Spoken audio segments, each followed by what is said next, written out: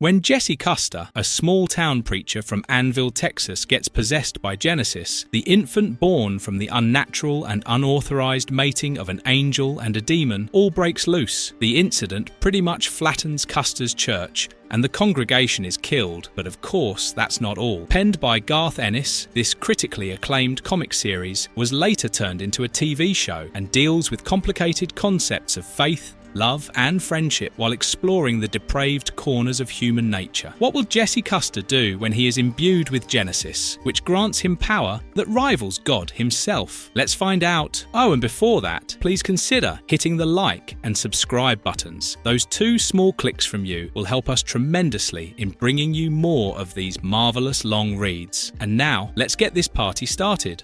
Preacher, Volume 1, Gone to Texas. Issue number 1, The Time of the Preacher. 3 curious individuals in the 5 Aces diner are at the center of our story. The man with the collar, a preacher, is Jesse Custer, and he is currently on the hunt to find God. The man who is dressed in a sleeveless denim jacket and is wearing sunglasses indoors is a rather shifty individual named Cassidy. The woman alongside them is Tulip. She is Jesse's ex, and she was rather surprised to encounter him after 5 years only to learn that he had taken the vow of celibacy as a preacher. So what happened? Why is Jesse on the hunt for God? How did Tulip meet Cassidy and ultimately encounter Jesse? Well, Tulip and Cassidy are curious for answers too, and they are currently probing Jesse to give them some. They order food, Cassidy lights a cigarette, and once the waitress is gone, Tulip questions Jesse. He still hasn't told them about Genesis or the angels and the rest. But most of all, Tulip wants to know why he left her at the height of their relationship only to become a minister in the church. She had expected drugs to be the answer, or even another woman, but God, she wouldn't have expected this in 1,000 years. Jesse says that the answer to her last question is going to stay with him for now, but he can answer the rest, and it would be better if he starts the story from the beginning. And so, as Jesse in the present day tells his friends how all of this started, we see a different Jesse Custer in Annville, Texas. Unlike the present, Jesse is dressed in white with a black shirt and a collar. He is in the middle of the streets, singing to himself while making his way to the only pub in the small town of Annville. Once he gets inside, we see that almost everyone from the town is there, and though the barkeep Leonard has tried to keep up the formalities, Jesse tells him to treat him like any other patron in the bar. Leonard had complied and fulfilled his order of a beer, but what Leonard didn't know was that Jesse was going through a tough time and was struggling to keep his faith in God. That night, that fateful night, was supposed to be his way of talking to the town and its people one-on-one without the collar separating. Jesse had downed the beer in a single go and had then praised Leonard for it. After all, the man always knew how much water was to be mixed in the beer to fool most of the people. This is where Jesse's unraveling began. He began calling out everyone in town, and he started with Leonard. Leonard would water down his beer and replace the high-end spirits with the low-end stuff to make a profit, and Jesse called him out for this in front of everyone. He then turned to the rest of the crowd. After all, a town this small doesn't really have any secrets. He knows the entire town jokes behind his back. They think Jesse's stupid, only to then turn up for confessions and mass on Sundays to wash their sins away. Well, Jesse knows all of their secrets. He knows their dirtiest confessions, and he starts by going easy on. He calls out Mark Bannon first, a man who ate dog shit just for a dare and then confessed about it on the next Sunday. Then it's Harvey's turn, an old man who has scammed the government into getting monthly payments for his farm. He gets so much money that he could feed a small nation yearly through his monthly payments. Harvey doesn't like this, but to maintain his legal defense, he simply says that he has all of the paperwork to prove that he is doing nothing illegal. Then he turns to Kate, a younger woman who seems to be his date for the night. Jesse knows about the porno Kate shot in his barn years ago, a fact the both of them have been denying for years, a fact that they still deny today. Kate is shocked, to say the least, and Harvey tries to deny ever knowing Kate. He claims he has never met the woman in his life, but Jesse knows better. He's the one who knows all their secrets after all. He then turns to Michael, a young man who is missing a nose that is currently replaced by a metal plate. Jesse confesses that Michael is the only decent soul in town and then moves on. This is when Leonard tries to hold Jesse back. He tries to tell the Reverend that he is drunk, but Jesse isn't about to stop now. It's time for the stars of the show. These were only the appetizers. It's time for Pat and Terry, the 2 burly dudes who are busy playing pool in the bar. They warn Jesse to watch his mouth, but Jesse isn't about to stop now. He reveals that the two of them raped the hitchhiker a few months ago, and their father paid off Judge Shebin so that they could walk away scot-free. He then addresses all of them and expresses the hate he feels for them. Jesse hates them all. He hates them because they all think that they can lie, scam, cheat, and rape the entire week, only to then show up to church on Sunday, thinking that this would wash their sins away. And once Sunday's done, they go back to doing what they do best: lying, cheating, scamming, and raping. This is when Terry hits Jesse on the head with a pool stick, and once Jesse's down, he kicks him in the gut. Leonard stops Pat and Terry before they can do any further damage, but the two youngsters are only intent on proving their innocence. They scream that there is no proof of them raping the hitchhiker, but the entire town sees through their lies. This is when we switch back to the present day. Cassidy commends Leonard for saving Jesse, and Jesse agrees that Leonard was a decent man, even though he scammed his customers. He then reveals that he suspects that Genesis would have made its escape right when Jesse was knocked out that night. We're then taken to heaven, and three of the Aedafir busy discussing Genesis's escape: Pilo, Deblanc, and Fior. They need to get a hold of this situation, and Deblanc orders Pilo and Fior to keep this information to themselves. For if the Seraphi get a whiff of this, if they get to know that the Genesis has escaped, then hell will rain down upon them. But this is when one of the Seraphi shows up,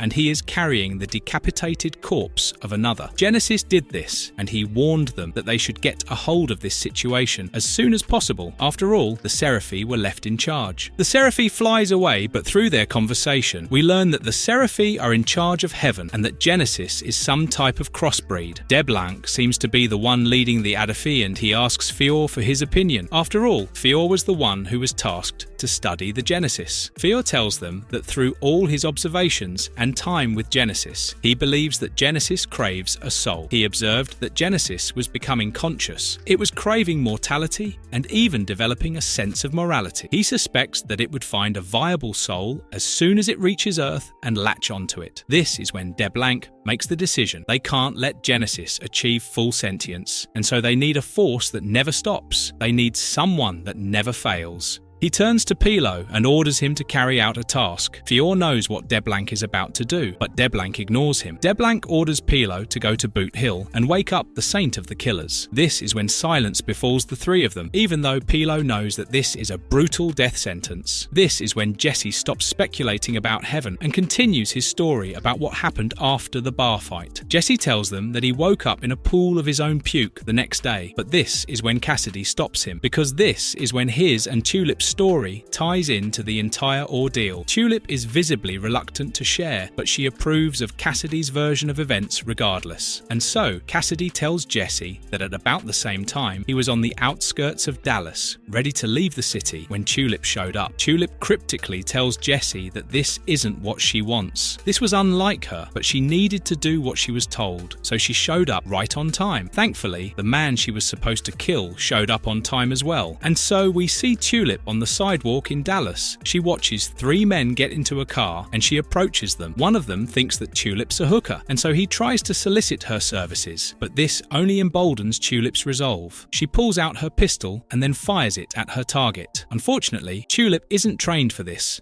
so naturally she misses and ends up shooting the third guy instead. She blows his jaw clean off his face, and when the target orders the others to grab her, she runs away. The target knows that this was supposed to be a planned hit, but Tulip is too flustered to complete the job. This is when Cassidy decides to take over the narration, and he tells Jesse that he was busy enjoying rake at the gates of hell in his car when Tulip showed up. She had pointed a gun at Cassidy and had demanded that he hand over the truck, but Cassidy, being Cassidy, had simply joked that he wouldn't hand over the keys. This is when the men from the car showed up, and Cassidy decided to offer Tulip a ride. The men began shooting at them and even managed to hit Cassidy in the head. Cassidy simply started the car and drove away as though the gunshot was merely a fly that was annoying him. Back in the present day, Cassidy wants Jesse to continue his version of the story, but Jesse is too baffled by Tulip's actions. She wasn't like this. She wasn't into these things. In fact, she always hated guns. Tulip tries to avoid these questions, and this is when Cassidy brings up the Saint of the Killers. He loves guns.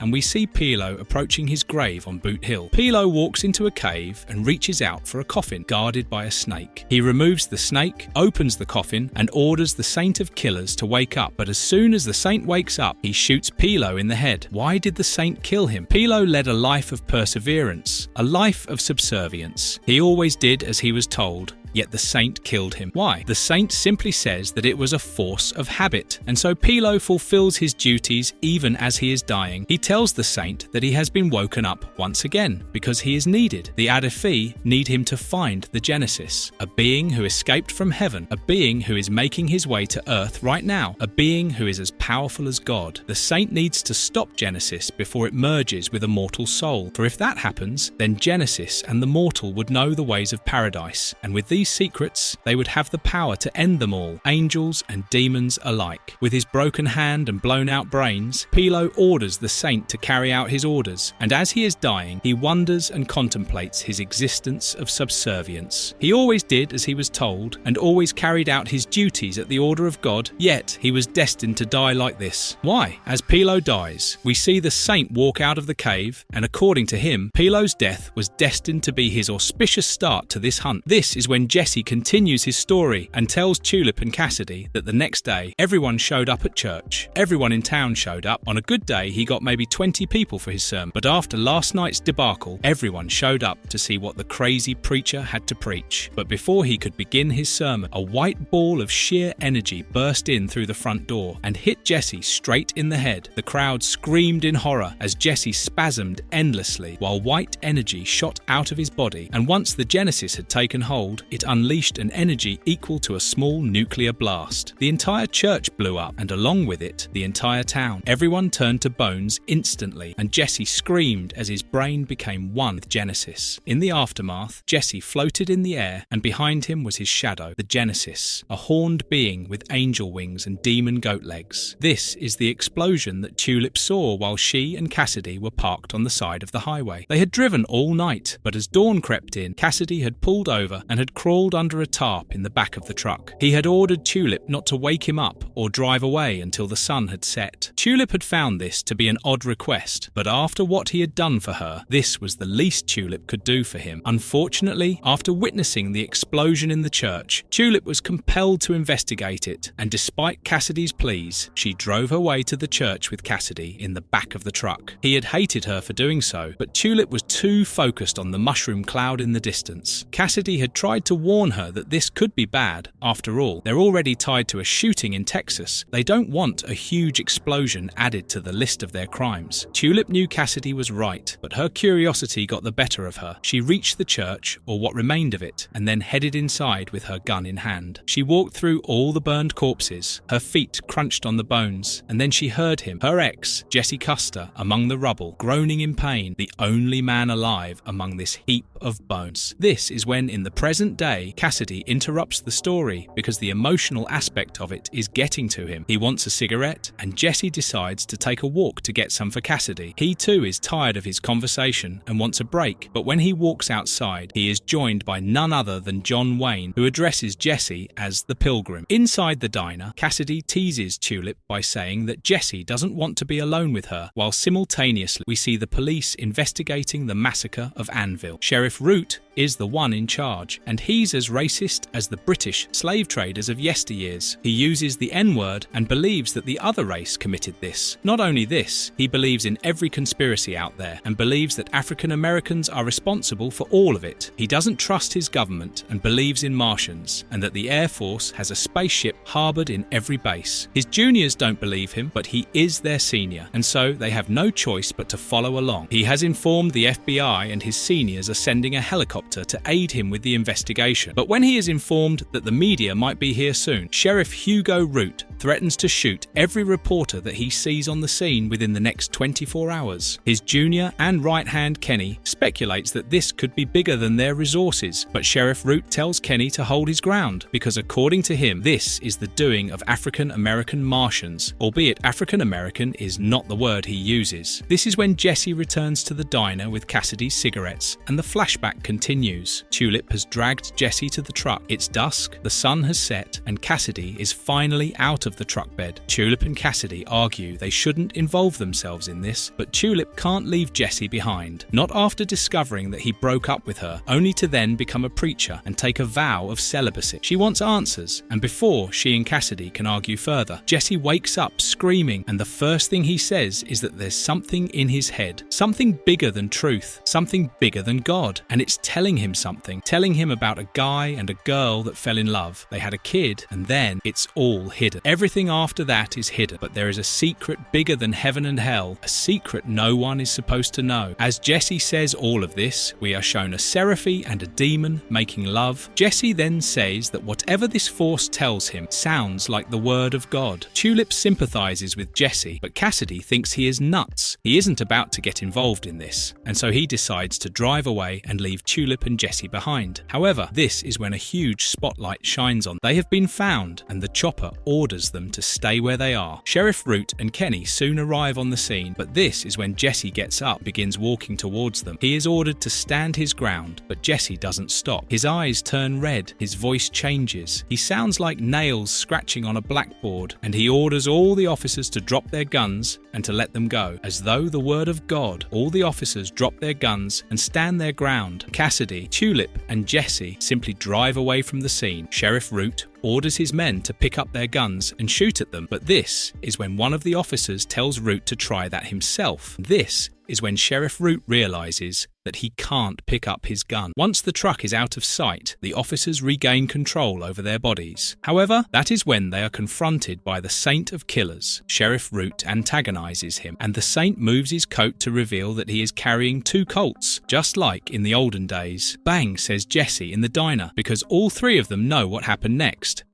Preacher. Volume 1, Gone to Texas. Issue number 2, and Hell followed with him. Sheriff Root is now giving his report on the encounter with the mysterious gunman after they let Jesse and the others go. Agent Dinnings from the FBI is here, and so is his superior, and Root tells them everything that happened after the Saint of the Killers showed them his guns. Agent Dinnings doesn't believe a word Root is saying, and Root knows this all too well, but it is his duty to recount the events as they happened, and so he does exactly that. Root had ordered his men to pick up the guns and arm themselves the moment he saw the Saint's Colts, but that is when he recounts that everything happened in a blur. He never saw the Saint reach into his holsters before he heard the gunfire. Saint of the Killers had begun shooting at the officers in an instant. He started by blowing off Kenny's right arm and then shot the officer beside Root directly in the head. The blood from Kenny blinded Root, and while he tried to scramble away, the Saint of the Killers began killing the other officers. Within seconds, half a dozen officers had fallen, and when the remaining tried to fight back, they watched in horror as every bullet they fired simply bounced off of the mysterious man's body. The Saint of the Killers began shooting again, and the officers ran away for some cover. One got shot in the head, while the other got his nose blown off, another got part of his neck blown off, and this is when Sheriff Root had managed to get the blood out of his eyes. As he got to his feet, he saw Kenny lying against the car, and as Kenny saw the Saint of the Killers approaching him, he gave one last fuck you to the sheriff before the Saint blew his brains out. Only the sheriff and the Saint were alive at this point, and though Root would have been easy pickings for him, the Saint of Killers was ambushed by the helicopter next. The officers in the helicopter shot at him. They tried to save Root, but Root knew what was about to happen, and so he began running away. The next second, the chopper fell from the sky and burned all the bodies and cars along with it. This huge mushroom cloud was witnessed by Jesse, Tulip, and Cassidy as they were driving away, and when Jesse saw the Saint of the Killers emerge from the fire and stare directly at him, he knew that he had to run away and put as much distance as possible between himself and the Saint. Sheriff Root's report is over, and while his commander believes him, Agent Dinnings mocks him because Root supposedly heard the mysterious man fire off 13 shots despite having only 2 revolvers. This is when Root looks Dinnings in the eye and tells him that the man was invincible. He saw his men unload bullets and shotgun shells on him, but the man simply shrugged them off as though they were an inconvenience. He wasn't just carrying any old revolvers, he was carrying Colts, ancient guns, and he took his sweet time cocking and firing even though they were in the middle of a gunfight. The man knew he was invincible, so he took his sweet time to enjoy every kill. However, this is when Root begins to lose his legitimacy in front of the commander and the FBI, because he begins to indulge in conspiracy theories the next second. He thinks that the FBI has been experimenting with genetics, which is what created the mysterious man, and he wants his commander to demand answers from Dennings. The commander knows better, he knows where this is going, so before Root loses his cool, he dismisses the sheriff. Once Root is gone, the commander lights a cigarette and then asks Dennings what's his take on Anvil so far. Dennings confesses that he thinks that this was a cult killing. Someone got the entire town inside the church and then blew it up using some napalm. He knows it's a weak theory, but it's a theory nonetheless, the only one they have for now. They then discuss Sheriff Root, and it's apparent that Dennings doesn't like the man, but this is when the commander tells Dennings about Root's son. Sheriff Root's son used to be a Kurt Cobain fan. He followed everything Kurt did in his life, including heroin. Root tried everything to stop his son from beating him to domestic abuse, yet the fire of rebellion was imbued in him, and so Root's son never stopped. And the day Kurt Cobain shot himself, Root's son followed in his footsteps. He took his dad's Remington, put it to his nose, and pulled the trigger. Dennings is naturally horrified by this revelation, but this is when the commander pulls out a bunch of photographs and tells the FBI agent that the boy survived the suicide attempt. Sheriff Root's son survived and had to go through 6 operations to fix his face. The commander then says that these photos make him appreciate his life more. They make him forgive his teenage son more easily every time he catches him smoking a joint or doing something else. The commander then hands over the photos to Agent Dennings, who recoils at the sight of them, and this is when we are introduced to Sheriff Root's son as Root returns home after the report. The kid has no mouth, he can only speak in grunts, and his father never talks to him. The kid, however, does his best to serve his dad. He greets him, asks him about his day, welcomes him in, and even decides to get him a beer so he can wind down. Root's son is trying to talk to him, but all Root can hear are grunts and coughs. Once his son is gone, we see Root breaking down in the recliner after realizing what he went through today and what awaits him every day at home. This is when we catch up with Jesse, Tulip, and Cassidy. Cassidy is sleeping in the bed of the truck while Tulip is clearing Jesse's misconception that she was in Anvil to see him. She was just escaping her assailants, and Cassidy just happened to have picked the route to Anvil as they escaped. Jesse is clearly trying to woo Tulip again, and she is doing her best to avert his advances. After all, he is the one who ditched her, and she needs answers before she can even allow herself to seem available in front of him. They're parked outside a mall, and this is when Jesse reveals that he has been hearing the word Genesis over and over again in his head. This is when we see Cassidy get out of the truck bed and surprise them. He teases Tulip because he knows that she still loves Jesse, and then they decide to head into the mall on their own to buy him some new clothes. Jesse's clothes are torn, which is why he wouldn't be allowed into the mall. Cassidy continues teasing Tulip, and in retaliation, Jesse uses his power to have Cassidy stand on top of his head. Cassidy doesn't find this funny and orders Jesse to never do this again. When they head inside, we see John Wayne meet up with Jesse again. He warns Jesse about the Saint of the Killers and tells him that though the man isn't responsible for what happened to him, he should still be wary of him. Jesse knows that the Saint is hunting him because Jesse remembers the look on his face once he stared into his eyes. Tulip and Cassidy shop for Jesse, and Cassidy continues teasing her because she still remembers what Jesse likes to wear. They then buy Jesse a leather jacket, and though the clothes are quite expensive, Tulip knows that Jesse will pay him back. They then discuss why they're hanging out with Jesse, and Tulip confesses that she wants to know why Jesse left her all those years ago, and she wants to know why he joined the church. Cassidy confesses that he is just curious. Curious about Jesse's powers, curious about what they can do, and curious about what will happen when Tulip tells him about the shooting in Dallas. We then see Fior meet up with DeBlanc in heaven. DeBlanc is drinking, and Fior is surprised that an angel would resort to alcohol. Down on Earth, the Saint has killed a dozen humans at least, and this means that the Adafi will be tied to these events pretty soon. But DeBlanc doesn't care. It doesn't matter to him if a few hundred humans are killed. They need to find and bring back the Genesis, and the Saint of the Killers is the only one who can do this. He then tells Fior that he isn't worried about the Seraphi finding out. He is worried about what would happen once the Grail gets to know about these events. This mysterious group called the Grail seems to instill fear in all the angels, because once Fior realizes that they're going to learn about this sooner than later, he too joins DeBlanc in drinking his worries away. We then see Jesse, Tulip and Cassidy in a bar. Jesse is wearing his new clothes and he tries to tell Tulip and Cassidy that he appreciates the help but that he should get going on his own journey from now on. He doesn't want to get them involved in more trouble. This is when a waitress hits on him and Jesse politely declines her offer. He tells her to keep the change and this pisses off Tulip because she was the one paying for their tab. She has been paying for Jesse all this while. However, as they walk out of the club, they are ambushed by a couple of guys and one of them doesn't appreciate Jesse hitting on the waitress, whose name is Mona. Jesse tries to tell them that he wasn't hitting on her, but this is when the conversation gets heated and Jesse doesn't back down. He calls the other guy gay and this is when a fight breaks out. Jesse shoves his fingers in the guy's nose and rips it out and Cassidy quickly headbutts the second guy attacking. However, this is when the third guy stabs Cassidy in the eye with a knife, and though everyone is horrified, Cassidy simply pulls out the knife and then rips into the guy's throat.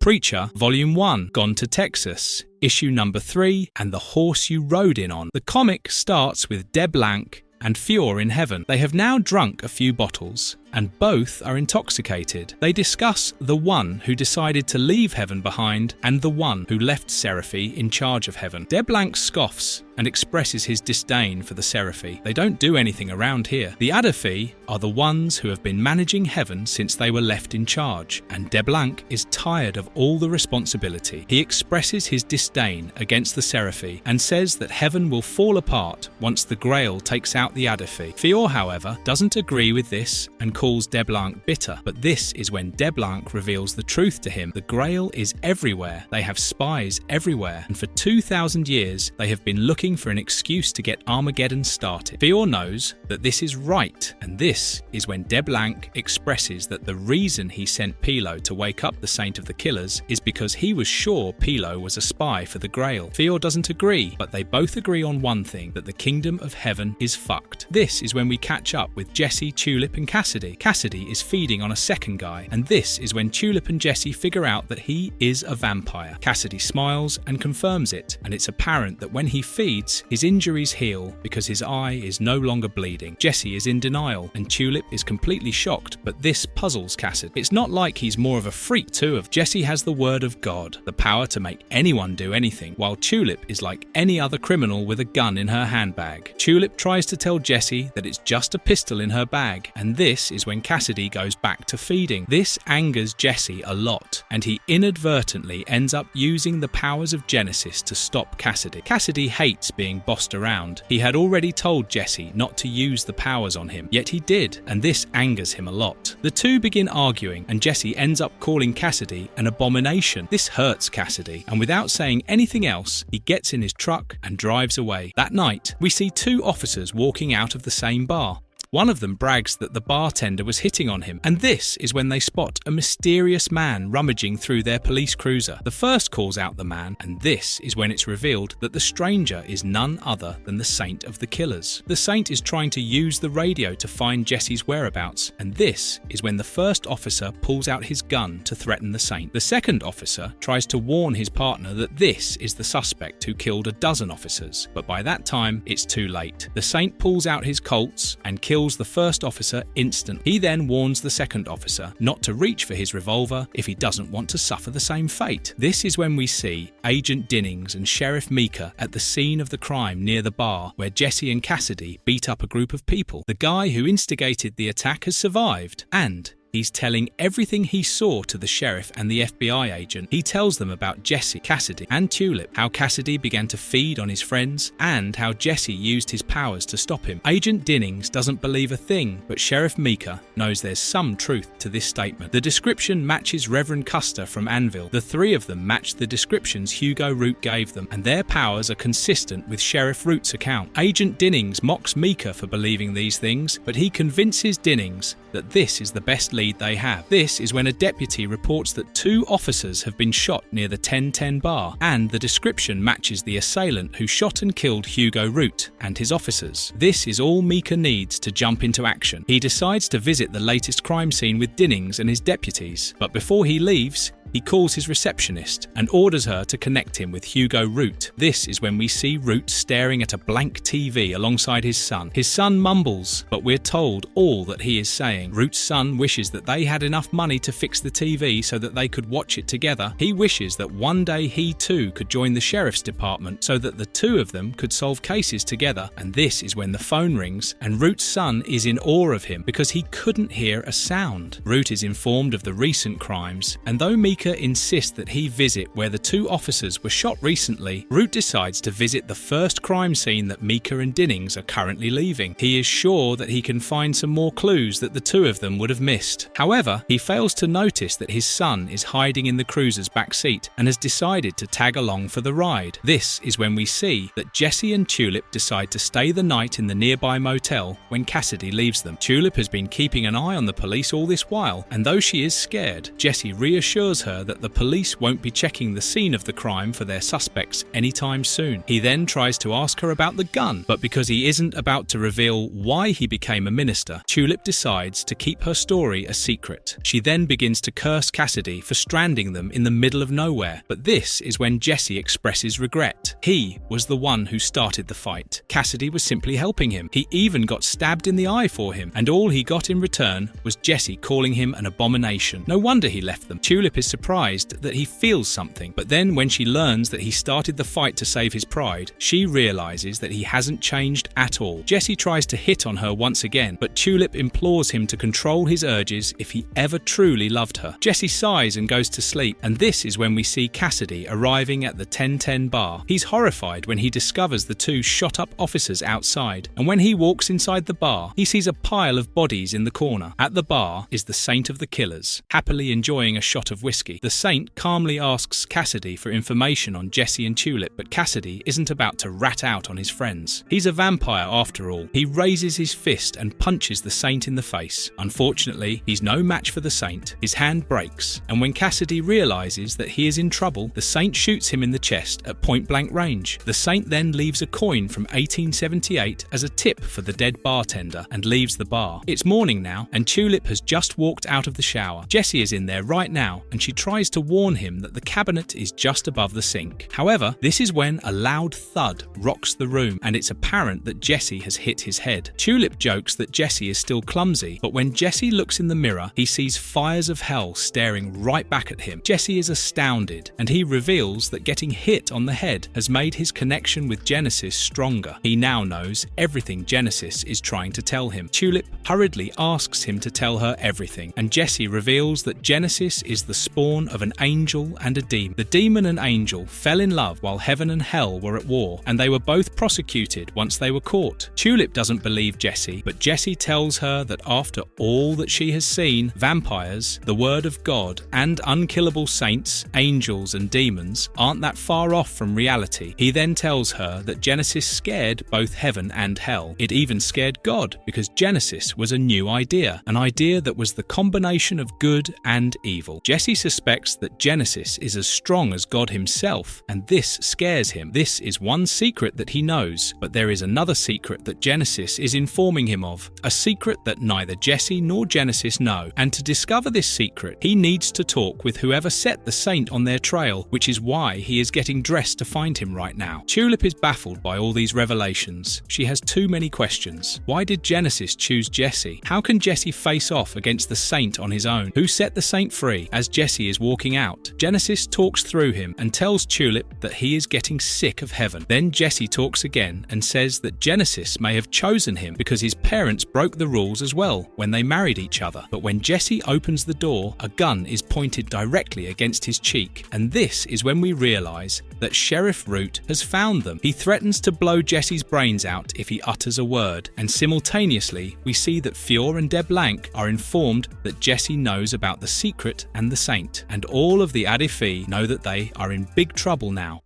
Preacher, Volume 1, Gone to Texas. Issue number 4, Standing Tall. The comic begins by showing us a little Jesse Custer watching TV late at night while his parents are asleep. He was watching McClintock on TV, and that was the first time he was visited by John Wayne. During a scene, John Wayne turned towards the camera, looked Jesse directly in the eye, and then thrust his hand out of the TV to shake Jesse's hand. Jesse complied. And since then, John Wayne has followed him on his adventures. We then catch up with Jesse and Tulip in the present day. Sheriff Root is still threatening him, but this is when Tulip pulls out her pistol and points it at the back of his head. Unfortunately, Root calls her bluff. He knows that Tulip doesn't have the guts to pull the trigger, and, to her dismay, Tulip knows that he is right. This is when we see Sheriff Root's son watching all of this unfold from his cruiser. Meanwhile, Cassidy is racing his way back to Jesse and Tulip, and while he drives the truck, he is talking to himself. Cassidy lets his thoughts flow, and through this, he convinces himself that what he did was wrong and forgives Jesse. After all, tempers were heated, and he knew that Jesse would beat himself up for being in the wrong for at least a year. And Cassidy knows that he should have told them that he was a vampire before feasting on a person out of the blue. The face-off between Tulip and Sheriff Root is still going on, but seconds later, Tulip lowers her gun, and Sheriff Root thinks that she is scared of him. But this is when the Saint of the Killers reveals himself, and we realize that Tulip is scared of him and not Sheriff Root. Root knocks Jesse in the head with the butt of his gun and faces down the Saint on his own. He calls out the Saint and urges him to pull his pistols out, but when he sees the anger in the Saint's eye, even Sheriff Root falters. However, this is when they are lit up by Cassidy's truck's headlights, and moments later, Cassidy rams his truck into the Saint of the Killers. However, the Saint doesn't suffer any damage. Instead, the truck crumples, and Cassidy bursts through the windshield and falls beside Jesse on the ground. Cassidy and Jesse quickly make up, and the face-off between Root and the Saint continues. The Saint of the Killers is about to kill Root, but this is when his son shows up because he doesn't want his father to be killed. Root winces in pain and puts his hand to his head. Jesse, Tulip and Cassidy are horrified by the sight, while the Saint simply pulls on his trench coat and gets ready to pull out his Colts. Cassidy remarks that Root's son's face resembles an ass, but when Jesse sees that the Saint is about to shoot him, he uses his powers to stop everyone on the scene. He then orders the Saint to holster his guns, and then looks the Saint directly in the eye. The Saint vows to kill Jesse one day, and though Jesse knows that it is bound to happen someday, that day is not today. He orders the Saint to summon the ones that set him free, and reluctantly, the Saint calls upon the Adafi, for if they don't show up, he promises to kill half of creation. DeBlanc shows up as a massive holy angel, but Jesse uses his powers and orders him to cut the crap, and so DeBlanc shows up as his normal self in front of them all. He reveals that he is one of the first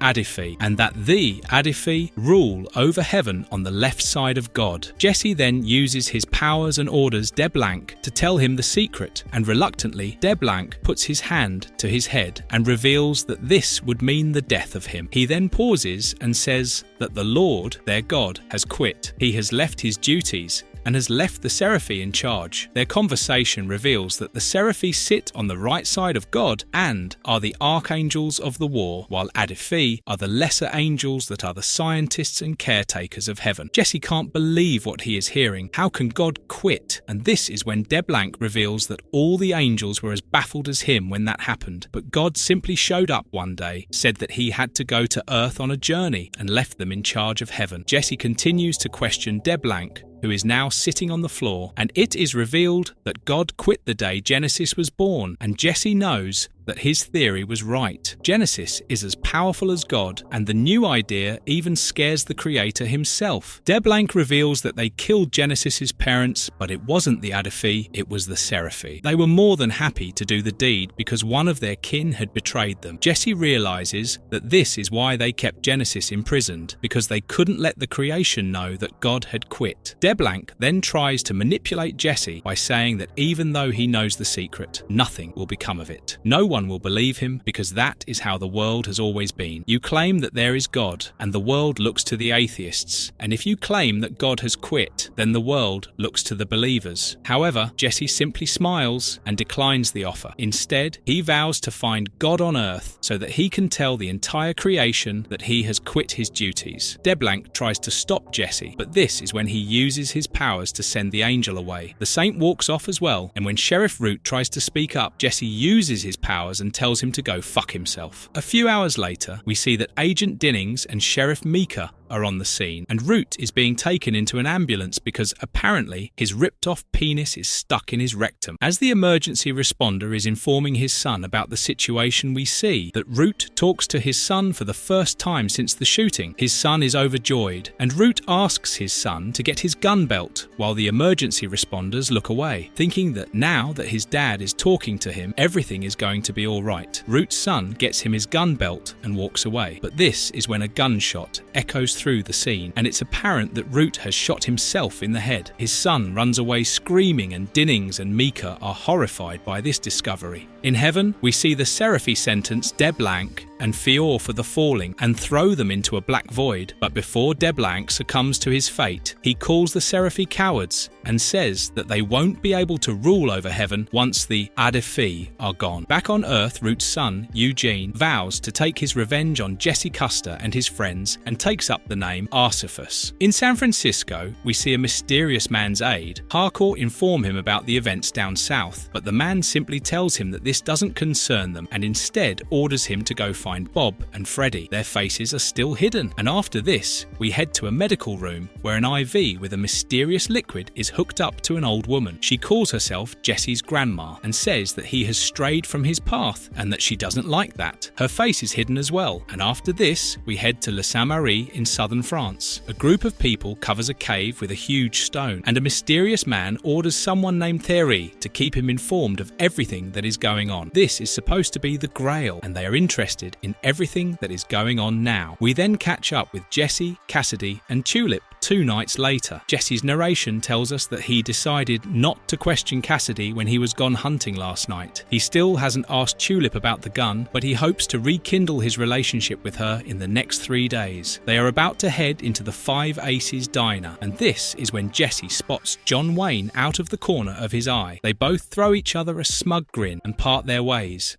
Preacher, Volume 1, Gone to Texas. Issue number 5. Say a prayer for 7 bullets. We start the issue outside a pawn shop in the Big Apple. A mysterious man demands an issue of Anal Rampage, and once he is gone, we see that the store owner finds the man to be rather suspicious. We then head to an alley on the other side of town, and Detective John Toole's narration takes over. He introduces himself while ambushing 2 gunmen. He fires at them, but all of his 6 bullets miss, and the gunmen point their UZ eyes at his head. This is when Detective Toole tells us that he is one of the unluckiest officers on the force. But this is when his partner Paulie Bridges shows up on the scene and shoots the gunman directly in the face. He then apprehends the other gunman and threatens to kill him. When the man resists, Bridges abuses him, and though he is quite threatening, his words are awfully sexual, making him seem like a closeted gay detective. He then gets the men to cooperate, and as they leave, Detective Toole confesses to us that this has happened numerous times. If it hadn't been for Bridges, he would have died a long time ago. This is when we catch up with a mysterious killer in a dark room. A bright light is pointed at his latest victim, and when the victim comes to his senses, the killer reveals that he drugged him in a bar and kidnapped him. He then holds up the victim's skinned face and makes him realize that he has torn it off of him. When the victim begins to scream and panic, the killer reassures him that he is going to put his face back where it belongs. He then pulls out a pack of 2-inch nails and begins to nail his skin back on his face. Jesse, Tulip and Cassidy, meanwhile, are in a bar drinking. Tulip and Cassidy are imploring Jesse to be more careful because people now know that he is alive, but Jesse is too nonchalant. He knows that Root is dead, his son can't speak, and the guy that survived the fight won't be believed because he was drugged out of his mind. By the time they realise that Jesse's body wasn't among the church victims, he would be long gone. Tulip and Cassidy, however, agree for once that he should have used his powers to call the FBI off of his tail. Their conversation then reveals that the 3 of them are waiting for Cassidy's friend, Cy. Cy is a UFO fanatic and a reporter for the local newspaper. He is famous for covering the unusual, and if anyone can find God on Earth, then it is Cy. Tulip implores Jesse to not reveal his name to Cy, but when Cy shows up, this idea goes out of the window because Cassidy tells Cy their real names. They abuse each other as a playful greeting and then hug, but this makes Tulip unbearably uncomfortable. Cy then greets them, and like a typical reporter, it is revealed that he is late with his latest story, and and his editors are hounding him to finish it. He then reveals that he is covering the Reaver Cleaver, a serial killer who began terrorizing the city 2 weeks ago. He kidnaps his victims and then sends their dismembered pieces to their families. The same story is being covered on the TV right now, and this is when Cy introduces them to Detective Toole and Bridges. He tells them how Bridges is the force of nature, while Toole is a timid officer that acts as Bridges' bulletproof vest. They then leave the bar, and while Cassidy and Cy catch up in the background, Jesse apologizes to Tulip. He tells her that someday he will reveal to her why he became a minister, but that story is quite close to his heart, and it's uncomfortable for him to open up about it. Tulip suggests that they can get a single room and talk about it at night, but when Jesse tries to hit on her, Tulip drops the idea. Cy takes his leave and bids them goodbye, and this is when Tulip decides to call it a night. She is clearly angry at Jesse, and instead of trying to pursue her, Jesse decides to give her some space and visit the Empire State Building with Cassidy. Back at the police station, Detective Toole and Bridges are booking the 2 guys they caught today. They weren't even on their tail, but they simply happened to catch them dealing in the alley while in pursuit of the Reaver Cleaver. Detective Toole is trying to write up the man, but the perpetrator is being uncooperative. This is when Bridges turns on the photocopy machine and shoves his face into it. After a few hits,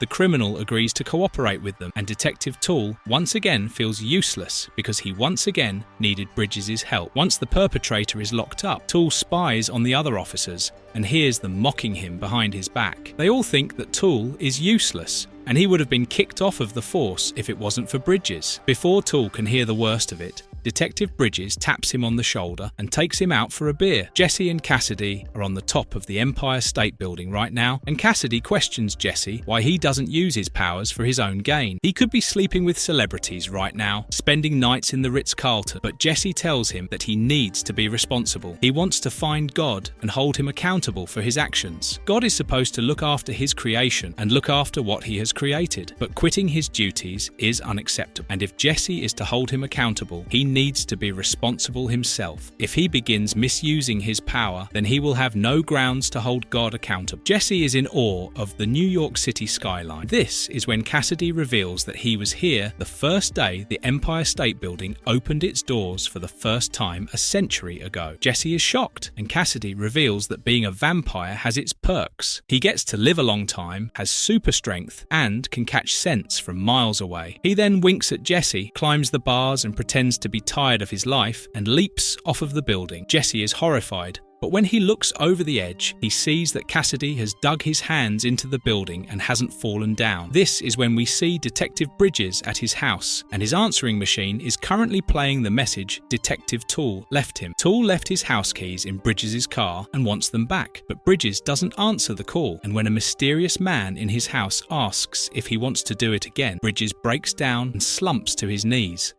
Preacher, Volume 1, Gone to Texas, Issue number 6. New York's finest. A bar owner is knocked out on a pool table while Jesse and Cassidy play pool on a table beside him. Their conversation reveals that they have been in the bar since midnight, and when the bar owner racially abused Jesse, he knocked him out, though Jesse is still keeping a tab on how much they've drunk. Jesse tries to question Cassidy about Tulip as they play pool, but Cassidy confesses that he has told him everything. Tulip was involved in a shooting. Cassidy was heading out of town anyway, so he helped her. That's all Cassidy knows. Once it's time to leave, Cassidy throws the money on the unconscious owner as Jesse walks out of the bar. This is when we see Tulip talking with someone named McAvoy in the hotel room early in the morning. She is apologizing for all that happened in Dallas, apologizing for shooting the wrong man, but McAvoy doesn't seem happy. He wants to know where she is right now, but when Tulip refuses to reveal her location, he threatens to come after her. Jesse has been listening to this conversation from outside the door, but when a housekeeper causes him to stumble, Tulip realizes that he is outside her door. She quickly cuts the call, but pretends to still be talking, and then quickly opens the door. Jesse stumbles into the room, and though Tulip tries to reprimand him, Jesse fights back by asking her about McAvoy, her last job, and if she has become a serial killer since he left her. Tulip demands answers from Jesse first, but Jesse simply tells her to grow up. Nobody tags along for a death ride for a preacher who has the word of God just out of curiosity. He knows she is still in love with him, but Jesse goes too far when he pulls the towel off her head. She kicks him out of her room, but as Jesse walks out, he sees John Wayne around the corner once again, who tells him that it won't be long before Tulip falls for him again. This is when we see Detective Toole on Christopher Street waiting to pick up Detective Bridges. He tells us about the time he had told his date about Detective Bridges living on Christopher Street, and she had assumed that he was gay. But in reality, he knew better, because Toole knew that Bridges was unabashedly homophobic. This is when Bridges enters the car, and as he looks at the people around his neighbourhood, he wishes that he could shoot them all. As they drive away, we see Cy keeping a close eye on them while sipping a beer from a brown bag. Inside the car, Detective Toole briefs Bridges on their assignment for today. Mrs. Conroy's husband has been missing for 2 days, and today she received a brown bag that was leaking blood. She had been following the news, and she knew the MO of the Reaver Cleaver, so she instantly called the police, and they're heading to her apartment right now. When they arrive, an attractive police officer greets them and asks Bridges to teach her about being a detective because she is looking to become one herself. Bridges, however, declines her offer and directs her to Detective Toole instead. But this is when Toole ends up dropping his badge in dog shit on the pavement, and naturally, the woman instantly withdraws her offer. When they reach Mrs. Conroy's apartment, she throws a hissy fit upon seeing them because Toole and Bridges showing up means that her husband is already dead. The officers present on the scene, show the evidence to Bridges, and instead of waiting for the forensic team, he decides to take a look at it himself. It's a severed scrotum, and without any discretion, he shows it to Mrs. Conroy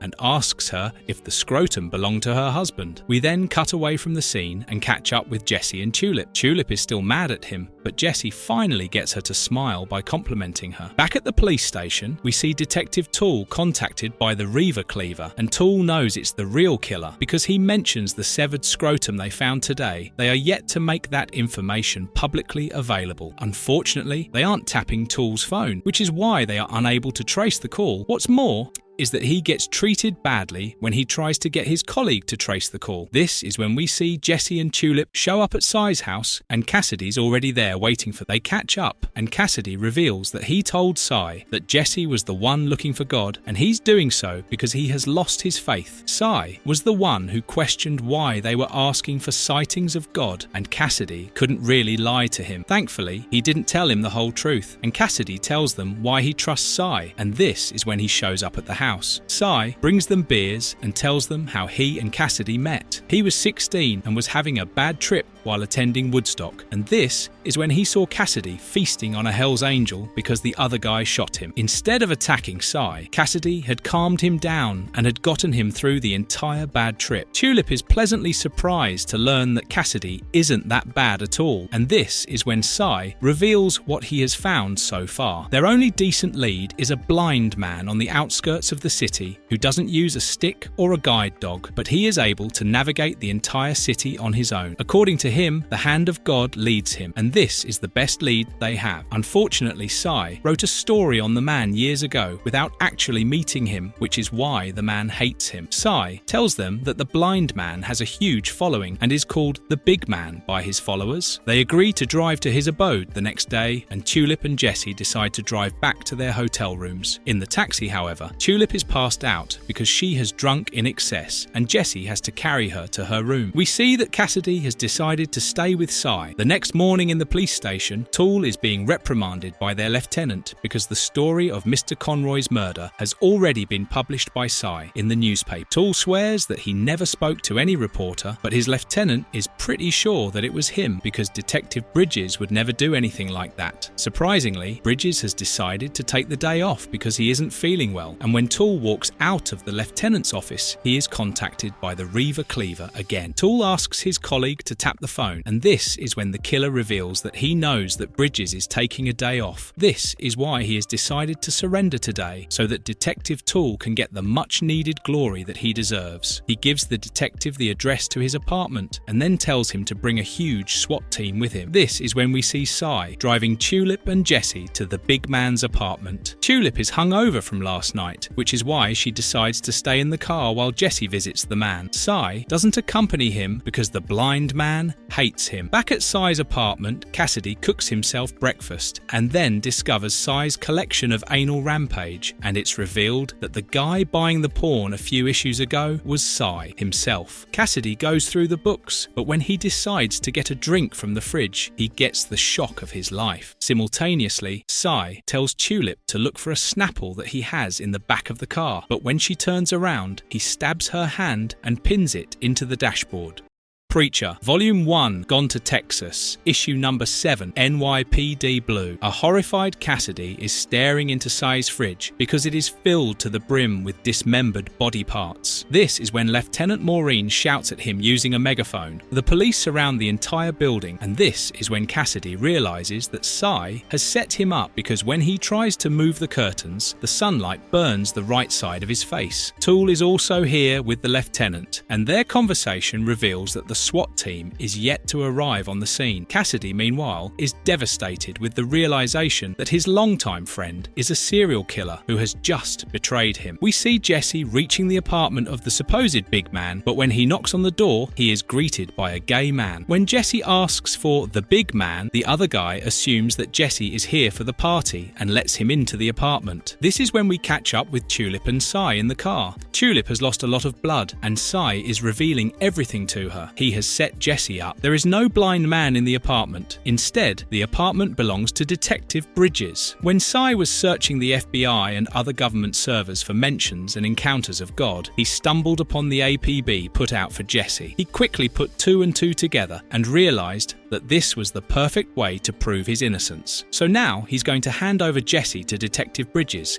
and become the hero of the town. He also tells Tulip that he has also framed Cassidy. Once the police catch him in broad daylight, he will burn to death. They will assume that Reva Cleaver spontaneously combusted, and Cy will claim that he had been with his parents in the Bronx for the past 2 weeks, while someone else used his apartment as a crime scene. Tulip can barely speak, but she asks him why he is doing all of this, and Cy reveals that he's a psychopath that just kills for fun. There is no complicated psychology behind his killings. He simply realized he could get away with killing someone the day he hit someone with his car at 4 a.m. a month ago. That is when Cy realized that killing was fun and that he could get away with it, and so he decided to continue. He then leaves the car so that he can hand over Jesse to Bridges, but before he leaves, he reveals that he has already killed his parents, and once he returns, he is going to take Tulip to their place in the Bronx and show her exactly what he plans to do with her. Jesse, however, right now is discovering that Detective Bridges is gay, and in his free time, he likes to indulge in BDSM with gay prostitutes. Jesse tries to leave, but an enraged Bridges stops him because he has seen too much. He can't let Jesse go. When he puts his hands on Jesse, the latter punches back, and though he clocks Bridges in the face, Bridges is a much stronger man. He then punches Jesse in the gut, and this takes him down instantly. Meanwhile, Cassidy is trying to find a way to save himself, and unfortunately for him, the SWAT has just arrived on the scene. Lieutenant Maureen orders them to head inside, and before you know it, a tear gas grenade is flying into the apartment through a window. Cassidy, meanwhile,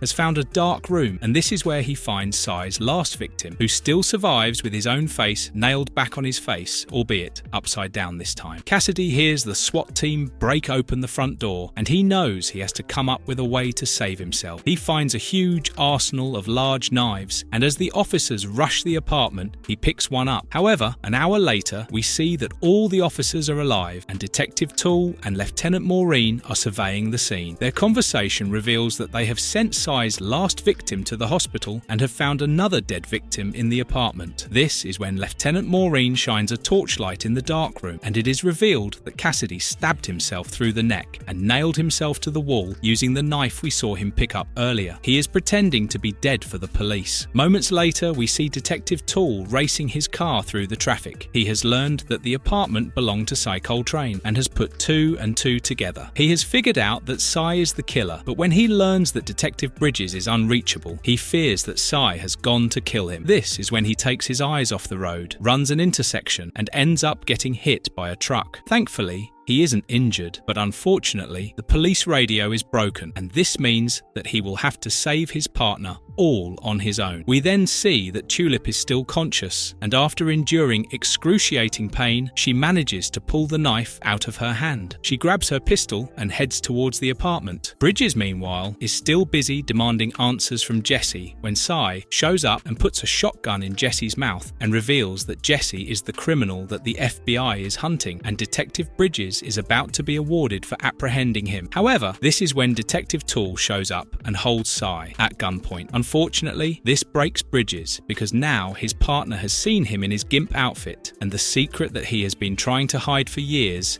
is finally out. Detective Toole inches towards Cy, but this is when he ends up slipping on some bodily liquids on the floor. This is when he curses himself because he knows that all of them are about to die soon. But this is when Tulip shows up and shoots at Cy. Cy shoots back, but thankfully they both miss. As Cy is reloading, Jesse watches Tulip faint in front of him. He thinks that Cy has hit his mark, and in retaliation, he punches Cy in the face and orders him to die using his powers. Cy is dead as soon as he hits the floor, and Jesse quickly rushes to Tulip's aid. Before she passes it out, she is able to tell him that it is just the extreme blood loss and that she hasn't been shot. Bridges and Toole realize that Cy is dead, and when Toole decides to hold Jesse at gunpoint, he orders him to lower the gun using the Genesis powers. He then takes the gun from him and asks Toole for his number. Jesse doesn't like owing to people, but he is going to make an exception this time. He uses Toole's gun to shoot Cy in the head, and then hands it back. He then picks up Tulip in his arms and walks out of the apartment. This is when Toole and Bridges are left alone in the apartment, and Toole confronts Bridges because he was under the impression that Bridges hated gay people. And this is when Bridges breaks down and begins speaking incoherently. He says that he was tired of dishing out pain to all of the people, until one day he realized that he deserved and liked pain, which is why he hired men to hit him. Slowly, through his ramblings, Bridges finally realizes that he might actually be gay, and Toole is simply speechless. He knows Bridges' problem isn't him being gay, it's him being crazy in the head. We then see Cassidy's body being brought to the morgue. He has managed to avoid the sun by being in the body bag, and once Lieutenant Maureen is gone, he gets up, nonchalantly takes a cigarette from the attending coroner, and then leaves. The coroner is too stunned to do anything about it. A few days later, Detective Toole meets up with Jesse in Central Park. His narration reveals that everyone believes his story because Bridges wasn't about to snitch. Cy was dead. He is being hailed as a hero by the city, and in return for this favour, he has helped put the FBI off Jesse's trail. He concocted a story of finding a 2-week-old corpse in the river whose dental records matched Jesse's records that were sent by the FBI. Agent Dinnings is supposedly off of Jesse's trail, but Toole also reveals that Jesse's grandmother has been calling the FBI constantly to find out his whereabouts, and that he should give her a call. This is when the colour from Jesse's face drains, because whoever his grandmother is, she scares him to the bone. That night, we see Jesse and Cassidy catching up. Cassidy, out of anger, ends up breaking their table, and he has to compensate the owner before they walk out of the bar. Cassidy is beyond angry that his longtime friend, Cy, is a serial killer who framed them. He is also beating himself up for endangering Jesse and Tulip's life, but Jesse reassures him that he couldn't have predicted the future. Their conversation also reveals that Tulip is in the hospital and has to stay there one more night before she has fully recovered. This is when Jesse reveals that he and Tulip will be going to Dallas next, and Cassidy reveals that he won't be accompanying. He has his own business to take care of in San Francisco, and so before they part ways, he hands Jesse a phone number that can be used to contact him. They both part ways, and Jesse's narration tells us what followed these events. Detective Toole was promoted to the position of sergeant, and then a year later, he was promoted to the position of lieutenant. However, that is when his career ended, because he lost both his arms in a horrific glazing accident. Bridges left the force after the Reaver Cleaver case was wrapped up, but he made sure he kept in touch with his former partner. Cassidy fed on a few lowlifes in New York before heading to San Francisco, and Jesse and Tulip eventually made their way to Dallas once she was better.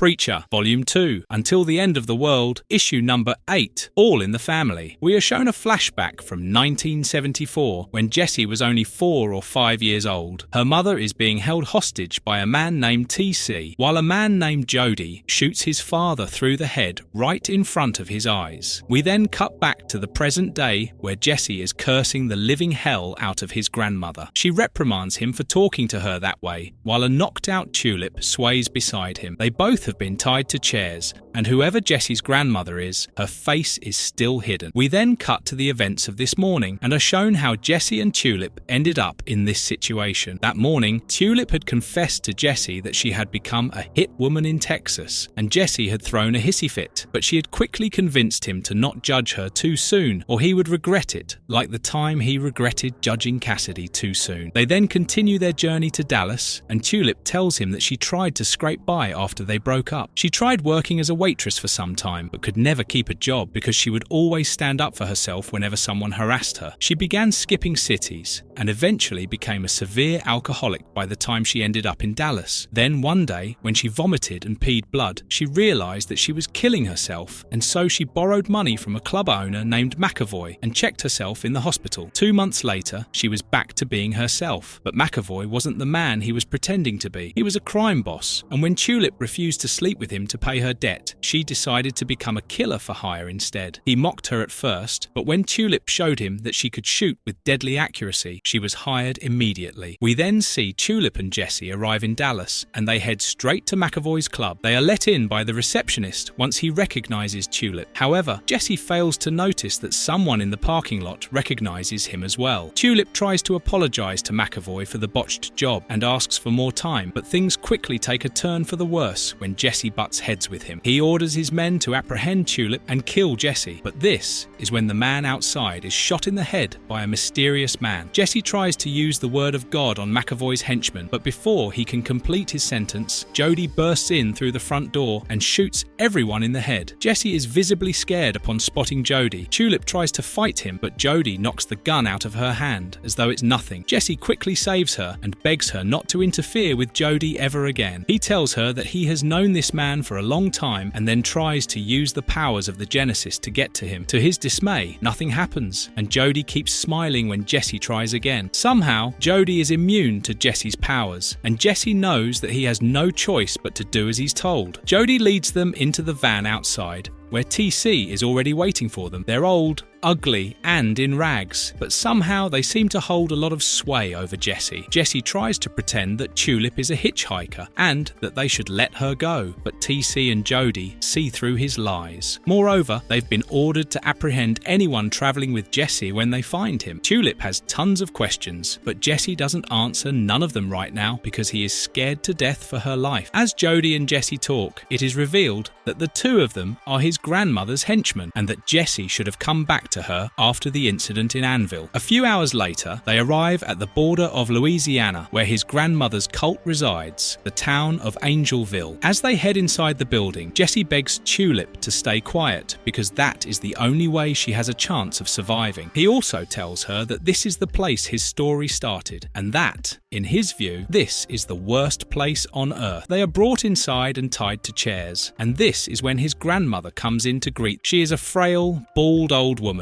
who has an IV attached to her and is using a personal scooter to move herself around. She is known as Miss Marie to everyone, and begrudgingly, he introduces her to Tulip. She quickly begins to objectify Tulip because in her purview, she isn't fit to bear Jessie's children. Tulip can't take this, and she talks back at Miss Marie, and a horrified Jessie screams for her to keep her mouth shut. Unfortunately, it's already too late, and Jody steps in, punches Tulip, and knocks her out. Jessie screams in anger and vows to kill Jody when he gets his hands on him, but Jody simply brushes it off, and Miss Marie addresses him once again. She threatens to once again take away everything he has, including the last name his father gave him, and though Jessie tries to fight back, she begins to manipulate him and vows to show him that she can do anything in the world, and this is because God is on her side. It's why the Genesis powers didn't work on Jody, and it's why they won't work on her. She promises to make him a minister again under her guidance and vows to break him because she is going to let him spend the night with Tulip by his side. But the next morning, she will order Jody to shoot her through the head to show Jesse who holds power over him. She then leaves, and that night, as Jesse and Tulip are tied to their chairs, Tulip finally wakes up. Jesse is relieved to see that she is okay, and Tulip demands answers from him. It's the least Jesse can do. And now that Tulip has told him her story, Jesse frankly owes this to her. Holding back tears and knowing that he is going to lose her soon, Jesse decides to finally tell Tulip everything.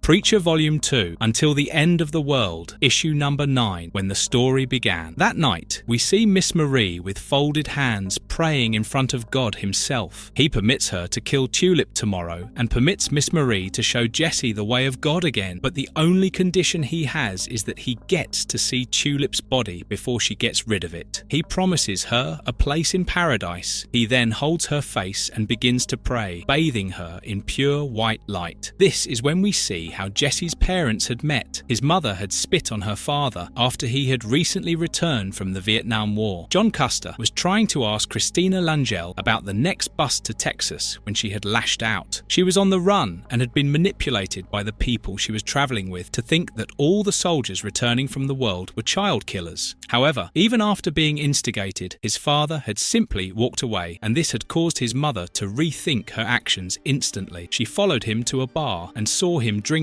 alone. Christina began to weep and then started to walk away, but that is when a crying John stopped her, and both of them hugged without saying another word. They poured their heart out to each other on a park bench. His mother apologized, and John forgave her, and just like that, the two of them fell in love and spent the night together in a motel. The two continued living together, and Jesse was born a year later. They settled down in Laredo, and his father opened a bar. This is when we see that it was John Custer who made Jesse a John Wayne fanatic from a young age. Jesse knew every catchphrase, and we see that his father has a lighter with the engraving "Fuck Communism." But that night, Jody and TC showed up to get Christina and kill John. Jesse tells us about TC. He is simply a psychopath that fornicates with everything that he can get his hands on. But Jody is the scary one. He is smart and extremely strong, and that night, his father made Jody even stronger by teaching him about dodging, because when Jody tried to attack him, John dodged away and thrust his face through a nearby table. TC had to step in to break the fight, but before they could kill John, they spotted Jesse, and the plan changed instantly. The family was taken back to Angelville, and this is when Jesse reveals that back then, Miss Marie was 80 years old, and somehow the Langell bloodline was able to live extremely long lives. Hell, his mother was born when Miss Marie was 60 years old. Their ancestors were French, and they settled down in Texas during the time of Napoleon. They're responsible for killing all the Native Americans in the area and for converting everyone here to Christianity. Their family believes in keeping the bloodline pure. Every man is born to be a preacher, and every woman is treated as a breeding cow to keep the generations flowing. His grandmother is keeping the same tradition going, and we see that when John, Christina, and Jesse were brought before her back then, she ordered them to get married and to spend the rest of their lives in Angelville under her own rule. And so they did as they were told, but John never gave up hope, and when the day finally arrived, he decided to escape with Jesse and Christina. Before they left, he told Jesse everything he wanted his son to know in case they failed. He told Jesse that he loved him more than anything and told him to always be like John Wayne, to always stand up for himself and to judge a person by their actions and not by their looks. He has to be one of the good guys because too many bad ones are on Earth. Unfortunately, they were caught by Jody and TC that night 2 miles away from Angelville. Jody killed his father in front of him. That broke his mother, and Jesse couldn't blame her. They were brought back to Angelville, and this was when Miss Marie began to groom Jesse. She let him have a dog named Duke and allowed him to watch TV because she knew keeping Jesse happy would make him more malleable. He even had a friend named Billy Bob. They would fish and play together, but Jesse soon realized that Bob only had one eye because he belonged to an inbred family. His family believes in inbreeding, and boys in their family always marry their sisters. We then see Jesse being taught about God by Miss Marie, and whenever he questioned her, he was beaten again and again. Soon, Jesse realized that it was best not to disagree with her teachings, and he was forced to learn a page of the Bible every day. His mother did his best to teach him maths, science, English, and history, but Jesse could always spot her longing for his father. He knew that she wished she was with him, but did her best to put on a brave face for his sake. Then, one day, it finally happened. Jesse and Billy Bob were busy watching TV and had failed to notice Duke wandering off. Duke tried to jump up on Jody's leg and play with him, but in retaliation, Jody killed him and nailed his body to the nearby post. This is when Jesse lashed out and cursed the hell out of Jody for killing Duke, but his grandmother didn't care about it. She didn't care about the dog, but the language that Jesse had used. She sentenced him to be sent into the coffin, but this is when his mother stepped in and fought back. She has been through this torture, and she won't let Jesse go through this. And this is when Jesse saw what he has seen in anybody's eyes. He saw the ability and determination to kill one's own child in Miss Marie's eyes. That day, Christina was dragged away by Jody, and Miss Marie blamed Jesse for bringing this fate upon himself. And then he was sent to his punishment, the coffin. He was put in an airtight coffin and then thrown into the swamp, and the last thing he saw before the coffin was closed was the cold, dead face of his grandmother. Preacher Volume 2, Until the End of the World, Issue Number 10, How I Learned to Love Lord. We now see what the coffin actually was. A coffin weighted down by weights at the bottom of the swamp with pipes leading out of it for air. But that was it. The real torture was the darkness, staying in your own filth, starving, and Jesse spent a week in there that time. When he was brought out, his eyes were forced open by Jody, and though stalwart, Jesse was still a boy, and so he gave in to his grandmother's demands. She then began teaching him about God and the Bible every day, and before you know it, Jesse was 16. His only solace was his best friend Billy Bob, who was about to get married next week, and Jesse was supposed to be his best man. Unfortunately, Billy decided to spend that night in Angelville, and the next morning, TC entered the barn with a chicken. TC began fornicating with the chicken while Bob hid under the hay. Unfortunately, TC decided to take a piss after he was done, and that is how Bob was discovered. TC killed Bob, and this is when Jesse had had enough. He beat TC up real good, and that is when Jesse fought Jody. Jody beat the hell out of him and then broke his arm until Jesse called him his uncle. Jody liked that and then fixed up Jesse's arm and even fixed his dislocated jaw. Unfortunately, Miss Marie had heard him cuss TC, and so Jesse was once again sent into the coffin for a fortnight. The coffin this time was weighed down by Billy's body, and Jesse knew he had to come clean about Bob's death to his family. Jesse went to their home and confessed, but all he got was anger and curses in return. Death followed anyone who befriended the Langelle, and they all blamed Jesse for Billy's death. And that is the day Jesse decided to run away. He hitchhiked all his way to Beaumont, then decided to use his horse rearing and mechanical skills to support him. Jesse would work and part every alternate week, and life was good. But then he met Tulip in a bar, and life became awesome. Tulip stole him from his then flame Zoe, and they made love in a random truck that night. When the owner came for them, while wielding a gun, Jesse hotwired the car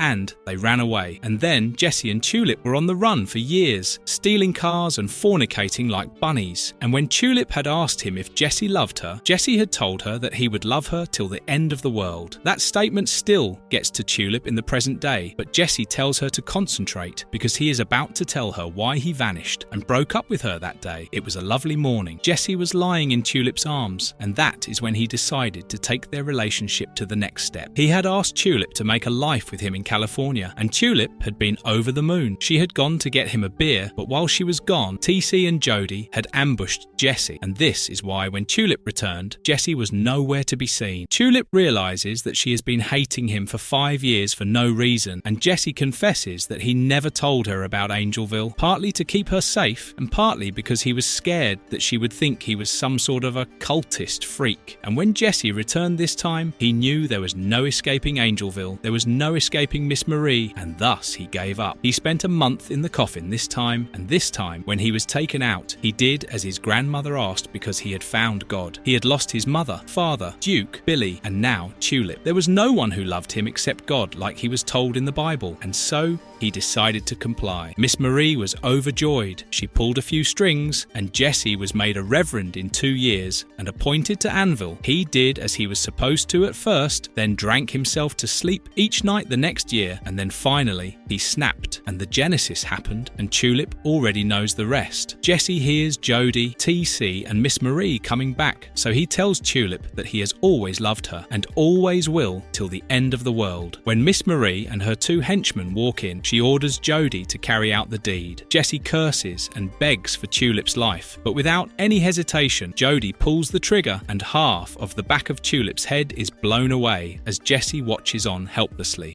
Preacher, Volume 2, Until the End of the World, Issue number 11, Partners. As Jesse realises that Tulip's dead, Miss Marie once again begins to manipulate him. She claims to be there for him and says that he's better off without Tulip. God is there for him, and he will now do what he is supposed to do. She then wheels out, and when TC asks if Jesse is to be taken to the coffin, she spares him this time. When Jody tries to question her decision, she tells him that they've finally managed to break down Jesse enough to last an entire lifetime, and that they won't be needing the coffin anytime soon. The only hope he ever had of escaping was lying beside him, dead on the floor. She tells Jody and TC to take Tulip's body up to her room and orders them to not linger around. She then wheels away happily under the impression that she has finally secured the succession of her bloodline. Jody, however, seems to be questioning his decisions. We then see screaming Tulip wake up in Miss Marie's room. Her head is as it was. There is no bullet wound in it, and the next thing you know, she and the entire room is bathed in bright, warm yellow light. TC and Jody have led Jesse to his room now, and the latter seems to be in a daze like a zombie. He isn't responding, nor is he moving on his own free will. When they close the door, however, Jody complains that he is on the brink of his patience. Miss Marie treats him like shit, while Jody is ready to sacrifice everything for her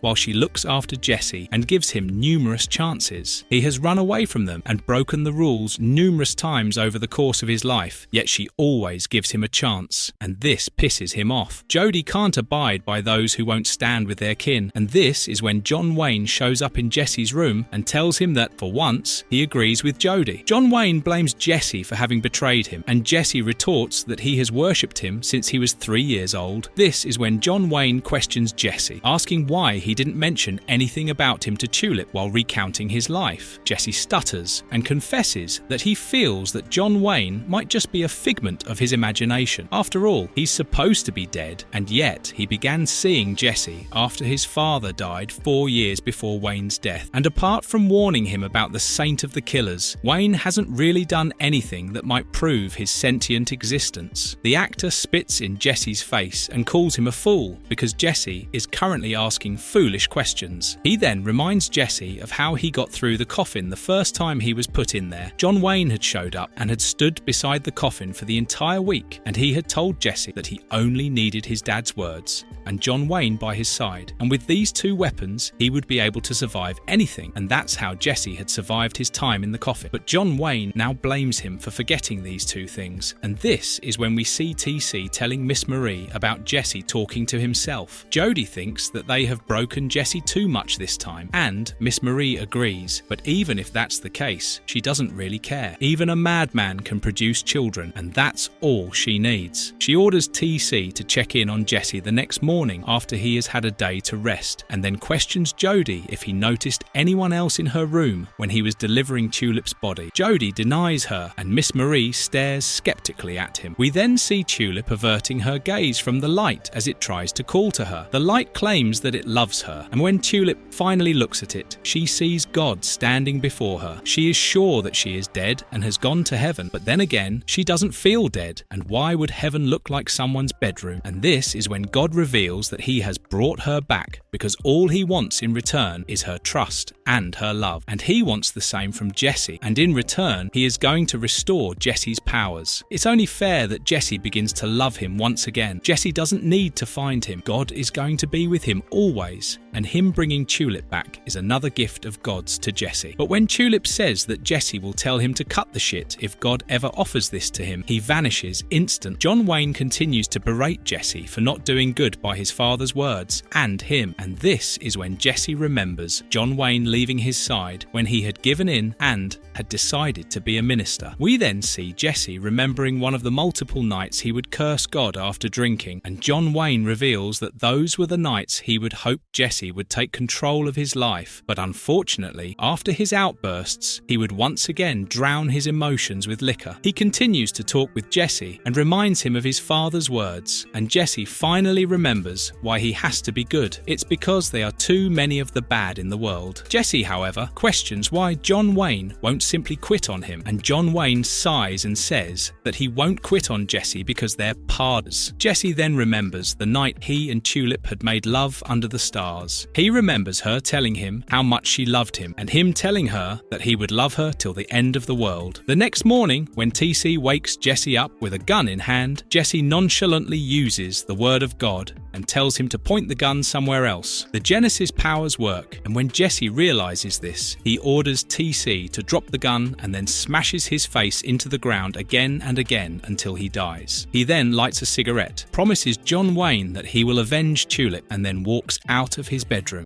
Preacher Volume 2, Until the End of the World, Issue number 12, Until the End of the World. Back in Miss Marie's room that night, God is busy trying to convince Tulip to do as she is told, to convince Jesse to believe in him, and to convince Jesse to give up his search for God. But this makes Tulip suspicious. If this was truly the goal, then why would God let Jesse suffer? If he believed that Miss Marie and her cult were evil, why would he help them? Why would he let Tulip die only to bring her back? This makes no sense, but God simply tells her to trust and love him blindly because she will never understand his ways. But this is when Tulip strikes a nerve. She has always hated blind faith, and she knows that God is scared of Jesse and tells this to his face. This is when God lashes out and tells her that he is running out of patience. He tells her to heed his warning, for if Jesse continues his search, the consequences next time will be much more devastating. He then leaves, and this is when Jesse walks out of the house and confronts all the men of Angelville, including Jody. This is when Tulip hides as Miss Marie enters her room, and when she starts searching for Tulip's body, Tulip kicks her chair and knocks her to the floor. As Miss Marie loudly cusses and threatens to kill her, Tulip quickly leaves and locks Miss Marie inside the room and takes the key with her. Miss Marie drags herself to the window so that she can scream for help, but this is when she watches Jesse order everyone to burn, and every able-bodied man in the cult goes up in flames instantly. Jody is the only one who knows what is happening, and before he burns entirely, he runs away and dunks himself in the water they keep for horses. Jesse decides to focus on his grandmother next, but this is when Jody confronts him, and Jesse decides to fight it out with him instead of using his powers to kill Jody. The two begin trading blows, and Jesse manages to land most of his while Jody continues to miss his mark. Jesse then kicks him in the nuts and throws him to the ground, and this is when Jody realizes that he might be getting too old for such fights. The house is now on fire and slowly burning down, and Miss Marie realizes this when she sees smoke rising through the floorboards. Tulip, meanwhile, finds a shotgun and then TC. She tortures him as his brain leaks out of the front of his face and makes him apologize for the slur he called her when the first time they met. When TC apologizes, she shoots and kills him instant. However, the sound of the shotgun distracts Jesse, and Jody uses this opportunity to ambush him. He throws Jesse through the fence, and in retaliation, Jesse smashes him in the face with a part of the fence. The wood breaks, but the nails on it embed themselves in Jody's face, but this doesn't bother him at all. He pulls out the piece of wood and then kicks Jesse in the face. Jody then picks him up, and he is doing so, he breaks one of Jesse's fingers and then headbutts and breaks his nose. This is when a screaming Miss Marie orders him to kill Jesse. Jesse has killed all the men in the cult, and he has destroyed any chance of their generations carrying on, which is why she denounces him and orders Jody to kill Jesse. Jody continues to beat Jesse and tells him that this is all happening because of his father. Jesse was supposed to be his son, and if that was the case, he wouldn't have been so weak. Jesse tries to fight back, but Jody twists his arm and begins to stretch it until Jesse calls him uncle once again, just like back then. He threatens to break it, but this is when Jesse pulls out a move from Cassidy's playbook and rips out a huge chunk of flesh from Jody's elbow using his teeth. This hurts Jody, and while he is distracted, Jesse punches him in the face and breaks Jody's back by stomping on it. Even as he's dying, Jody tries to get under Jesse's skin by telling him that he did good, but this is when Jesse angrily jumps on top of him and chokes him to death. Miss Marie's room is up in flames, and they will soon reach her oxygen cylinder. She knows she's going to die, and so So before that happens, she curses Jesse and promises to be waiting in hell for him. The cylinder explodes, and Miss Marie's burning body is sent flying out of the window like a rocket. Jesse celebrates her death with a loud "Yee-haw!" as the house burns down in the background. Jesse steals his father's lighter back from Jody and lights a cigarette. He then sees Tulip approaching him, and he believes that he is in hell now and dead as well. Tulip tries to explain things to him, but Jesse doesn't care. He simply embraces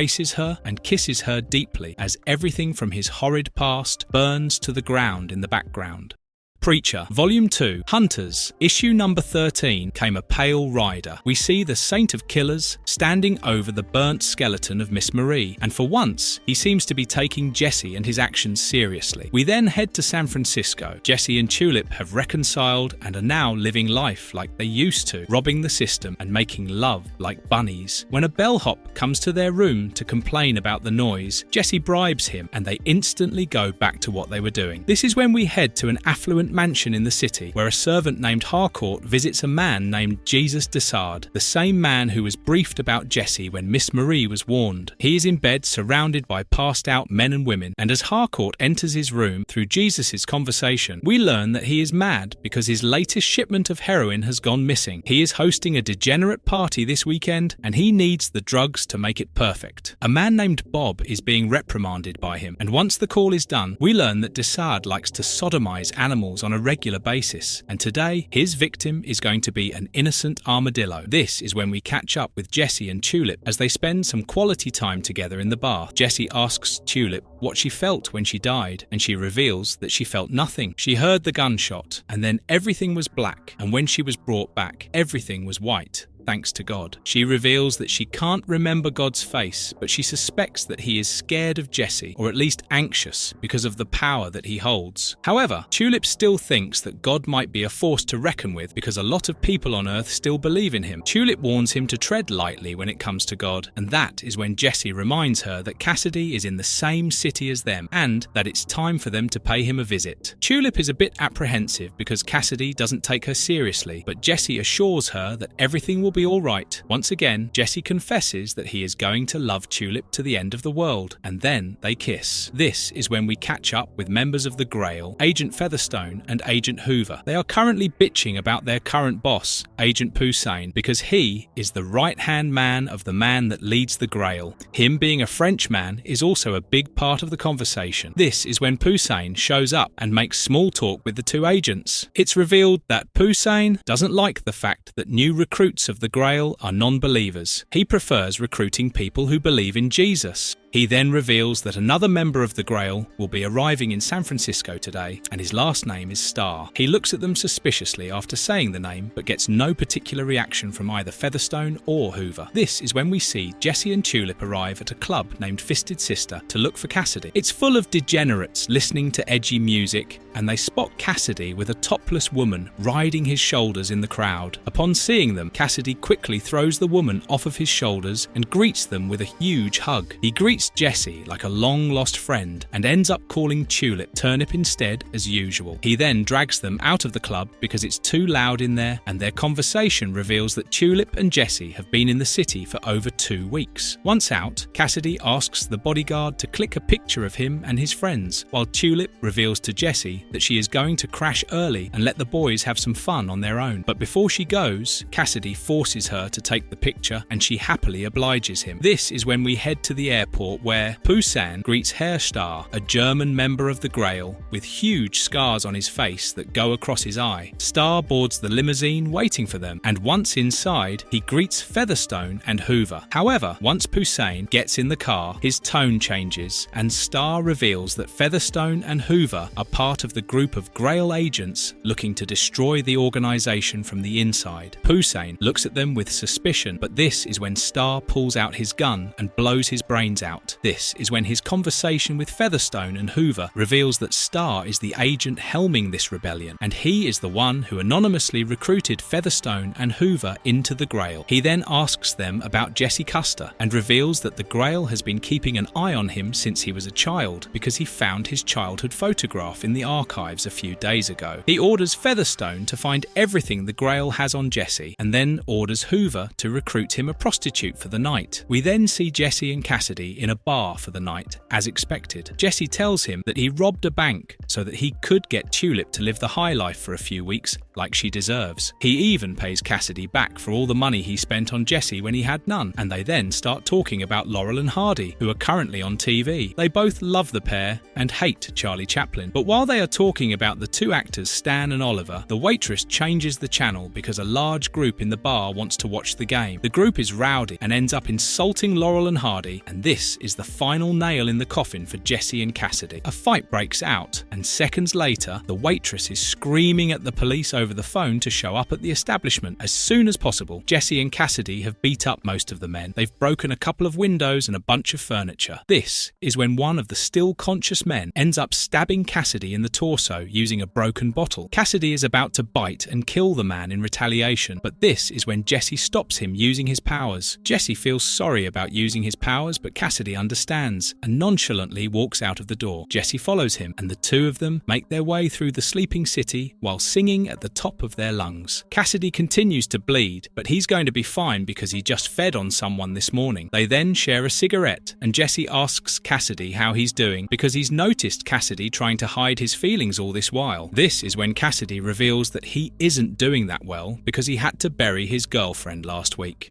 Preacher Volume 2, Hunters, issue number 14, Boys Will Be Boys. We start the issue at the office of Freddie Allen and Bob Glover, the two men that we saw get contacted by Jesus Dessard in the previous issue. These two men are sexual investigators, and though the business isn't doing well, both of them have dreams of making it big, and their only big client right now is Jesus Dessard himself, which is why they are getting ready to find the missing heroine for him. Freddie doesn't like working for Dessard because he doesn't like the man. He is a perverted pedophile, but Bob forces him to focus on the task. Dessard controls the entire sexual perversion trafficking on the West Coast. If they manage to get on his good side, they'll be set for life. They decide to start with their contact at the docks and trace the missing drugs from there. We then see that Jesse spent the night on Cassidy's couch. They are currently in Cassidy's dead girlfriend's apartment. Her name was Greta, and Cassidy reveals that she died of an overdose. That is why he left them to go to San Francisco. He knew she wasn't doing good, but by the time he got here, she was severely addicted. Cassidy didn't stay with her because she didn't like to be around him anymore. They met in 1966 when she was young. However, over the years, as she got old, she began to resent her body around Cassidy because he continued to look good and not age. Eventually, she started using drugs as a way of escaping the reality that she hated, and unfortunately, last week, her body gave out. We then see that Greta's cat hates Cassidy for some reason, and he isn't a big fan of it either. When it hisses and scratches his leg this time, Cassidy chases after it and tries to kick it. Instead, he ends up kicking the wall, which reveals a hollow cavity behind it. Inside is a personal safe, and Cassidy realizes that it has been rigged to blow up if anyone tries to pry it open. This is when Jesse notices that the collar around the cat has some sort of a code, and the two of them begin chasing it. Jesse even tries to use his powers on it, but unfortunately, the cat doesn't speak English, and thus his powers don't work on it. This is when we see Herr Starr and Agent Featherstone conversing with each other, and their conversation reveals a lot about the Grail and Herr Starr's plan for a revolution. The head of the Grail is the All-Father named Daronique, and Pouzin used to be his right-hand man. The Grail is an organization designed to protect the bloodline of Jesus since his death 2,000 years ago, and the Grail is supposed to usher in Armageddon once it's time. The All-Father started an investigation into Jesse Custer as formality. It was being investigated like any other claim of a miracle around the earth, but that was 6 months ago. Investigations like this are usually closed after a week or two. What's more is that Poussin was assigned to Jesse's investigation, which is why he was here in San Francisco. But Poussin wasn't here to investigate Jesse. He was using the investigation to mask his own personal pursuits. Poussin had discovered Herr Starr's list of rebellious Grail agents and suspected that Starr was planning his own revolution. Poussin had spotted spotted Featherstone and Hoover's name on the list, which is why he was here, hoping they would reveal Starr's name. Fortunately, Starr had recruited Featherstone and Hoover anonymously, so even if they wanted to, they couldn't rat out on him, and thankfully he showed up just in time to take care of Poussaint. Now comes the real revelation. According to the Grail's prophecy, the Armageddon will happen in 2000 AD, and whether or not the events happen as they are meant to, the Grail does not care. It will usher in the Armageddon one way or the other. There will be chaos, and when that happens, the Grail will usher in the Messiah as the second coming of Christ, and the Grail already has a chosen one, but this is where Starr and the All-Father's ideas differ. According to Starr, doing so will allow the Grail to control the world, but that isn't what the Grail's true intent is. It was designed to protect Christ's bloodline, and Starr plans to do so by painting Jesse as the Antichrist and then killing him when the time is right. It's why he chose Featherstone and Hoover, as they are among the few Grail agents that have questioned the organization's actions over the past few years. This is when we see Jesse and Cassidy enter a dark room in the apartment. This used to be Greta's bedroom, and her cat is currently hiding there. They can't open the curtains because the daylight will kill Cassidy, but this is when the cat pounces on Jesse and he stumbles. He ends up hitting Cassidy, which sends him flying out of the bedroom window. Cassidy's body burns as soon as it hits sunlight as he plummets towards the ground. We then see an example of Desaad's perversions. His walls are plastered with photos of naked bodies.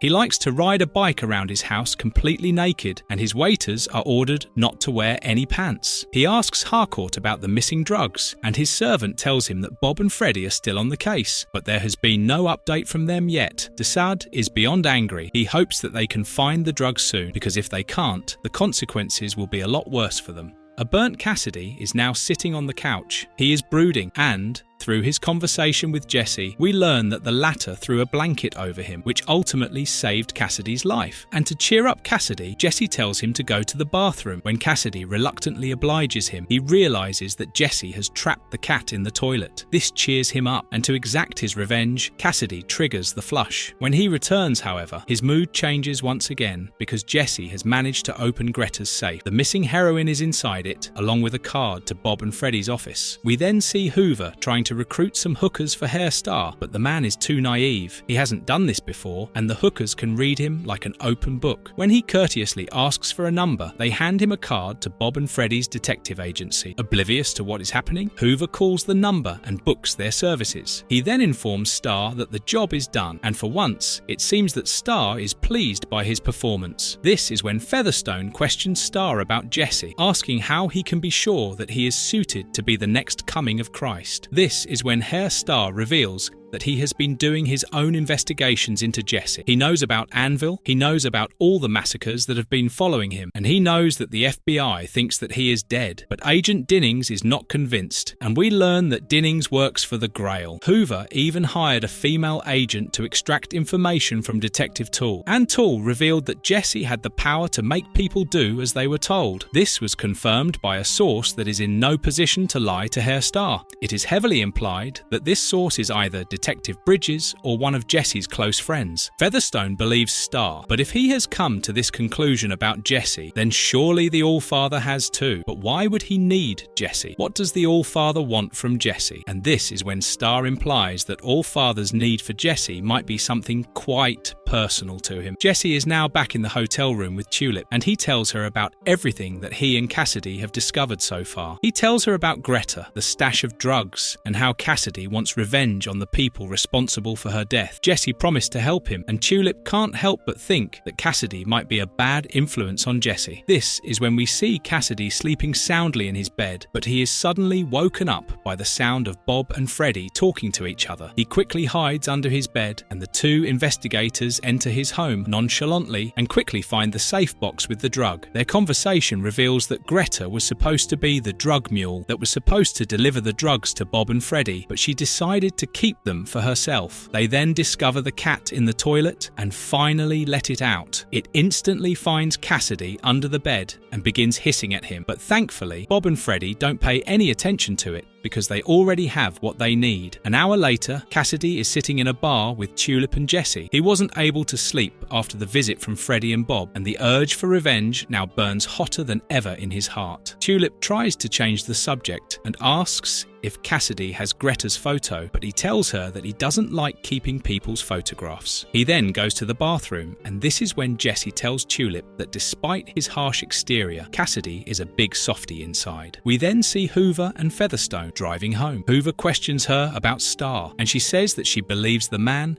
he is professional and cutthroat, so there is no reason to doubt him for now. This is when Hoover gets a call from his contact in the police station, and the two of them are informed about the recent bar brawl in which Jesse and Cassidy were involved. The contact tells Hoover that one of the men was dressed as a priest, and his friend referred to him as Jesse. Their eyes widen as they realise that Jesse is in the city, and this is when we see Hoover waiting in a back alley for his prostitute. Instead, Bob shows up to the scene and, without a word, begins stripping his clothes. We pan out as Hairstar's screams can be heard echoing through the silent night.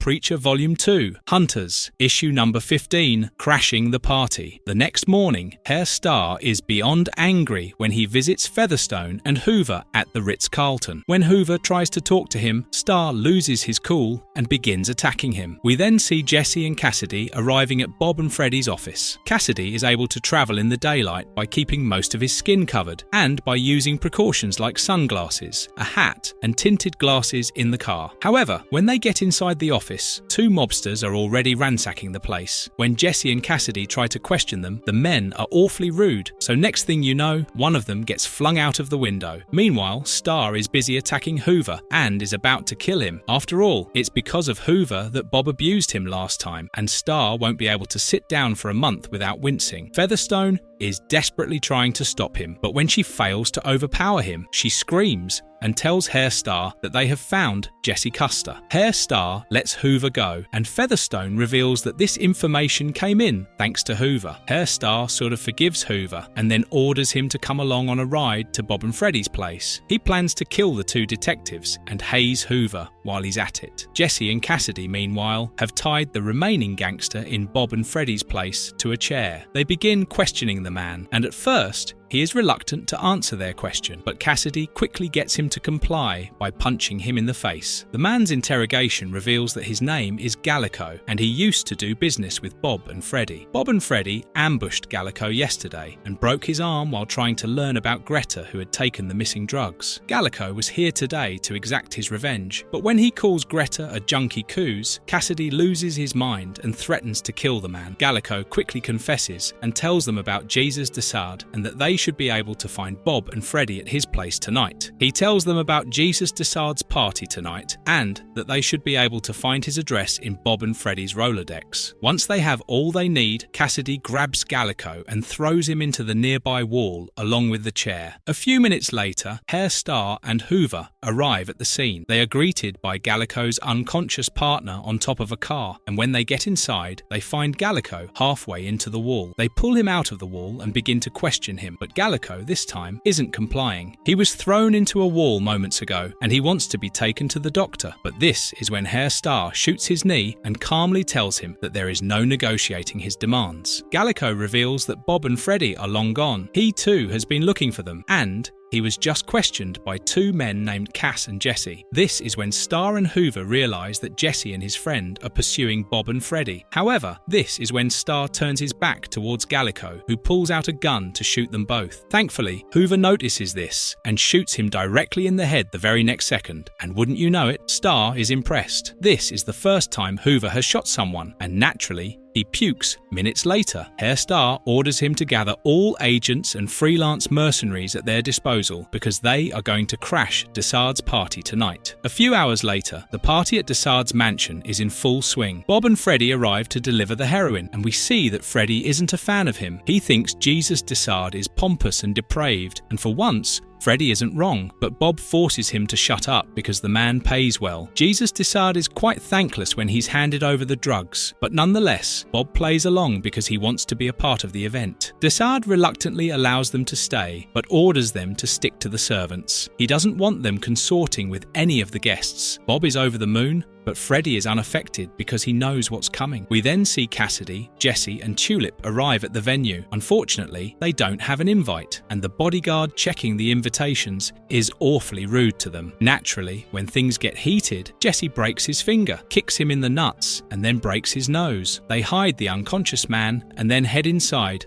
only to find that the event is filled to the brim with every debaucherous act one could think of. People are indulging in every kink imaginable around them, and naturally, the three of them are taken aback. They decide to split up, and, naturally, Cassidy is concerned about Tulip, but, unfortunately, he talks about her to Jesse instead of addressing her directly. This once again pisses her off, and she storms off on her own, claiming that she can hold her own because she has a gun. Jesse and Cassidy talk for a bit, and their conversation reveals that both of them aren't a fan of modern-day terms. Jesse hates the word insecure, and they both hate that nowadays everyone calls their significant other partner. They split up, and this is when we see Tulip in the women's washroom. Women around her are busy doing drugs and having sex, and this is when an older one tries to solicit Tulip's services, thinking that she is part of the party. Tulip plays along, but then quickly pulls out her gun and questions the woman. She doesn't know anyone named Bob or Freddie, but she knows Jesus Desard. Everyone knows him. She tells him he's pale, tall and thin, and that Tulip should be able to find him in the party easily. Simultaneously, we see Cassidy interrogating the attendees in his own way, while Jesse stumbles upon a gimp ready to indulge in bestiality. Jesse quickly leaves the room, and this is when he encounters Jesus Desard, whose fist is covered in chocolate. He licks the chocolate as he talks to Jesse, and their conversation gives us a glimpse into his depraved mind. He tries to justify his actions and tries to articulate his depravity, but Jesse sees through his lies and tells Desard that he already knows why he does all this. It's because Desard likes it. Even now, Jesse doesn't realize that this is Desard, but when Desard questions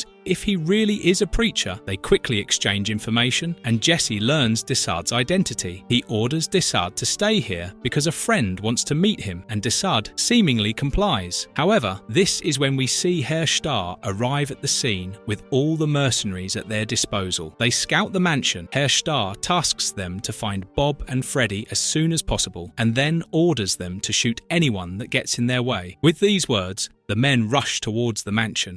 Preacher, Volume 2, Hunters, Issue number 16, Judgment Night. We see Jesse has brought Cassidy and Tulip to Desard's last known location, but he is nowhere to be seen. They decide to split up once again as naked people around them frolic and fornicate endlessly. This is when Herr Starr and his men enter the party, and he quickly realizes that they can do as they please because none of these people will be stupid enough to call the police on them. If by chance they do, they will have to explain what they were doing at such a depraved party, which in turn would implicate them. He then orders his men to spread out and find Jesse Custer, but unfortunately for him, this order has been heard by Tulip, who is just around the corner. Bob and Freddie, meanwhile, are sitting on a couch because none of the attendees want to talk or indulge them. As they talk, Cassidy enters the room, and he recognizes their accent, and he knows that he has found his mark. Jesse is once again approached by a painter to fulfill his kinks, but Jesse breaks his nose and leaves. He stumbles upon Desard once again, this time outside an isolated room, and when Jesse peeks inside, he is horrified by what he sees. Desard was ready to film his depraved acts with a couple, and unfortunately, their underage child was supposed to be involved with them. Jesse's face is instantly covered in disgust, and he turns around and punches Desard. Harcourt pulls out a gun, but this is when Jesse uses his powers and orders him to eat it. This is when we switch back to Tulip, who has managed to corner Hoover. She points a gun at him and orders him to reveal why they are looking for Jesse, but this is when Starr shows up and begins shooting at her. Cassidy, meanwhile, has found Bob and Freddie, and after screaming at them and blaming them for Greta's death, he punches Freddie directly in the face. Unfortunately, Cassidy's fist gets lodged in Freddie's mouth, and he is unable to free it from it. Bob realizes that this is his chance to punish Cassidy, and he quickly unzips his pants and pulls them down. Tulip, meanwhile, meanwhile, has escaped into a nearby room and is hiding behind a huge vase as Herr Star and his men enter the room. Tulip instantly begins shooting at them and manages to take one of the mercenaries down. She also manages to shoot Star in the shoulder, but when they shoot back, they end up shooting one of the fornicating women in the room. Every mercenary in the room begins shooting after this, and Tulip barely manages to dodge the barrage of bullets. Unfortunately, the rest of the guests in the room are caught in the crossfire, while Tulip once again hides behind the plant. The men try to rush her, but this is when Tulip calms herself down and begins shooting at them once again. She shoots every mercenary in the head and even shoots one of them in the crotch when he tries to rush her. Tulip thanks her dad for teaching her how to shoot, and this is when we switch back to Cassidy. He has finally managed to pull his fist out of Freddy's mouth,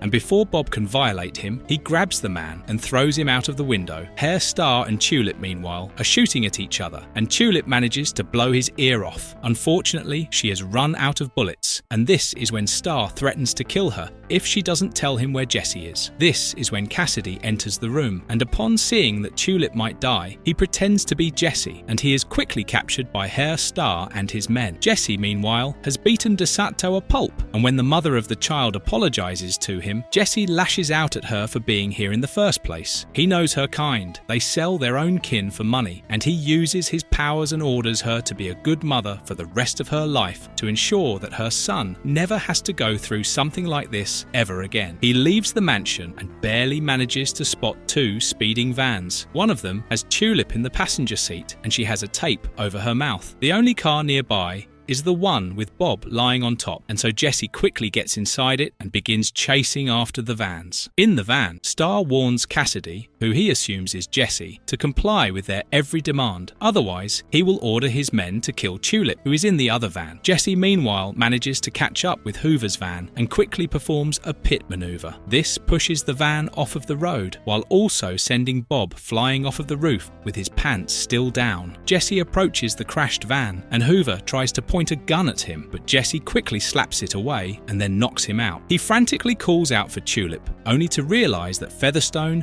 is pointing a gun straight at his head. She orders him to back away, but this is when Tulip locks her legs around her neck and knocks her out by hitting her head against the door. Jesse frees Tulip, and they quickly tie up Featherstone and Hoover. He learns that Cassidy pretended to be him in order to save Tulip, and this is when we see that Herr Star is about to leave the country with Cassidy in his custody. Meanwhile, back in the car with Jesse, Featherstone is threatening him, but it doesn't work, and Jesse reveals his real identity and tells them that they have kidnapped the wrong guy. He is going to interrogate them in an isolated place, but this is when Featherstone tries to boast about the Grail's power. She boasts that the Grail is the most powerful organization in the world. They control presidents and entire countries, and if Jesse thinks that he can rescue Cassidy from them, he is wrong, because to do so, he will have to fight the power of God himself. Jesse scoffs because he is already on the hunt for God, so there is nothing that the Grail can do that would surprise him.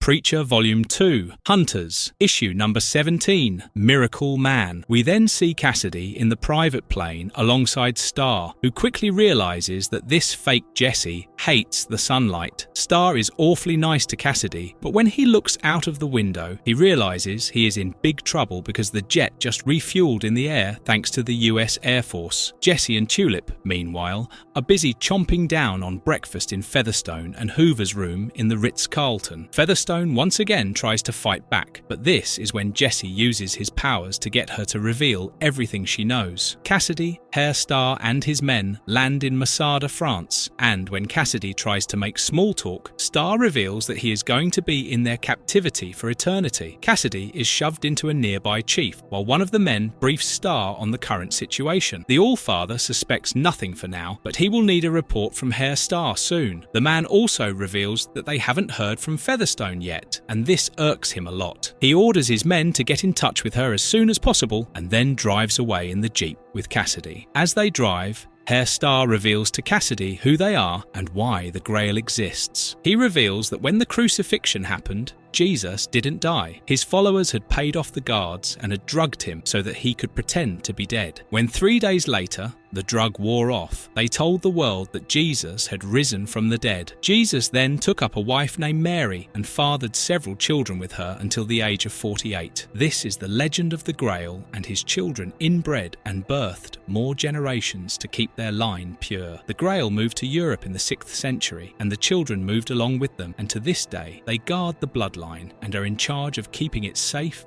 and pure. They guard the blood of lamb. Cassidy doesn't believe him, but Herr Starr doesn't need him to. Frankly, all he needs from him is to be the scapegoat. He reveals that the latest product of the bloodline isn't up to the mark, which is why Jesse is going to take his place when the world needs the second coming of Christ. He tells Cassidy that they have enough scrolls and ancient tomes to prove that anyone in the world could belong to Jesus' bloodline. Instead of being horrified or scared, Cassidy is thrilled that he is going to be the new Messiah, completely unaware of what this means for his future. Meanwhile, Featherstone and Hoover have revealed everything to Tulip and Jesse, and the two of them are horrified when they imagine the implications. Jesse vows to find Cassidy and kill Herr Starr while he is at it. They then decide to drive away with Featherstone and Hoover. But unfortunately for them, Featherstone jumps out of the moving vehicle when she gets the chance. Jesse quickly pulls over and runs after her, but quickly realizes that she has untied herself and has escaped. Jesse uses his powers and orders her to reveal herself, but we see that Featherstone is holding her ears shut just around the corner. Jesse goes back to the car and asks Tulip to book them the tickets to Paris using Featherstone's funds. He then takes Hoover down to the beach, uses his powers and orders him to count the grains of sand until he reaches the count of 3 million. Cassidy, meanwhile, is led deep into the ancient structures of Masada, and through his conversation with Herr Starr, we learn that this was built by the early fathers of the Grail when they fled from Israel. When Cassidy asks why a German is involved in all of this, Starr reveals that he is the new shepherd of the sheep, and he is going to steer the Grail in the direction it was originally designed to go. He is a warrior, and the eternal war is coming. He then orders Cassidy to demonstrate his powers. He points to an old frail man who can't walk without crutches and orders the fake Jesse to heal him using his powers. Cassidy gets in the old man's face and begs him to play along. He then steps away and, in a dramatic way, orders the man to heal his legs and walk without crutches. The man does as he's told, but as soon as he lets go of the crutches, he falls flat on his face. Cassidy pretends that the powers don't always work, but this is when Starr begins to suspect Cassidy because his Scottish accent is becoming more and more apparent. Jesse and Tulip are hiding in a small motel, and when Jesse realizes that she is jealous of Featherstone, he kisses her deeply. Back in Masada, Herr Starr is contacted by Featherstone, who reveals that they have the wrong guy. Herr Starr is horrified to learn the truth because he is as good as dead if the All-Father learns about this mistake. He quickly orders his men to bring Cassidy to the cellar, and once there, Cassidy realizes that he is in a dark room with no windows. Starr moves the torch he is holding to reveal a mysterious man who quickly reveals Cassidy's real identity, and as soon as Starr learns that he isn't Jesse, he empties his entire magazine in Cassidy's body. Tulip and Jesse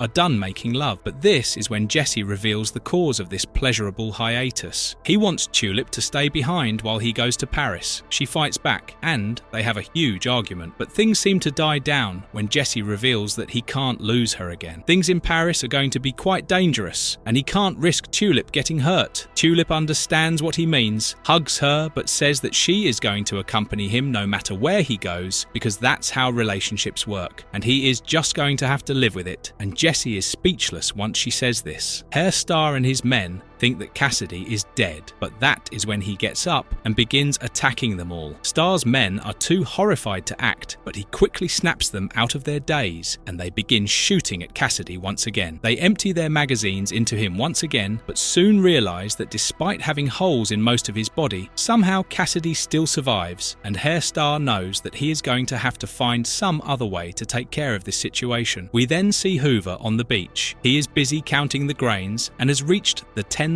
mark, but that is when a gust of wind blows away the pile of sand, and he is forced to start all over once again.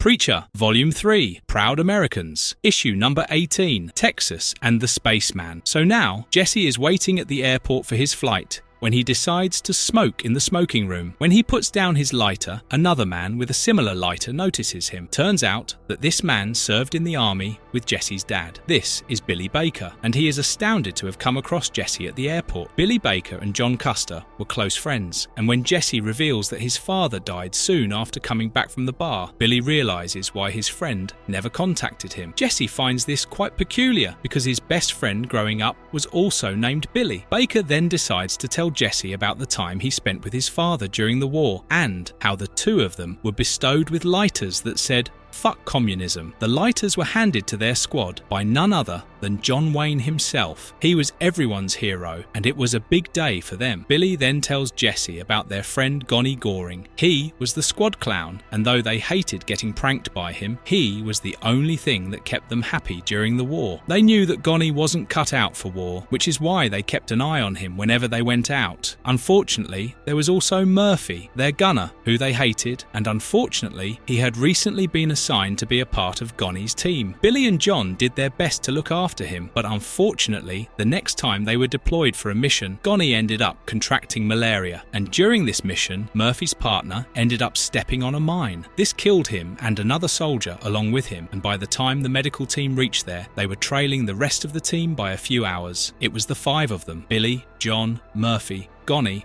and their senior, Lieutenant Van Patten. Long story short, Murphy became the lieutenant's pet and forced the three of them to check out an abandoned village they encountered. This got Gonnie killed, and in return, John and Billy shoved Murph in a barrel full of shit. They then sent him rolling behind enemy lines, which ultimately got him killed. Jesse understands their perspective and tells Billy what they did was right. Billy then hands an old photograph of him and John to Jesse before he leaves to board his flight.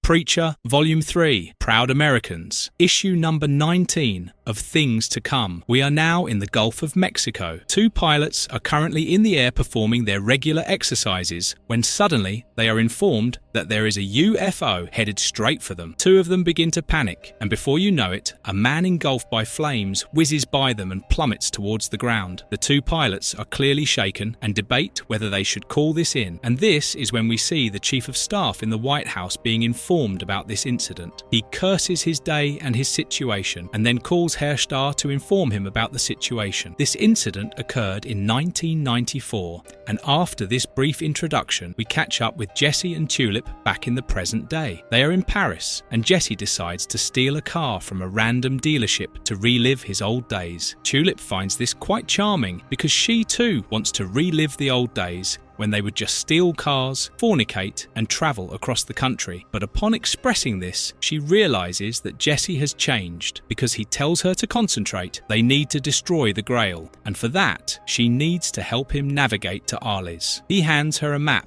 and then tells her to keep an eye out for motels because the police are bound to be hot on their heels in the next 30 minutes. This is when we see that Herr Starr is informed about the situation with Jesse. Starr orders the police to hold back and then orders his soldier to recruit non-English soldiers to pursue Jesse and Tulip. Through their conversation, we learn that Jesse and Tulip passed immigration and customs by using Jesse's powers and that Tulip is likely still armed. We then see that Herr Starr is headed to the medical facility to witness Cassidy's autopsy, which will be conducted by Dr. Relson. Meanwhile, we head to Las Vegas and realise that after their fall from grace, Fior and DeBlanc have been living a life of debauchery. They regularly do drugs and fornicate, and find life on Earth rather enticing. They are busy enjoying their spoils when suddenly there's a knock on the door. Fior nonchalantly opens the door, only to realise that the Saint of Killers is here for them. He quickly closes the door, but his strength is no match for the Saint. He kicks the door down and then walks over to Fior to meet the one who ordered his freedom, that is, DeBlanc. DeBlanc begs for his life, but this is when the Saint reveals that he isn't here to kill them. He is here for Jesse's location. We then see that DeBlanc and Fior are the proprietors of the Paradise Casino, which is a little on the nose considering their origins. Now that the Saint knows that God has left, He no longer serves heaven, but still, for his own personal reasons, he wants to find Jesse, and they are going to tell him where Jesse is, one way or the other. Deblanc and Fior try to plead with him, because if the Grail finds out that they have told him about Jesse's whereabouts, they'll be tortured till eternity. But this is when the Saint puts one of his revolvers in Deblanc's mouth, and the message is as clear as glass to them. Fior quickly reveals that Jesse is headed to Masada, France, and the Saint spares Deblanc and leaves the casino. Instead of being grateful, Deblanc is mad at Fior, and this is when we see Fior remind Deblanc that all of this wouldn't have happened if he hadn't woken up the Saint. Meanwhile, the autopsy by Dr. Relson is underway, and though he wants to follow due procedure, Herr Starr forces him to go off of the book and get on with the procedure. Relson has a few soldiers stationed inside the autopsy room with him, but they are no match for Cassidy's wrath. He wakes up, breaks the doctor's arm, and then throws him at the guard present in the room to incapacitate the both of them. Cassidy then feeds on the doctor, and this is when Herr Starr opens the door, throws a grenade inside, and then braces for cover. Seconds later, the blast shakes the city of Masada, and when Starr heads inside, he realizes that Cassidy is still alive. He vows to torture Cassidy as much as possible to get answers out of him, and decides to call in the most feared man in the world for this job. Tulip and Jesse, meanwhile, are still traveling in the stolen car. Tulip has been asleep all this while, and when she wakes up, Jesse tells her that he suspects that Starr already knows about them being in Paris. It's the reason why the police haven't pursued them yet. We then see Starr spending the night with a prostitute, but unfortunately, the fornication isn't working for him anymore. He gets up from the bed, and after some introspection, he realizes that Bob might have awakened homosexual desires in him. This is when he gets a call from his top soldier, Marseille, who informs him that they have located Jesse and Tulip. Herr Starr orders him to send him in the force they have prepared for the two of them, and then leaves the place. Tulip and Jesse, meanwhile, are enjoying a posh dinner in a French restaurant, and though he hopes he could have had biscuits with his meal, Jesse can't help but appreciate the French cooking. The two of them flirt with each other a bit until Tulip pops the pertinent question Jesse has been avoiding ever since they stole the car.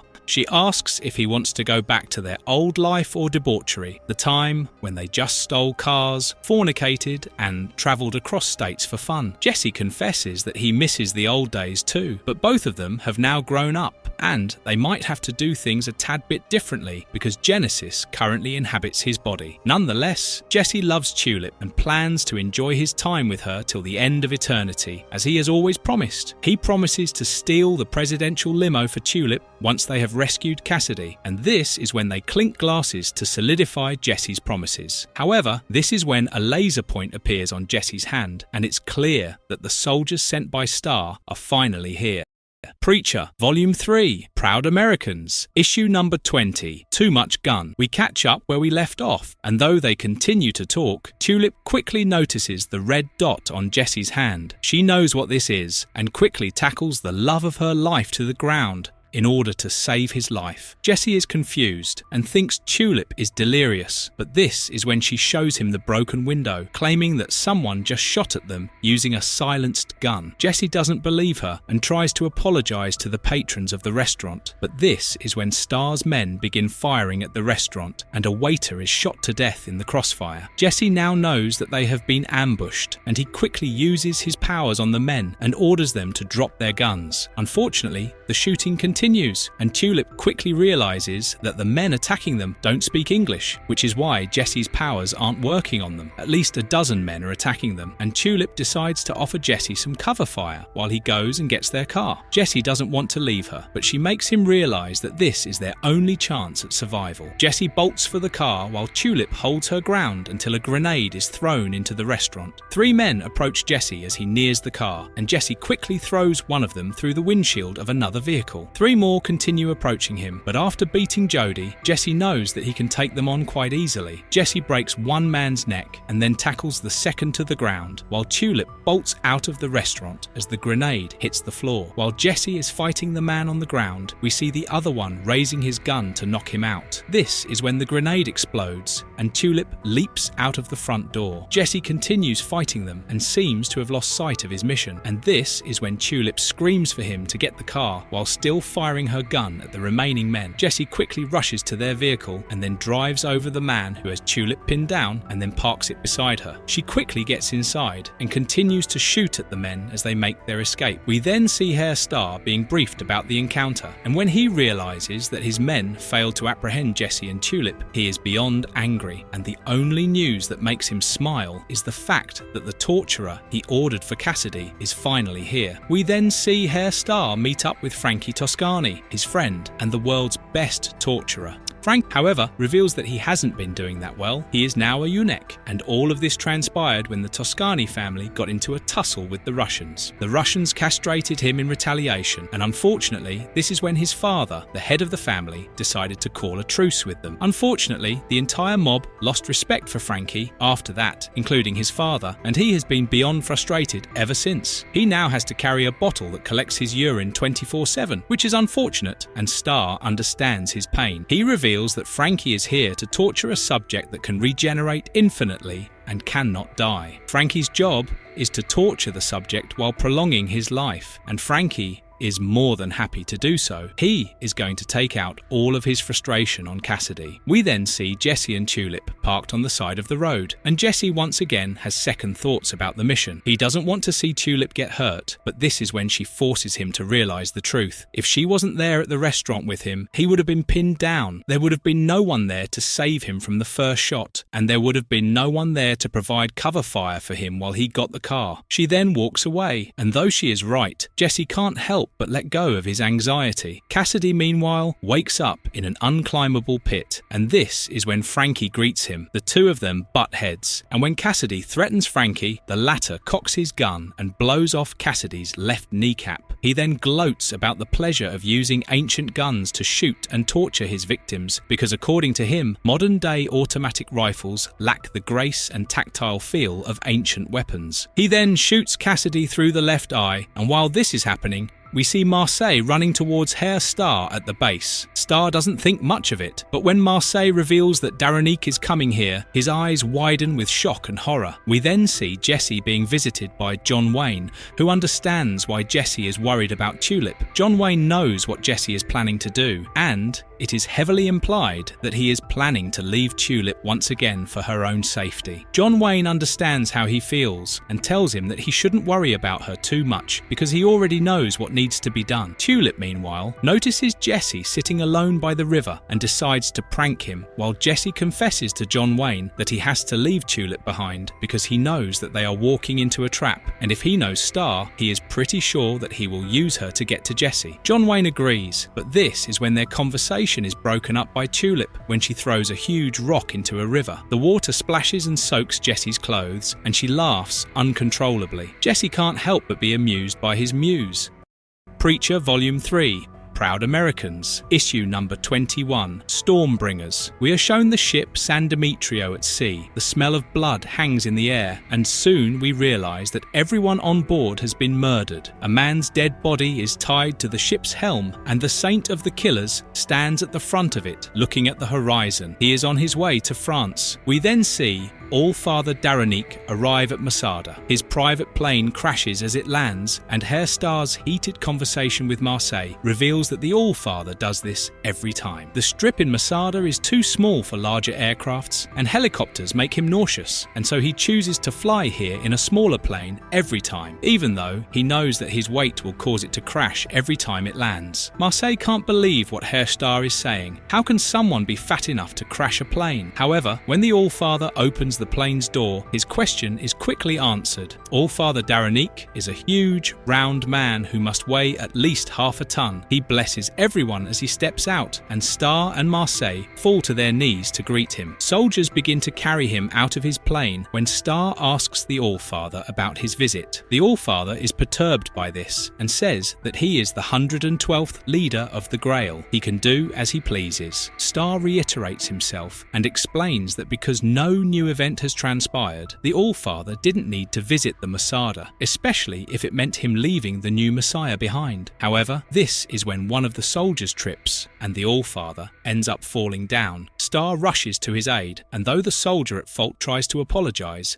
Star quickly shoots him in the head. Marseille questions his decision, and this is when Herr Star explains with bated breath that the All-Father would have demanded that the soldier be tortured for eternity, and he didn't have the time or the heart to go through that. The rest of the soldiers hoist the All-Father up, and this is when he declares that he is going to rest for the day and orders Star to have the quarters prepared for the both of them. And this is when Star realizes that the All-Father has brought the Messiah here with him to Masada. And this is when it is revealed that the latest child of Christ's bloodline, who is supposed to be the new Messiah, is named Humperdoo, and he doesn't sound right. Tulip and Jesse, meanwhile, are racing towards Masada, and the conversation of leaving Tulip behind is once again up in the air. Jesse explains that Tulip doesn't have to tag along on this mission because Jesse is simply repaying Cassidy for rescuing him from the Saint. But this is when Tulip explains that she has a favour to repay too, because Cassidy was the one who saved her life when Herr Star was about to kill her. Jesse then calmly asks for the final time if Tulip will stay behind, and Tulip sighs and tells him that she won't stay behind. Jesse then explains that they will stop at a motel for the night and then drive to Masada early morning, which is now only 3 hours away. Cassidy, meanwhile, is pretending to be dead in the pit. Frankie has shot him at least a dozen times and has blown his left arm off. After all that Frankie has been told about Cassidy, the mobster knows that this is just a ruse, and to get a response out of Cassidy, he ends up shooting him in the crotch. Cassidy screams, and Frankie simply lights a cigarette, relishing the fact that he was right. This is when we see Herr Star and Marseille looking over Humperdoo, and Marseille can't believe that Humperdoo is supposed to be the new Messiah.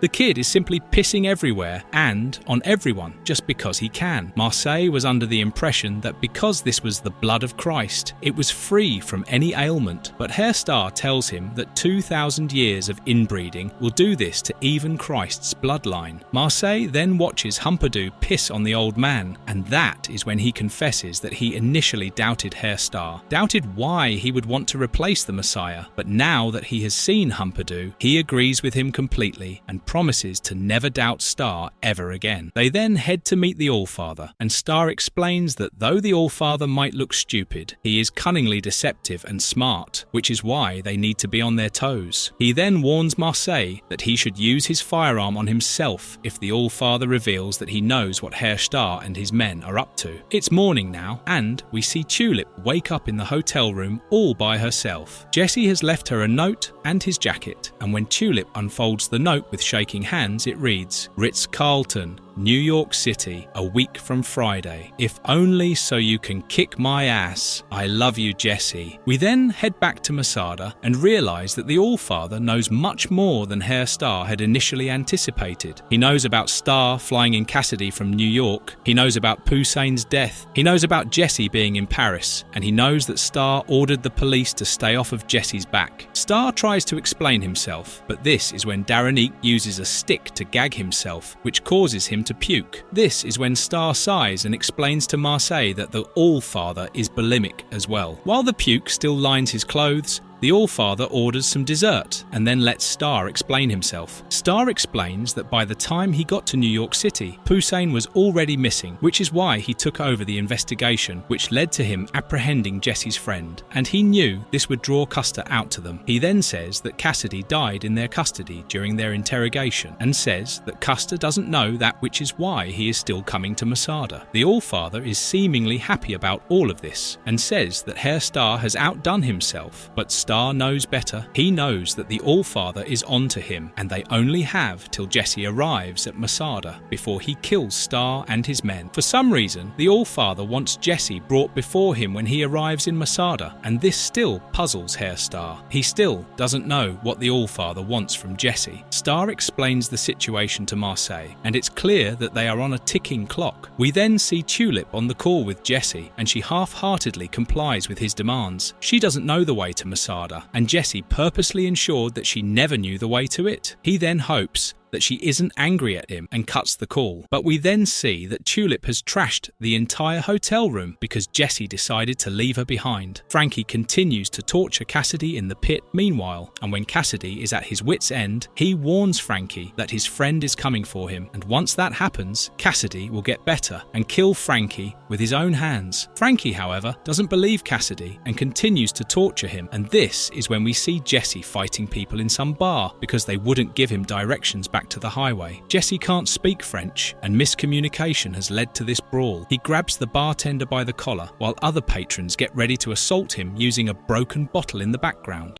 Preacher Volume 3, Proud Americans, Issue number 22, Iron in the Blood. Jesse lights a cigarette on the coastal road outside Masada and, for once, admires the construction of the city, despite all the horrors it houses inside. Frankie, meanwhile, continues to torture Cassidy, but this is when Star calls him and tells him to hold off, because they might need to use Cassidy if they are to survive what the Allfather has planned for them. Marseille then informs Star that one of their teams found an abandoned boat on the coastal end of the city, but Star tells him to focus on Jesse for now because he won't be arriving in the city by boat. Jesse is then ambushed by Team 1 at the front gates of the city. However, seconds later, we see him standing before Daranique with the only surviving member of the team, who explains that Jesse used his powers to order one of the men to kill the entire team. Jesse then defiantly faces off against the Allfather and calls him a fat buck. He threatens the Allfather, demands Cassidy's release if he wants to live, and once all of that is done, he demands a confrontation with Herr Star. The Allfather threatens to kill Cassidy by hanging him, and this is when Jesse chuckles, because he knows that Cassidy can't be killed. This is when Star is forced to play his hand, and he threatens to burn up Cassidy when the sun rises 6 hours later. And this forces Jesse to comply with their demands, because he knows that the sun will kill Cassidy, but Star also knows that the Allfather now knows about the coup he has been planning for all these years. He explains to Marseille that they have been made and urges him to come up with a plan that will allow him to talk to Jesse privately. But this is when the Allfather plays his hand and reveals why he wanted Jesse brought to him. He wants to kill Jesse. He wants to burn his pride, and Daranique wants to do this because he has been keeping an eye on Jesse since he was born. He knows about the church, he knows about his family farm, and he knows about the Langell family, because the Langell split apart from a French family a century ago and migrated to North America. And the family that they split away from? It was the Daranique family, and this is when the Allfather reveals that Jesse and him are related, and that Grandma Marie was his aunt. This is why he wants to kill Jesse, because he destroyed the Langell family. The Allfather then begins insulting Jesse's mother and father, and Jesse has had enough. He doesn't care about the consequences anymore, and he is ready to kill everyone in the room now. However, this is when Daranique throws Star in the crossfire and forces him to fight Jesse according to the old customs. He declares Star as his champion who will fight on his behalf, and though Herr Star tries to talk with Jesse, Jesse has other plans. He stabs Star in the gut because he threatened to kill Tulip back in the mansion. Jesse isn't about to listen to his confession, and when he continues to beat up and torture Star, Star is forced to slice his face with a knife. He gets on top of Jesse and forces him to listen to his words, but Jesse ends up ripping away his bandages in retaliation. They continue to fight, which leads them to the balcony nearby, and both of them end up falling over when Jesse leaps at Star. We see one of the guards being informed about a man killing their forces on the coastal end, but he is too occupied to pay attention to it right now. We know that the Saint of the Killers is here, and the Grail doesn't know about him. Down in the garden, Humperdoo is about to drink poison while believing it to be wine, but he is stopped when Jesse and Star crash through the roof. The Allfather orders his men to bring back Jesse and Star, and this is when we see Star push Humperdoo away and head towards the cells below. Star knows that Jesse won't stop, and so he is forced to lead him to the truth that he is trying to tell Jesse. He leads Jesse into a dark cell below Masada, and when he lights a torch to show Jesse what resides there, Jesse stops dead in his tracks. They are looking at something huge, and when Jesse questions if the thing is alive, Star nods and tells him that he hates the Allfather and is trying to go against him. But before Jesse can question him more, they hear the sound of a massacre seeping into the room. Gunshots echo through the entire city, and Jesse knows who is here. He tells Star to wait in the cell and then heads out to face the Saint of the Killers on his own. The Saint calmly faces off against Jesse and dares him to use his powers on him once again.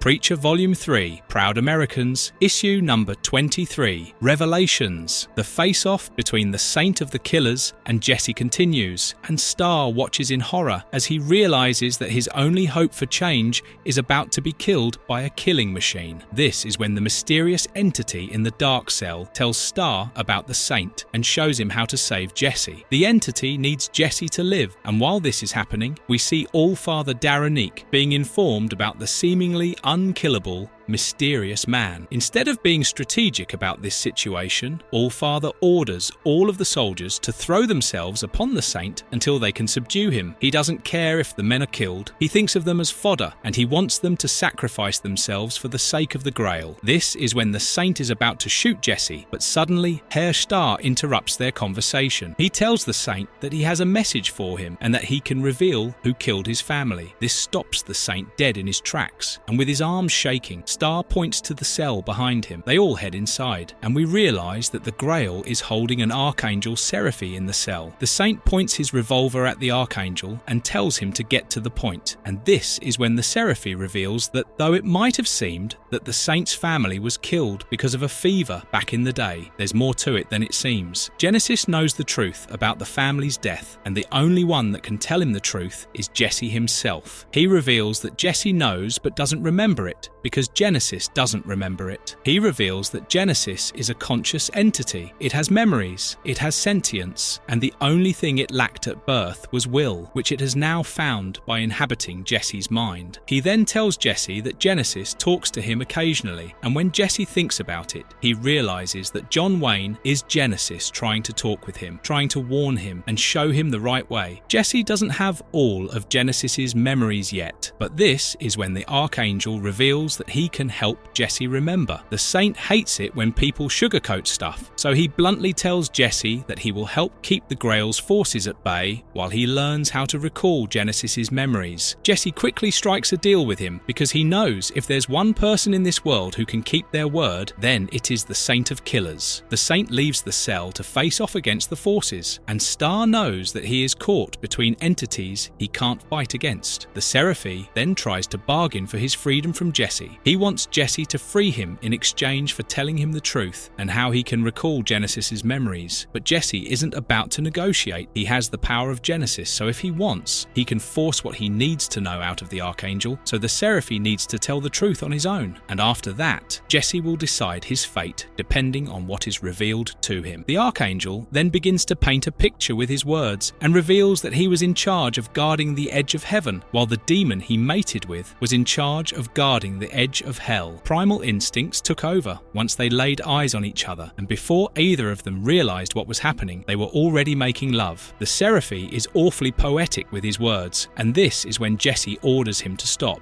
This isn't a poetry recital, and he already knows how Genesis was born. He wants the Archangel to get to the point, and while this is happening, we see a horrified Herr Starr notice the river of blood slowly flowing down the stairs and towards the cell. We then see the saint shooting and killing one soldier after the other mercilessly. Bodies are lined up in front of him, and they are slowly piling up as the soldiers continue to throw themselves at him. The soldiers don't stop, and their commander orders them to continue sacrificing themselves, and when the saint hears this, he rages on and retaliates with even more ferocity. The Archangel, meanwhile, tells Jesse about the time when he met the demon 9 months later. She was still carrying the child, a child that the Archangel perceived as an abomination. But the demon, she was in love with him. She wanted to escape with him. She wanted to birth the child, but the Archangel had other plans. He began to choke her out in order to correct his mistake, but that is when the other Seraphi found him and pulled him away so that he could be judged for his sins. But in that moment, Genesis was born, and in that moment, his father knew what his child was, a power as strong as God himself, and the only thing it lacked was a will that it has now sought out by inhabiting Jesse. He tried to warn the other angels about the danger of imprisoning Genesis, but they simply judged him and threw him down to earth. We now realize that the angel we saw plummeting towards Earth in 1994 was Genesis's father. He was imprisoned by Starr soon after, and then used for his nefarious means to overthrow the Grail. We then see Starr being contacted by Marseille over the radio. They both know that they will be dead in the next hour if they don't take some drastic measures, and so Starr reveals his only plan of escape to Marseille. The soldiers continue to throw themselves at the saint, but this is when the commander in charge of the new unit tasked with going down there pleads with the Allfather to call off the attack, but instead of showing mercy, the Allfather orders him to go down there himself. He then orders the soldiers to continue sacrificing themselves. However, his big speech is suddenly interrupted when Marseille shows up on the scene with a gun pointed at Humperdoo's head. Meanwhile, the Archangel reveals to Jesse that he needs to embrace spirituality if he wants to uncover Genesis's memories. He needs to elevate the spirit and forget his flesh. This is when Jesse reveals that God has forsaken his duties and that he left heaven as soon as Genesis was born. But this is when the Archangel begins to panic, because this means that God is here on earth. And if he is on earth, then he can hear him and every other angel that has fallen from grace. And if he has heard everything that Archangel has said up until now, then this means that he is as good as dead. He begins to panic and scream, he begins to flail, and then finally, with his dead hollow eyes, he screams, "God is coming!" Preacher, Volume 3, Proud Americans, Issue number 24, and Justice for All. Time has stopped, and God himself has come to visit Cassidy. He warns Cassidy and implores him to force Jesse to give up his search for God. If Jesse doesn't give up the search, God promises that he will kill him if he encounters him for the third time. This is the second time he is letting Jesse live, because he is a loving God. Cassidy tries to fight back. How the hell is he supposed to tell Jesse all of this while he is being tortured by Frankie?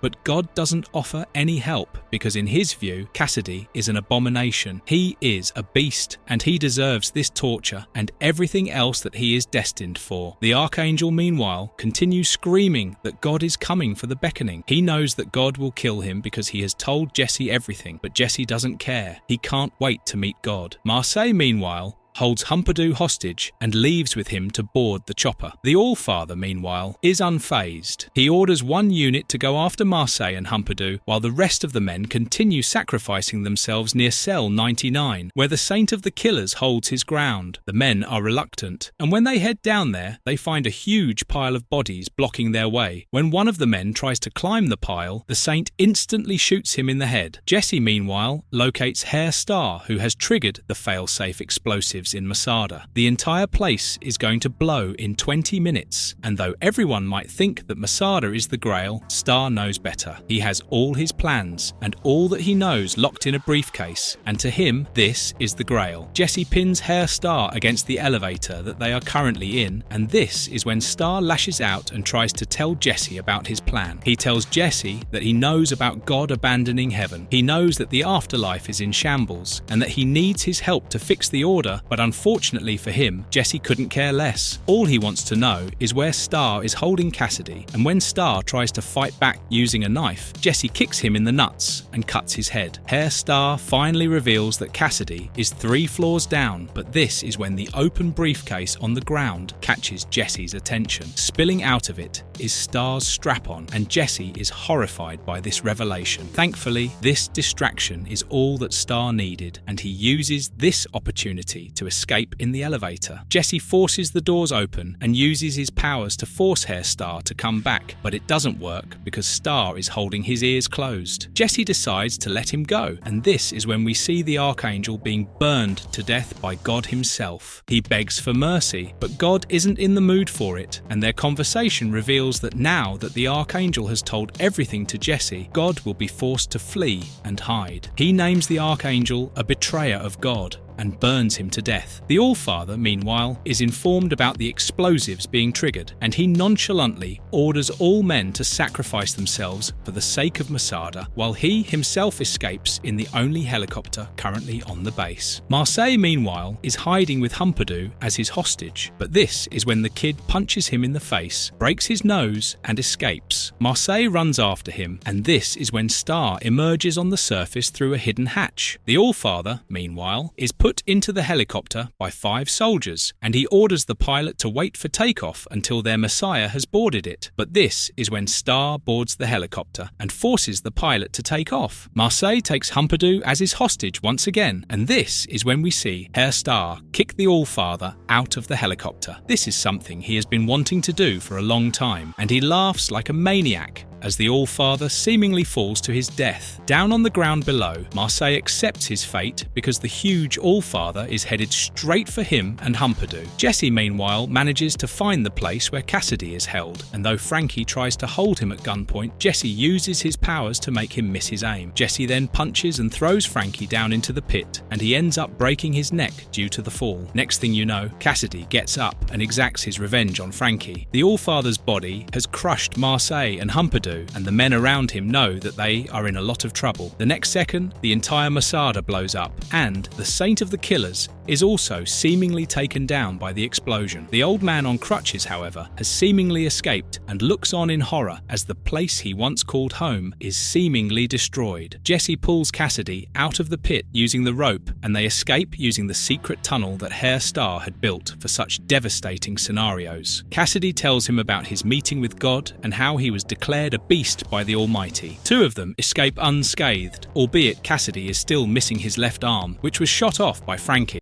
Preacher Volume 3, Proud Americans, Issue number 25, Cry Blood, Cry Erin. Cassidy and Jesse are back in New York City, and they are currently at the top of the Empire State Building. Cassidy is telling Jesse the story of how he became a vampire. Cassidy had enlisted in the Irish Revolution as a 16-year-old by lying on his papers, and because of this, his brother Billy was forced to enlist as well in order to protect him. Back then, Cassidy was slow, even for a 16-year-old, while his brother was one of the most prized soldiers of the Revolution. However, when Billy learned that their leaders planned on throwing bodies in the crossfire to buy some time, he decided to leave everything behind and forced Cassidy to come along with him. This is when we learn that Cassidy's first name is Proinsius. As they left, Cassidy fought back, tried to reason with Billy to continue their fight, but his big brother tried to tell him that though he may believe in the Revolution, he is really fighting for someone looking to take power once the English are overthrown, someone that doesn't and will never care about him. Cassidy didn't understand Billy back then, but his big brother did his best to reason with him and explain the intricacies of the situation to him. However, after travelling for an entire day, Cassidy was tired, and so he forced his brother to take a break beside a creek. But as they waited, a bog hag ambushed Cassidy and bit him in the neck, and though his brother shot and killed her, Cassidy fell into the creek below and was presumed dead. Jesse tries to tell Cassidy that he doesn't have to relive this if he doesn't want to, but Cassidy says that he needs to do this, especially after what Jesse did for him back in Paris. Cassidy was infected in 1916, and though he was slow, he quickly learned that the sunlight burned him, and so he spent the entire next day in the water and came out at night. That night, Cassidy was hungry, and when he tried to hunt for some sheep on the farm nearby, he was shot in the chest by the owners. He quickly learned that he had super strength, super healing, and super speed, and tried to lay low in Ireland for a while. Unfortunately, he was recognised again and again by people from his past, and that is when Cassidy realised that the country was too small to lay low for eternity. Jesse asks him why he never tried to visit his family, and Cassidy confesses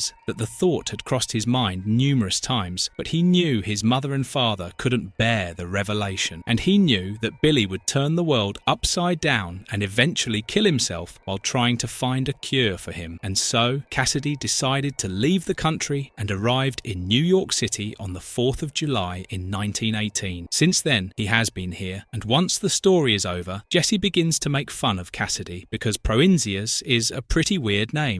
Preacher, Volume 4, Dixie Fried, Issue number 27. Gunchicks. The comic starts by showing us Herr Starr in a taxi. He is in San Francisco, and though he has an awfully nice driver, Starr isn't in the mood to make small talk, and so he shoots the car's radio and forces the driver to drive him to the intended destination. Jesse and Cassidy, meanwhile, are waiting outside the Ritz-Carlton. Jesse is trying to muster up the courage to go see Tulip, but this is when she jumps in his arms and kisses him. She then kisses Cassidy on the cheek and thanks him for saving her in the Dessard mansion, and then quickly drags Jesse to her bedroom. Tulip undresses and pretends that she is going to make love to Jesse, but once she has cuffed him to the bed, she gags him with her bra and then leaves the bedroom to meet up with an old friend. It's clear that she is mad at Jesse, and this is when we see Herr Starr meeting up with Agent Featherstone in a remote motel. He is pissed after all that has happened, and after briefly giving Featherstone an overview of what happened in Masada, we learn that he is the new Allfather of the Grail after Daranique's death. Featherstone has been spreading the message that Star is the new Allfather around the world, and they should have control over the entire organization soon enough. This is when Featherstone asks him why he is so mad despite being the new Allfather,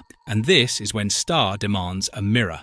We then see Tulip meeting her old friend Amy at a club. They order drinks and catch up with each other, and Tulip confesses that she is having trouble forgiving Jesse after what he did in France. Amy tells her that the two are born to be together and that she should give him another chance. But Tulip is tired of hearing what she doesn't want to. They talk about Amy's ex-boyfriend, who used her to write a new horror story and left her once he was famous. This is when we see Herr Star staring in a mirror. He has removed his bandage, but the scar on his skull is still there after Jesse cut him in Masada, and Star seems to hate his new look. We then catch up with Tulip in Amy's apartment, and we learn that Amy is an illegal dealer of arms on the side. Tulip is currently looking to buy a new weapon, and she chooses a .50 caliber Desert Eagle. They test out her new firearm on the roof of Amy's apartment building and have a good time shooting empty bottles. Tulip then heads back to the hotel, but then decides to visit Cassidy at his regular bar. She buys him a drink, but Cassidy is depressed. Tulip tries to cheer him up, but this is when Cassidy confesses that he loves her. He has been in love with her ever since they met up in Dallas, and her kissing him today sparked the realization. Tulip thinks Cassidy's drunk, but when he tries to throw Jesse under the bus by telling her to leave him because he abandoned her in France, Tulip realizes that he is serious and leaves the bar, despite Cassidy trying to apologize to her again and again. She gets into the hotel room, unties Jesse, and sleeps on the bed with her back towards him. Jesse tries to apologize, but Tulip simply demands that he shut up and hold her. Preacher Volume 4, Dixie Fried, issue number 28, Rumors of War. Cassidy wakes up the next day and curses himself for confessing his feelings to Tulip. Jesse, meanwhile, tries to apologize to her in the hotel room, but ends up failing miserably. Ultimately, he ends up promising her that he will always trust her from now on until the end of time, and this is when they make up and kiss. Jesse then asks her about last night, and Tulip tells him about Amy, but refrains from telling him about Cassidy's confession. Jesse then reveals that Cassidy has promised to stick by him till he has confronted God, and this is when Tulip realizes why Cassidy made this promise. They make love, and this is when we see that Featherstone has brought Herr Star a box of wigs to hide his new scar. Their conversation reveals why Star is so insecure about his new scar. It's because his head looks like a penis. He tries 9 different wigs, but none of them seem to match his look. The next day, we see Jesse smoking in the museum while staring at a painting named Christina's World by Andrew Wyeth. The staff from the museum tries to stop him from smoking, but Jesse uses his powers to force him to change the museum's rules. The next day, Amy and Tulip meet up in Cassidy's regular bar. Tulip tells her all about Cassidy's confession, and when the boys show up, Amy drags Jesse away for a dance so that Tulip can confront Cassidy. Tulip yells at Cassidy while he continuously apologizes. She blames him for ruining their friendship and reveals that she knows why he promised to stick with them until they confront God. She also blames him for pretending to be Jesse's best friend so that he can get close to her, and this seems to break him. We then see Herr Star trying on different hats, and he finally chooses one that seems to match his look. Cassidy and Jesse have now headed to a different club to continue their night of drinking, but Cassidy ends up attacking a guy who accidentally knocked over Jesse's drink. The man had offered to replace the drink, and Cassidy's actions were highly inappropriate. Jesse confronts him about it when they leave the bar, and this is when a delirious Cassidy hugs him and tells him that he can't stand his best friend being disrespected. Jesse finds Cassidy's change of behaviour to be weird, but decides to let it go nonetheless. Tulip and Amy, meanwhile, are at the same bar, and Tulip reveals that they plan to head west now. Tulip refrains from telling Jesse about Cassidy's confession because she knows that it will break him. Jesse doesn't make friends easily, and now that Cassidy is his best friend, she can't risk hurting him by revealing Cassidy's confession. The two of them part ways, and Amy makes Tulip realise that she always has her back. No matter where Tulip is or what she is going through, she can always call her and Amy will come running to help. Before Amy gets in her car, she implores Tulip to rethink what she is doing and says that she should tell Jesse about Cassidy because hiding this will only make things worse once the truth is out eventually in the future. Featherstone and Herr Starr are now leaving their motel, and we see Herr Starr vow to exact his revenge on Jesse for mutilating his head. Back at Masada in France, we see the saint of the killers crawl out of the rubble and declare an outright war. Preacher, Volume 4, Dixie Fried, Issue number 29, Old Familiar Faces. A trucker at a remote diner in Texas forces a waitress to have intercourse with him, and when one of the staff tries to stop him, he punches him in the face. This is when a mysterious man arrives at the diner on a bike, and before the trucker can do the deed, he threatens the trucker with a gun and asks him to leave. The waitress thanks the mysterious man for his help, but this is when he removes his helmet, and it's revealed that this is Sheriff Root's son, who now goes by the name Arseface. The waitress pukes her guts out when she sees his face, but Arseface seems to have grown used to this reaction. Jesse, Tulip and Cassidy, meanwhile, are travelling west towards Arizona and have currently stopped at a diner for a break. It's morning, and it is clear that Tulip is still acting passive-aggressively toward Cassidy. Their conversation reveals that Jesse plans on ingesting peyote in order to recall Genesis's memories, and although Cassidy is on board with the plan, Tulip seems a bit apprehensive. She then suggests seeing a psychologist to recover Jesse's lost memories, but both of them look at her with a blank expression. They mock her because neither Jesse nor Cassidy believe in the concept of therapy. They think that therapy is simply a bunch of pseudo-doctors charging a lot to listen to people's problems and offer them advice that they should already know through self-reflection. Tulip mocks them for giving up on a known science in favour of some untested drug, but they both simply stare at her because they don't get the joke. This is when Cassidy suggests visiting his friend in New Orleans. He is supposedly a voodoo priest who can walk into your head and uncover hidden memories. Tulip gives up on trying to converse with these two dumbos at this point, but Jesse seems to believe what Cassidy is saying, partly because New Orleans is much closer to them than Arizona. When Jesse is clearly on board with the plan, Tulip brings up the fact that the last friend of Cassidy they tried to work with nearly got them killed, and this is when Cassidy has no option but to realise again and again. Tulip is once again annoyed by the fact that they are being forced to travel at night because of Cassidy's condition, but Jesse simply tells her to play along because neither of them can keep driving the entire day without his help. This is when Cassidy shows up in a flamboyant truck, which doesn't please Tulip, but Jesse is over the moon. Meanwhile, Arseface is busy telling his tale of revenge in the diner, and we see that it is completely empty, and any new patrons coming inside are scared away by his face. He tells the waitress about his heroic father and paints Jesse, Tulip and Cassidy as three villains that forced him to kill himself. He tells her how he got his name from Cassidy's remark, and now he is hot on their heels, ready to kill them once he comes across them. He then puts on his helmet once he's done eating, pays the waitress, and then walks out of the diner. Our three protagonists, meanwhile, have reached the state of Texas and are currently taking a break in a bar. Jesse is over the moon because he's in Texas. He loves the South, loves the food here, and even loves the sky, despite all that he has gone through. They continue to talk and fail to notice Arseface entering the bar with his helmet still on. He heads to the washroom, seemingly unaware that the three of them are in the bar, and once Jesse, Tulip and Cassidy are done with their meal, they head on their respective errands. Tulip heads to buy some cigarettes, Jesse leaves to use the washroom, and Cassidy goes outside to fill up the truck. When Tulip goes to the washroom to get Jesse, Arseface realises that the two of them are here, and as they head out towards the truck, he ambushes them and puts a revolver to Jesse's head. This is when we see someone shooting their revolver at a photograph in New Orleans over and over again. This mysterious woman hates the man in the photograph, and as we zoom in, we see that it's a photo of Cassidy. Preacher, Volume 4, Dixie Fried, Issue number 30.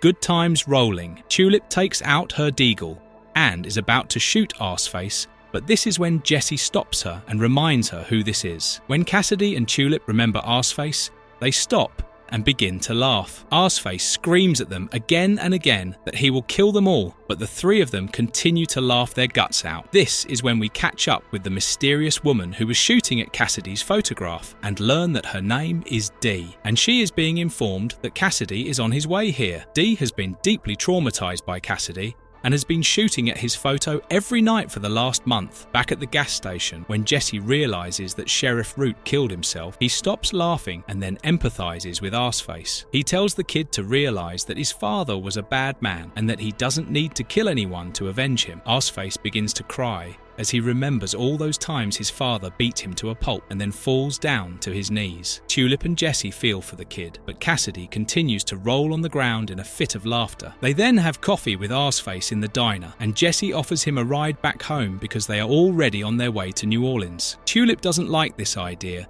but she decides to play along nonetheless. And so, with Arseface in the front and Cassidy lying under a tarp in the truck bed, they begin their journey to New Orleans. Tulip makes sure that there's at least a foot of space between her and Arseface, and she doesn't mind that she has to smash herself against Jesse to make this happen. They reach Reno House in the French Quarter that night and decide to grab a beer. As they walk away, two more men dressed in goth attire notice Cassidy and quickly call a woman and inform her that he is back in town. They tell her about the woman and the church minister tagging along with him and try their best to describe Arseface. The woman quickly cuts a call and phones a man named Jonathan who is currently letting a woman feed on his blood. She tells him about Cassidy, someone that the Les Enfants du Sang had an encounter with before his recruitment. Their conversation reveals that this woman is named Lily, and she orders Jonathan to send Duke, Millie, and some more men to apprehend whoever they can, especially the woman with them. She cryptically says that Cassidy can help them make Les Enfants du Sang what it was supposed to be. Cassidy can help them make it real. Jesse, Tulip, Cassidy, and Arseface are enjoying a beer when Cassidy's friend Xavier joins them. This is the voodoo priest who will be helping them, and he has brought along his friend Janice. Xavier and Janice don't question Arseface's appearance and sit down to converse with them. Xavier quickly gets to business and tells Jesse to tell him everything, and Jesse tells him about Genesis. He doesn't call the entity Genesis. He is vague, but tells Xavier that this entity has power and memories but no will, which is why he needs a way to recover its memories. Xavier thinks for a bit and says that he will make the serpent god Arpa Reposoir possess his body. The god will be able to recover Genesis's memories, and once that happens, Xavier can ask the god for answers. He will then end the possession once that is done. Tulip begins to question Xavier's beliefs,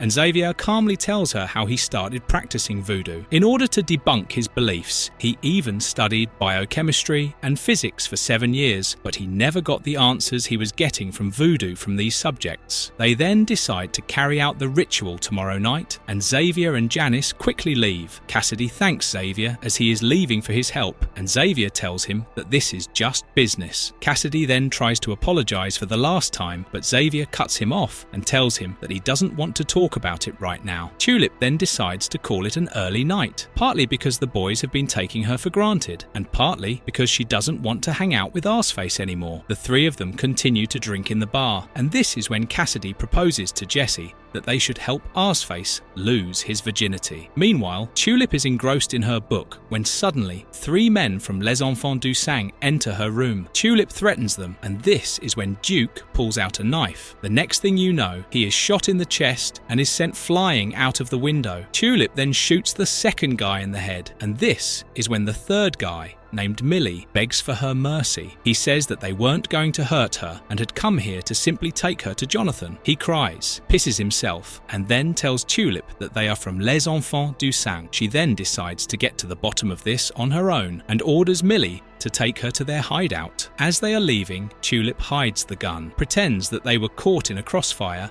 and orders another man in the nearby room to call 911. Millie tells her that they are mainly after Cassidy, and Tulip is furious because Cassidy is always at the bottom of all their troubles. Jesse and Cassidy, meanwhile, have taken Arseface to a brothel and have hooked him up with a woman. Cassidy has put a paper bag on his face and instructs the woman again and again that she shouldn't remove the bag. The two of them then wait outside and giggle like schoolgirls when they hear Arseface having sex. But suddenly, they hear the woman say that Arseface's bag is coming off, and seconds later, her horrified screams echo through the night.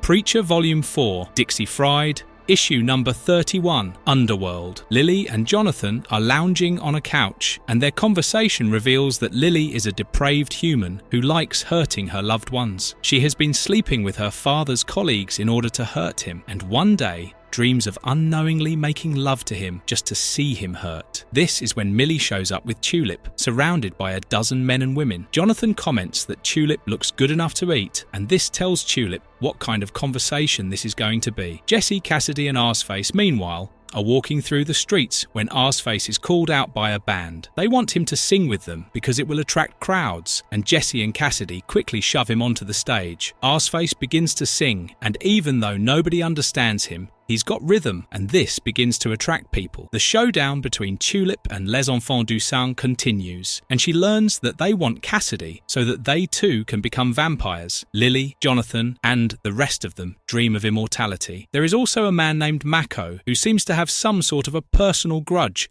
with Cassidy. Tulip realizes that they are simply a bunch of wannabes, but when Lily calls her Cassidy's sow, she has had it. Millie was trying to warn them about the gun all this while, but now it's too late. Tulip pulls out her deagle and begins firing it haphazardly. Jonathan and Lily run for cover, but the others aren't so lucky, and Millie gets shot in the arse during the entire commotion. When Tulip stops shooting, one of them tries to ambush her, but Tulip simply turns around and shoots him in the face. Jonathan then throws a knife at her, and she barely manages to dodge it. Before he can throw a second one, Tulip shoots his hand and blows off one of his fingers. But the man is unfazed, and Lily quickly begins feeding on the blood flowing out of his hand. Tulip warns them to stay away from her and Cassidy, and then leaves their hideout. This is when Jonathan orders Mako to follow Tulip from a safe distance. Jesse and Cassidy, meanwhile, are busy talking about hunting down God when a mysterious man in a cowboy hat approaches them and asks about Arseface. He wants to know if they are his guardians, but Jesse says that Arseface is of legal age and can make his own decisions. Jesse then tells Cassidy about the time when he was lucky enough to watch Bill Hicks live back in the day. The man was unafraid to speak his mind, and the point of Jesse telling Cassidy this story is because that is the day Jesse learned that there are very few men willing to say the truth, and that truth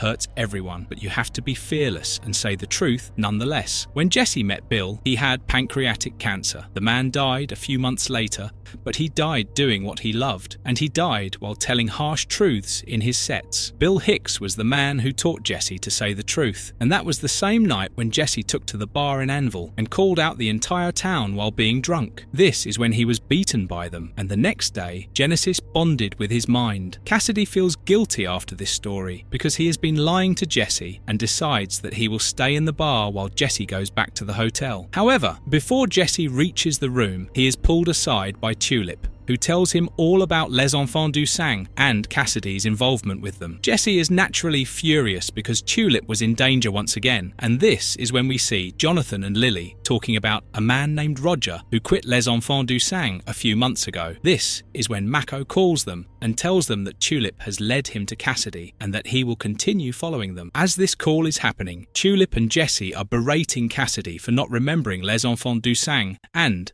that they might attack them because of him. Cassidy apologizes again and again because he thought they weren't that big of a danger. We then see Janice coming out of the washroom in a restaurant that night when she is ambushed by Dee. It turns out that Janice has been giving Dee spells from Xavier's book behind his back, and when Dee sees that she and Xavier are here to meet Cassidy and his friends, she quickly makes herself invisible. Xavier informs Jesse how the ritual will proceed tonight, and this is when Tulip decides to get them drinks, and surprisingly, Cassidy follows her. Instead of apologizing to her, he confesses his love for her once again, and then says that he knows that she loves him too. It's the reason why she hasn't told Jesse anything. Tulip screams that Cassidy is imagining all of this, and that he should stay in his lane. She didn't tell Jesse about it because she knew it would break him when he realized that his best friend was trying to stab him in the back. But maybe she should do that now because Cassidy isn't backing off. All of them head to an abandoned cemetery in the middle of the night, and we see that Mako follows them all the way here. He informs Lily and Jonathan about this, and the Les Enfants du Sang will be here soon. This is when we see Xavier pull away a wooden covering from one of the abandoned wells, and inside is a huge reticulated python that they will be using in the ritual tonight. night. Xavier has named the python Luther and Jesse. Tulip and Cassidy are stunned by this revelation.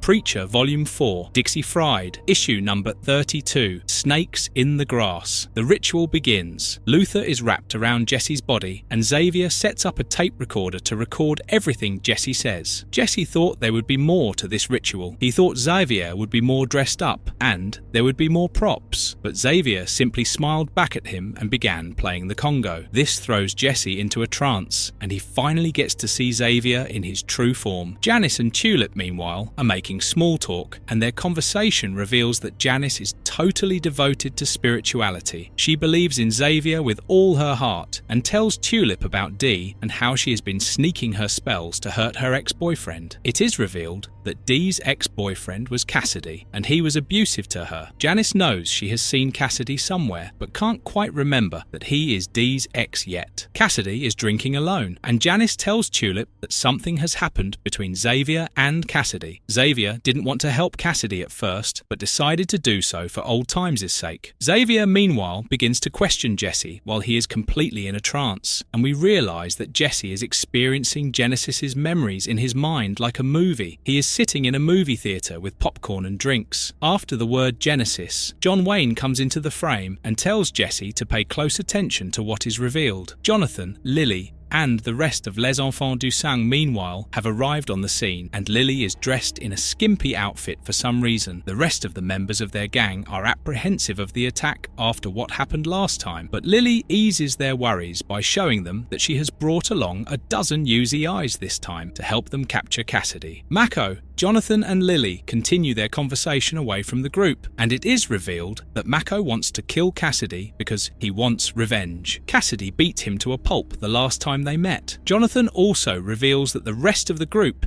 is meant to be fodder so that Tulip can run out of bullets and they can capture Cassidy easily. When Lily questions how exactly he plans on doing that, Jonathan pulls out a huge mysterious weapon draped in cloth from the trunk of his car. Jesse, meanwhile, is shown that he needs to find out who made the Saint of the Killers, so he demands to know this truth before they talk about God. It is revealed to Jesse that the Saint's family was held at gunpoint by a man named McCready, a known killer that the Saint was hunting down as a bounty hunter. His family was killed, and this is what made the Saint go berserk when he was just a man. He began killing people, innocent and killers, and always left a pile of bodies in his wake. He no longer cared about people's innocence, and for that, he was tortured in hell by the devil himself, and the angel of death was horrified by the way in which the saint retaliated. This is when it is revealed that God had orchestrated this entire path for the saint. He had orchestrated the murder of his family, his fall from grace, his torment in hell, and even his killing of the devil himself. He replaced the angel of death with the saint of the killers because the angel was tired and soul-sick, and it was only God who had the power to create him. He had even orchestrated storms to put the gang on the path to his family. This enrages Jesse and makes it all the more certain that God is evil. He begins to scream, and this is when we see Cassidy approach Tulip once again, while Janice is off to get coffee from her car. He once again proposes to her, expresses his love, and tells Tulip that he knows she loves her. This time, however, Tulip doesn't scream. She calmly tells him that the only man she loves and will love for eternity is Jesse Custer, and that Cassidy should stop deluding himself. She never gave Cassidy any hints. In fact, she has hated him from the start, so the only thing that could have led him to this delusion is his constant drinking. Cassidy continues to press her, and this is when Tulip threatens to tell Jesse everything if he continues to do so. This is when Cassidy lashes out and says that he will beat Jesse to a pulp if he tries to get in his way, and this is the moment Tulip realizes what kind of man he is. Cassidy would hurt his friend because he can't have his girlfriend behind his back, and when she says this, Cassidy realizes what he just said and is left speechless. Back in his mind's theatre, Jesse screams at John Wayne to show him how to find God, and this is when he is shown a memory of Genesis, where Deblanc and Fior are talking about Genesis's powers. Fior's analysis has revealed that Genesis is as powerful as God, and might even be more powerful because it doesn't have a conscience, because if it did, it would have restraint. This is when Jesse realizes what needs to be done. He needs to let Genesis take over if he wants to find God. This is when we see Janice pouring Cassidy a cup of coffee, but with him this up close to her. She remembers the photograph of Dee's ex in her house and panics. She screams her friend's name and then begins running towards her boyfriend. Cassidy realizes that Janice knows Dee and chases after her. Both of them don't know, but they will be crossing the path of Les Enfants du Sang. When Cassidy approaches them, Jonathan steps out and confronts him. Cassidy screams that he is going to kill him, but this is when Jonathan pulls out a huge katana and decapitates Cassidy with a single swing. Tulip watches his head fall to the ground as he begs for her help. Preacher, Volume 4, Dixie Fried, Issue number 33, Price of Night. Tulip is confronted by Jonathan and Les Enfants du Sang, and when she notices the guns in their hands, she quickly jumps behind one of the tombstones. Janice runs to Xavier while screaming his name, but this is when Lily pops out of the shadows and shoots her dead. Before Janice dies, however, she reveals about Cassidy and Dee to Xavier, and this is when we see the novice members of Les Enfants du Sang recoiling in horror as Tulip begins to fire at them blindly. Mako orders them to hold their ground, but this is when Jonathan stops him and orders him to fetch Cassidy. Jesse, meanwhile, is still in his trance while Xavier holds a dying Janice in his arms. Tulip runs away into the woods while Mako kicks Cassidy's head again and again to exact his revenge. Jonathan and Lily are puzzled by the ritual and Jesse's trance, and this is when the rest of the members inform them that they have lost Tulip. However, they are mistaken because Tulip shoots one of them in the head the very next second from the cover of the trees. Mako, meanwhile, continues to torture Cassidy's body,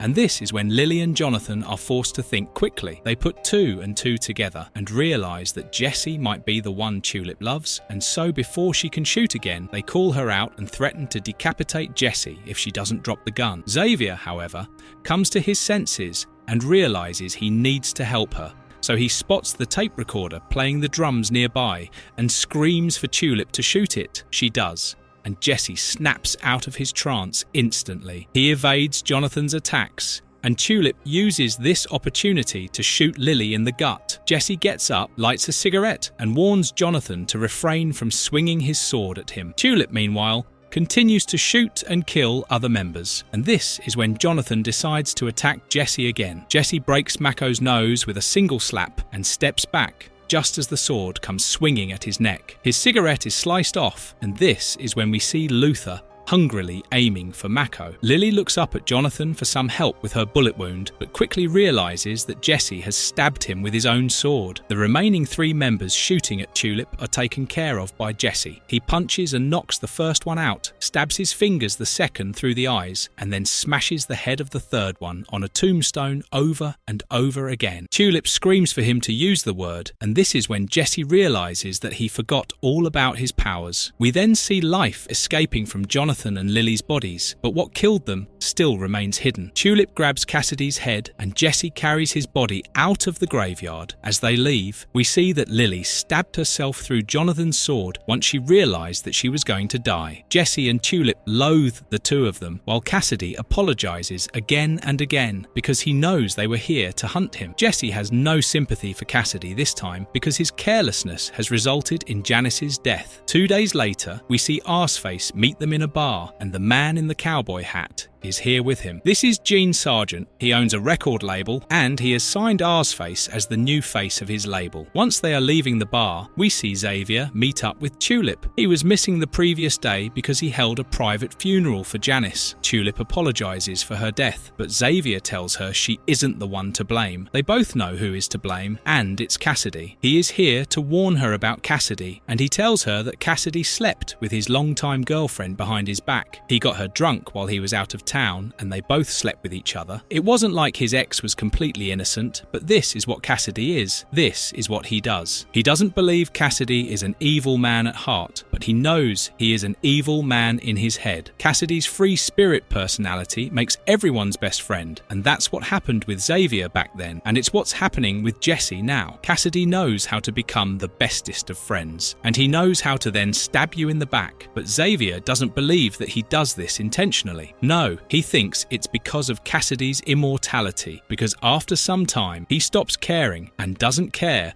who he hurts or what his actions will lead to. This is why Cassidy is careless. This is why he never cared what happened to Les Enfants du Sang, or if they would be waiting in New Orleans for him. This is when we see Cassidy visiting Dee, who is horrified by his presence. She blames him for destroying her life, and blames him for all that has happened to her. He abused her, and he destroyed her ability to survive on her own. This is why she has been doing the voodoo ritual of shooting an empty gun at his photograph for the last month, hoping that his life would be destroyed. Cassidy is broken by this revelation and apologizes to her. He then reveals that Janice is dead, and Dee isn't surprised one bit. She knows this is what happens to people around Cassidy, and she quickly kicks him out of her apartment. Tulip catches up with Jesse in a bar, who is feeling depressed because innocent people keep dying around him while he follows his path of confronting God. He blames himself for Janice's death, but Tulip reminds him that Cassidy is to blame. She then decides to reveal what Cassidy has been doing behind Jesse's back. But before she can speak, Jesse cuts her off and tells her that Cassidy has decided to stay behind and will no longer be accompanying them on their travels. He has decided to stay behind and pretend to be Arseface's uncle to protect the kid. Tulip bites her lip and decides not to tell him about his betrayal now that Cassidy is staying behind. They then part ways from Cassidy and Arseface the next day, and Jesse and him hug for the one last time, it seems. But as they are driving away, Cassidy has a moment of introspection, and just when Tulip is about to relax, Cassidy shows up in the window because he has changed his mind. He will be travelling with them and will see this mission through after all. Tulip winces and hates herself as Jesse happily lets him in the car. This is when we see Xavier carrying out the same ritual back in the cemetery. He has Cassidy's photo stuck to a tombstone and is shooting an empty gun at it over and over again.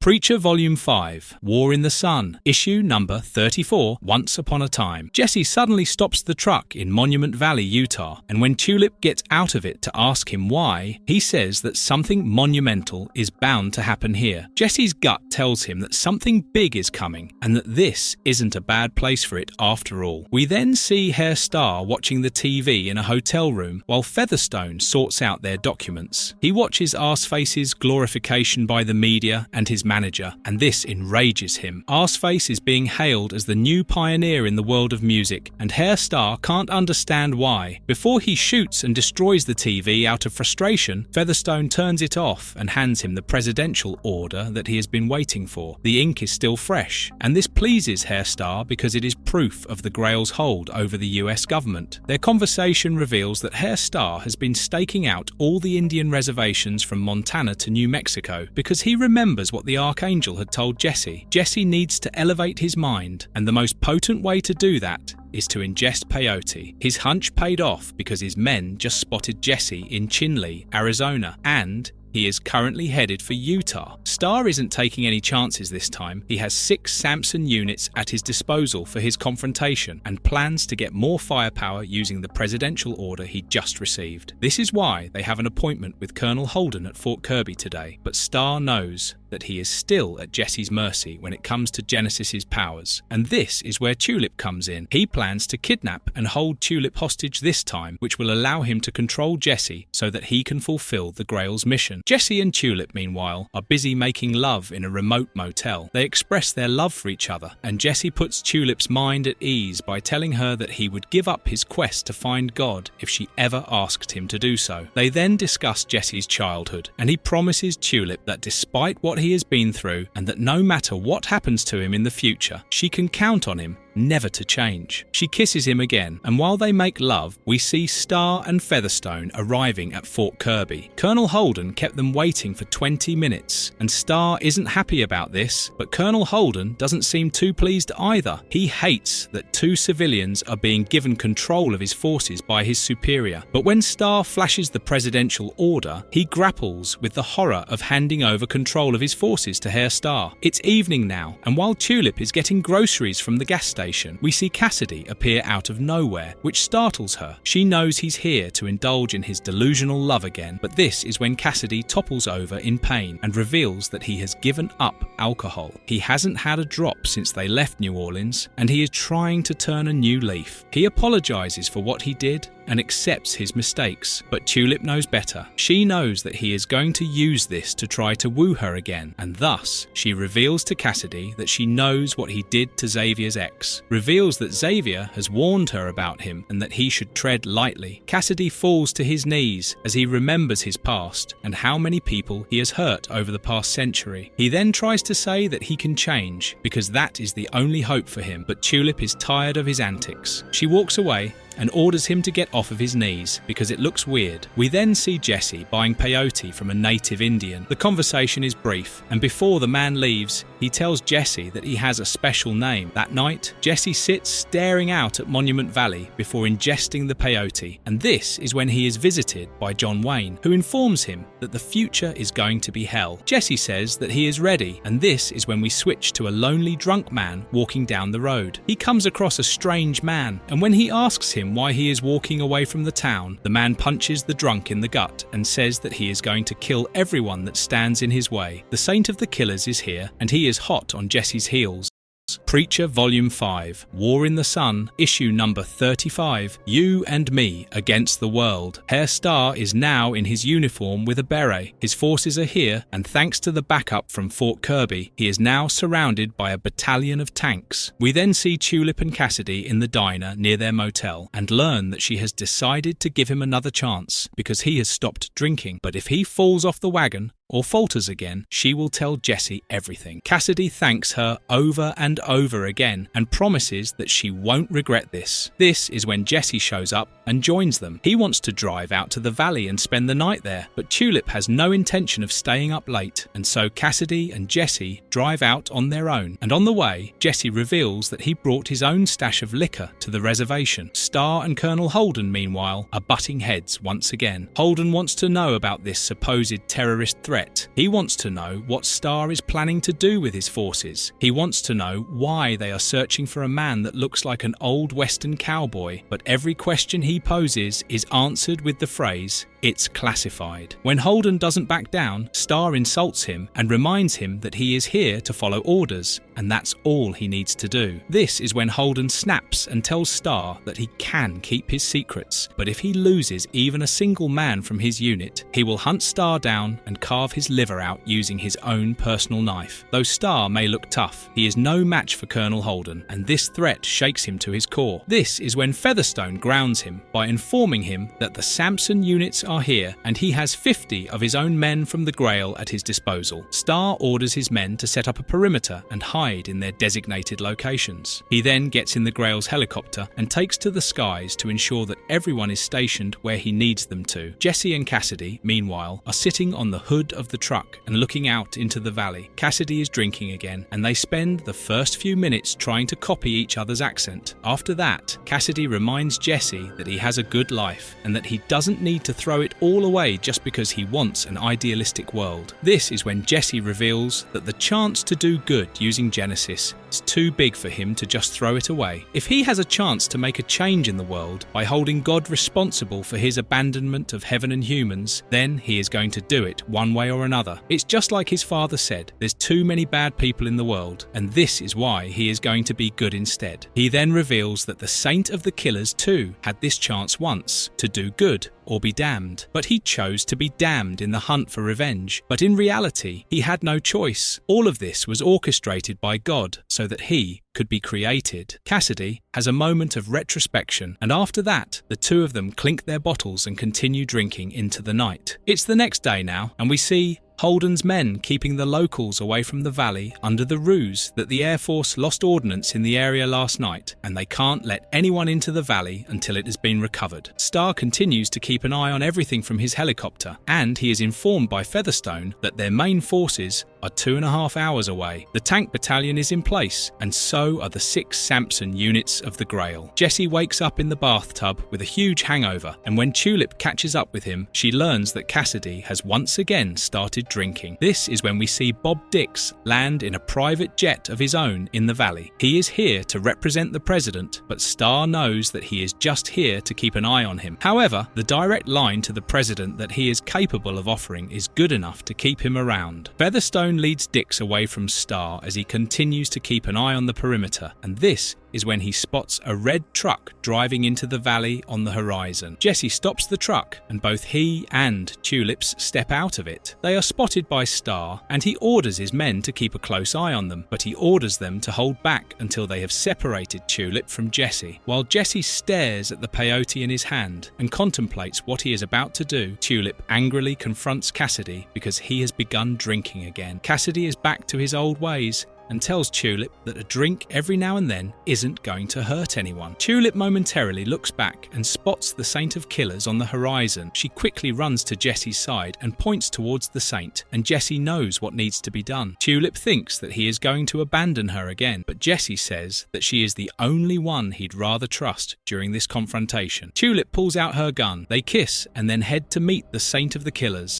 Preacher, Volume 5, War in the Sun, Issue number 36. Come and get it. Tulip and Jesse quietly walk towards the Saint, and when Tulip asks what they're going to do, Jesse says that they're simply going to tell him the truth. Starr, meanwhile, watches everything unfold and realizes that he can't set the tanks on the Saint because that would kill Jesse in the crossfire. He can't deploy his Samson units because the Saint will kill them instantly. This is a tricky situation. Jesse, meanwhile, confronts the Saint, who nonchalantly says that he had half expected Herr Starr to be here in order to ambush them. He then asks Jesse to fulfill his part of the deal, and Jesse reveals to the Saint what he found. He was delayed during his bounty hunting job because God intended to do so. McCready and his men stumbled upon his home where his family resided because God sent a storm to force them to change their route. He reveals that this was all God's doing because he knew what the Saint would become. The Saint lowers his head, once again remembers the decomposing bodies of his family, and tells Jesse that the deal has concluded. He starts walking away, but this is when Jesse tries to stop him because they can't just sit by and let God do whatever he wants. But instead of listening to him, the Saint simply punches Jesse in the face, which sends him flying away and knocks him out instantly. The Saint is headed straight for the tank battalion, and he orders Holden to get ready for some action. And now that the Saint is walking away, he sends in the Samson units to kidnap Jesse and Tulip. The tanks begin rolling, and Holden orders his men to be very careful. They then come across the Saint, and this is what the Saint exactly needed. After what was revealed to him, he is itching for a fight, and upon seeing the approaching tanks, he furiously takes out his revolvers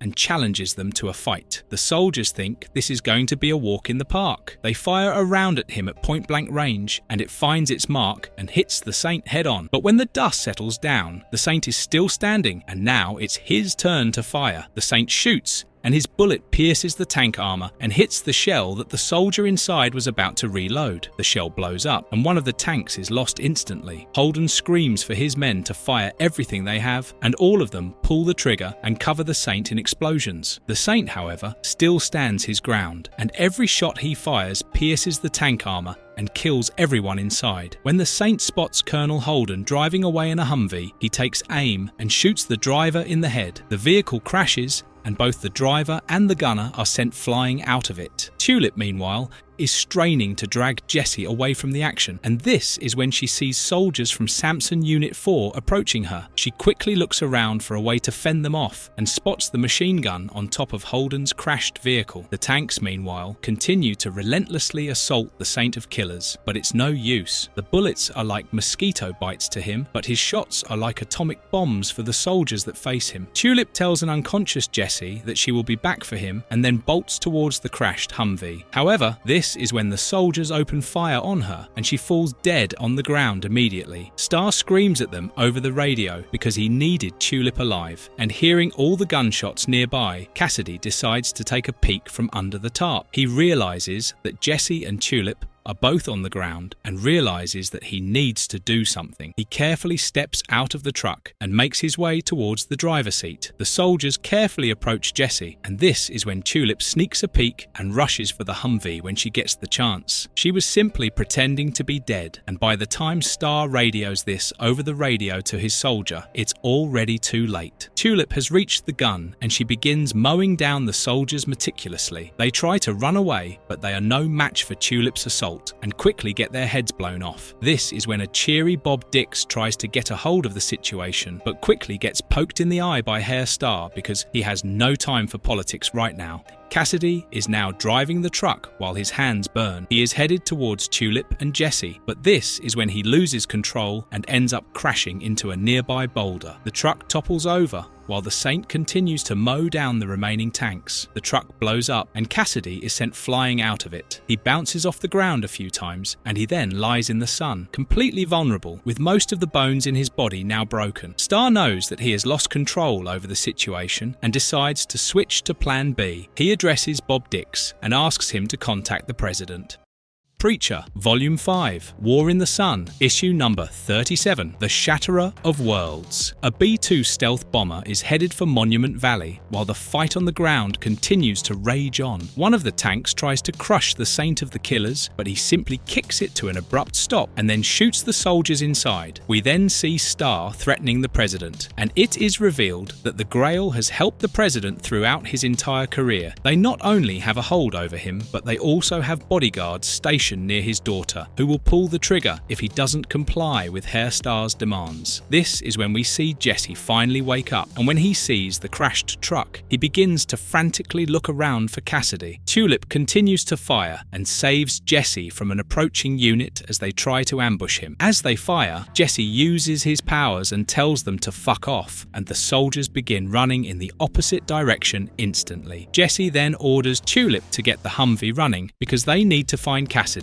before he burns to a crisp. Tulip doesn't want to risk it all for a scum like Cassidy, but she decides to do it for Jesse. Herr Starr then takes a gun from one of his soldiers and kills Bob Dix. He then orders Featherstone to gather all remaining soldiers because he plans to escape the valley in Dix's jet. But this is when the soldiers near him are shot dead by Holden, who is itching for revenge. The Saint continues his brutal assault against the tanks, and this is when Jesse finds Cassidy in a ditch. His legs are broken, and Jesse quickly puts his jacket around most of his body. Tulip then drives in with the Humvee, and Jesse quickly forces Cassidy inside. Tulip tries to warn him that the truck's engine will die soon, but Jesse is clearly too focused on saving Cassidy's life to worry about what Tulip has to say. Holden, meanwhile, knocks Star with his gun and mocks him for having a head that looks like a penis. He then throws him to the ground, but before he can shoot Star, Featherstone shoots and kills him. Holden's gun still fires and Star is shot in the leg. Star reprimands Featherstone for taking her sweet time to rescue him, but this is when Featherstone snaps. She has just killed a man for him, and for once, she would appreciate it if he was nice to her. Star sighs, apologizes to Featherstone, and then thanks her for saving his life. This is when we see the pilots in the B-2 bomber questioning their orders, but their superior tells them to just close their eyes and pull the trigger. The order comes from the president himself, and even though he too is questioning it, they have no choice but to follow through. The man in the seat is sweating, but he closes his eyes and pulls the trigger. This sends an atomic bomb zipping toward Monument Valley. Jesse, Cassidy, and Tulip, meanwhile, commandeer Dix's jet before Star and Featherstone can reach it. Tulip threatens the pilots with her deagle, and they quickly fall in line. Star watches the jet fly off, and this is when he instructs Featherstone how they are going to escape in their helicopters. Featherstone is to commandeer the first one, fly it 30 miles away, then land and switch switch off all systems and then engage the NBC SEALs. Herr Starr will do the same with the second chopper, and both of them will wait 30 minutes before taking off again. This is when Featherstone realizes that Starr has ordered a nuclear strike in the area, and he confesses that in case something happens to him, she is to take his place as the new Allfather of the Grail. He has already left her a disc in his briefcase in San Francisco that will help her take control of the organization. In the jet, Jesse is trying to help Cassidy by giving him some morphine. However, this is when the pilot is forced to veer widely when he sees the bomb approaching. The pilot in charge is horrified by this revelation, and he knows that the only way they will survive is by shutting off their engines. He quickly pulls the yoke and pushes the thrusters to their limit in order to gain enough altitude before he has to shut off the engines. Starr and Featherstone are making their escape in the helicopter, and as the bomb approaches the Saint, Starr gloats and thinks that he has got him this time. The Saint simply grunts as the bomb explodes against his body, and we see that the shockwave and the incline of the plane cause Jesse to fall out of it. Cassidy grabs his hand just in the nick of time, and this is when we see that Featherstone has managed to get far enough to survive the blast. She and the men are on the ground with their choppers sealed up, but this is when she is informed that they heard that Starr's chopper had an engine failure before the radios went dead. Jesse, meanwhile, barely hangs on as Cassidy desperately holds onto his arm while his entire body goes up in flame. Jesse knows that he isn't going to survive this one, but Cassidy simply won't let go, so he does the only thing he can do in this situation. Jesse uses his powers and orders Cassidy to let go, and his best friend is forced to let him fall to his death. Tulip quickly turns around when she is told that someone just fell out of the plane, and this is when we see the Saint emerge from the explosion completely unharmed. He spits on the ground and says, "Not enough gun," as the entire ground around him is ravaged by flames. Tulip heads back and finds a charred Cassidy, who apologizes to her and tells her that Jesse forced him to let go using his powers. But before he did so, he told Cassidy to tell Tulip that he would love her till eternity. Cassidy doesn't tell her this as Tulip breaks down as she tries to accept Jesse's death.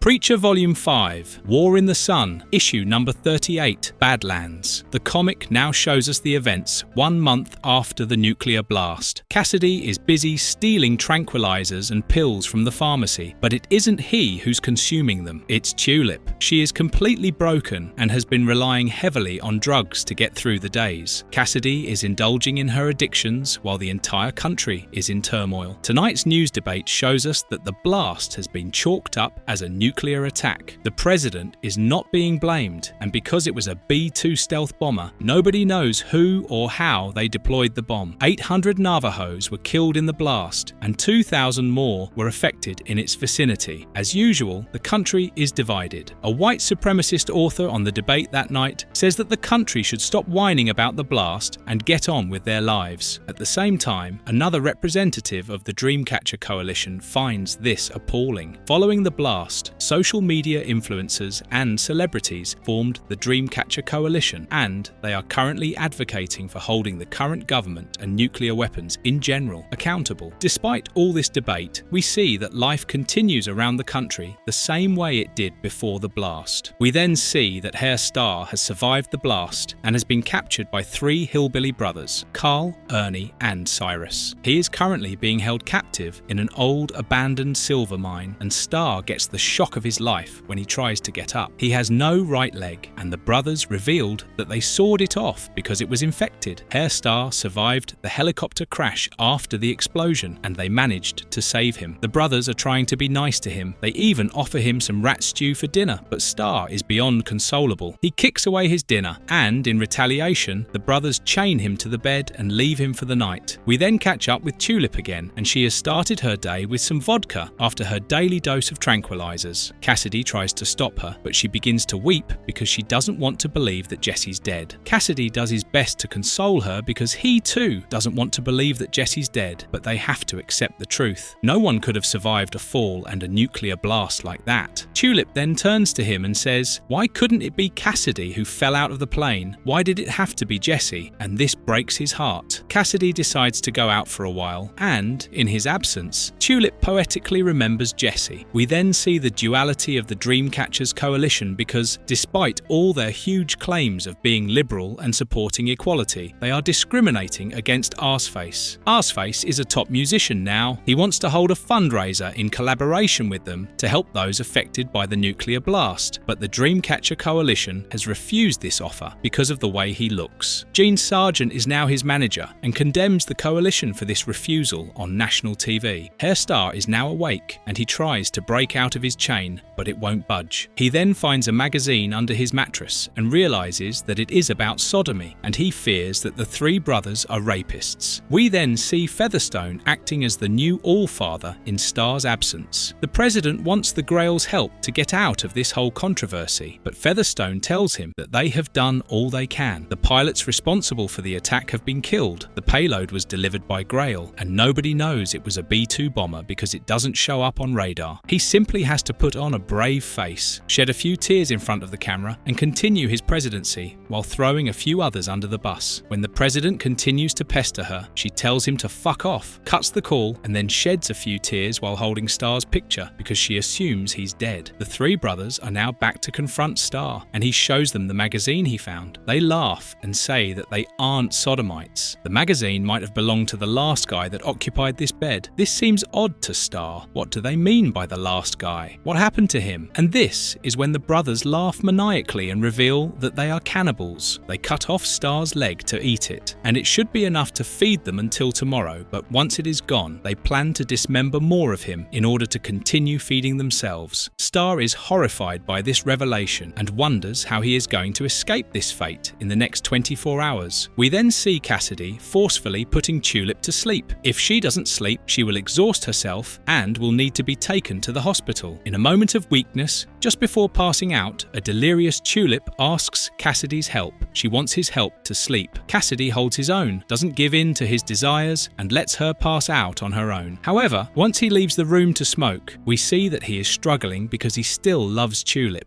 Preacher, Volume 5, War in the Sun, issue number 39, For All Mankind. We now catch up with Jesse. One day after the blast, he has somehow survived and is mumbling the song Streets of Laredo as he aimlessly walks towards an area where someone is actively using dynamite to blow up the ground. Jesse has lost his left eye, but somehow this doesn't seem to affect him. He is knocked away by a blast, and as a mysterious man screams at him to stay away, Jesse passes out. A man jumps around Jesse, throwing a hissy fit for him, having missed the morning sign, as we see that he is using the dynamite to carve the words "fuck you" in the ground. We are back in the present day, where Cassidy struggles to keep away from Tulip each night. She keeps begging for his help before passing out, and he thinks that she is craving his touch. Hairstar is woken up by the brothers when Ernie pokes his head with a fork, and he quickly recoils in horror, thinking that they are ready to eat him. The brothers laugh and reveal that they won't eat him raw. They will instead season his remaining leg while it is still attached to him, and then hack it away the next day. They will then cook it in some red wine sauce and enjoy it for a few days. Star tries to offer them money and tells them he's a powerful man, but the brothers know better. They know that he will run away if they let him go. This is when we see Jesse wake up after a month in the mysterious man's trailer, and the first thing he does is ask for a cigarette. The man tells him that he has been taking care of Jesse for a month now and that he was delirious when he found him. The man introduces himself, and this is Johnny Lee Wombat. We then see that Cyrus, the mentally incapable brother, has found a pistol from the helicopter crash. He offers it to Star, but in exchange he wants Star to wipe his ass. Star refuses to do so, and Cyrus waddles away. We then see Jesse drinking and smoking as he tells Johnny what happened after the blast. He doesn't remember anything after he fell out of the plane, and Johnny thinks that he should be dead. Jesse then asks the story behind the letters carved into the ground, and Johnny tells him the story of how he had always wanted to be an astronaut ever since he heard Neil Armstrong's voice on the radio. He managed to become a clerk in the Air Force and then lied his way to reach NASA. However, soon he was caught and court-martialed and spent the next few decades of his life suffering through a failed marriage and surviving thriving on alcohol. Finally, he decided to carve these letters into the ground so that people who fly into space could always know how he felt. And that's when his pent-up anger was finally let out. This is when on the other side of the desert, Cyrus approaches Star again, and this time, Star decides to go through with the task. But as soon as he gets his hands on the gun, he shoots Cyrus in the head and then shoots his chain to break free. Carl rushes to attack him, but Star shoots him in the head as well. Carl's body falls on top of him, but Star continues to shoot a rushing Ernie until he is finally dead. Star is free, but he is still pinned beneath two huge dead bodies. Johnny and Jesse continue to talk, and Johnny tells Jesse how cathartic carving these letters on the ground was for him. Jesse hears his explanation, and when Johnny asks what keeps Jesse going, he reveals that the girl he loves, Tulip, keeps him going. However, that night we see Cassidy give in to his carnal desires, and he wakes Tulip up in the room that night.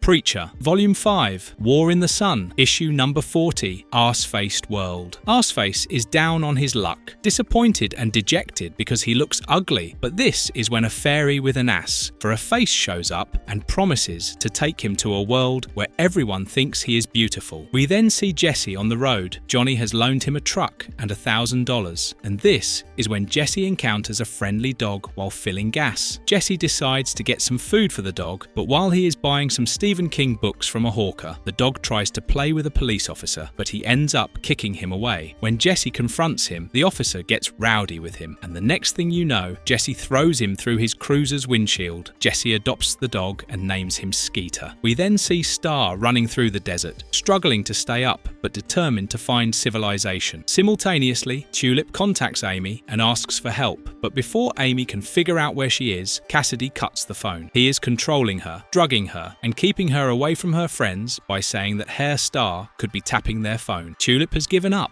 and she allows Cassidy to ravage her body, but she hates looking into his eyes, which is why she forces him to wear sunglasses to bed. Amy becomes suspicious and decides to use her contacts to trace the call. This is when we see that the fairy has taken Arseface to a world where everything resembles an ass. A few hours later, Jesse contacts Amy and she tells him about the cryptic call from Tulip. Jesse tells her that Tulip likely sounded depressed because she thinks he is dead. Amy tells him that she traced the call to Phoenix, and Jesse decides to head there instantly. Tulip is depressed and a husk of her former self, but Cassidy couldn't be happier. He wants to travel the world with her and wants to visit LA, but this is when Tulip asks if Jesse said anything before he forced Cassidy to let go of his hand. Cassidy reminds Tulip that she needs to forget Jesse. In fact, he forces her again and again to forget about Jesse, but when she continues to press him, Cassidy lies and says that Jesse didn't say anything before he fell to his supposed death. Jesse, meanwhile, continues driving through the night, and this is when through the radio he learns that Arseface has now become a rock star. However, controversy still surrounds the boy. One young man tried to shoot himself in the face to become like his icon Arseface, which ended up killing him, and now Arseface is being sued by his family. This enrages Jesse, and he goes on a big rant about political correctness and the fact that the world is full of watchdogs and gatekeepers. But once he is done, he realizes that he is pent up and frustrated and that he needs to get laid. Arseface, meanwhile, continues to live in the world where people look like him, and for once in his life, he is finally happy. This is when we see Hair Star get rescued by Featherstone. She hugs him and weeps, but Star is indifferent. He has been through a lot and now wants to bring on Armageddon more than ever. He asks Featherstone to pay the guy who loaned him food and money for the call while he waits for her in the helicopter. As he is going away, Featherstone sheds a few more tears as she is relieved to have Star back in her life. Jesse is now in Phoenix and is checking out all the regular places he and Tulip used to visit while telling Skeeter how great Tulip and Cassidy are. Cassidy and Tulip, meanwhile, are on a date. Tulip is finally eating and he tells her that she is beautiful, but Tulip is completely indifferent to his words of affection. Jesse finally finds the two of them having dinner at their favourite restaurant, but this is when Cassidy forces a kiss on her, even though she is not in the mood for it. They then leave the restaurant, and we see that Jesse is on the pavement because his entire world has been turned upside down. Arseface, meanwhile, continues to enjoy his time in his perfect world. Everybody loves him, and even his dad shows up to tell him that he is proud of his son and that he is perfect. Arseface begins to cry upon hearing this and realizes that he is now in space. He then turns around to see that the entire Earth looks like him as the planet wishes him goodnight. It's clear that this is either a dream or a drug-induced hallucination, but which one it is still a mystery.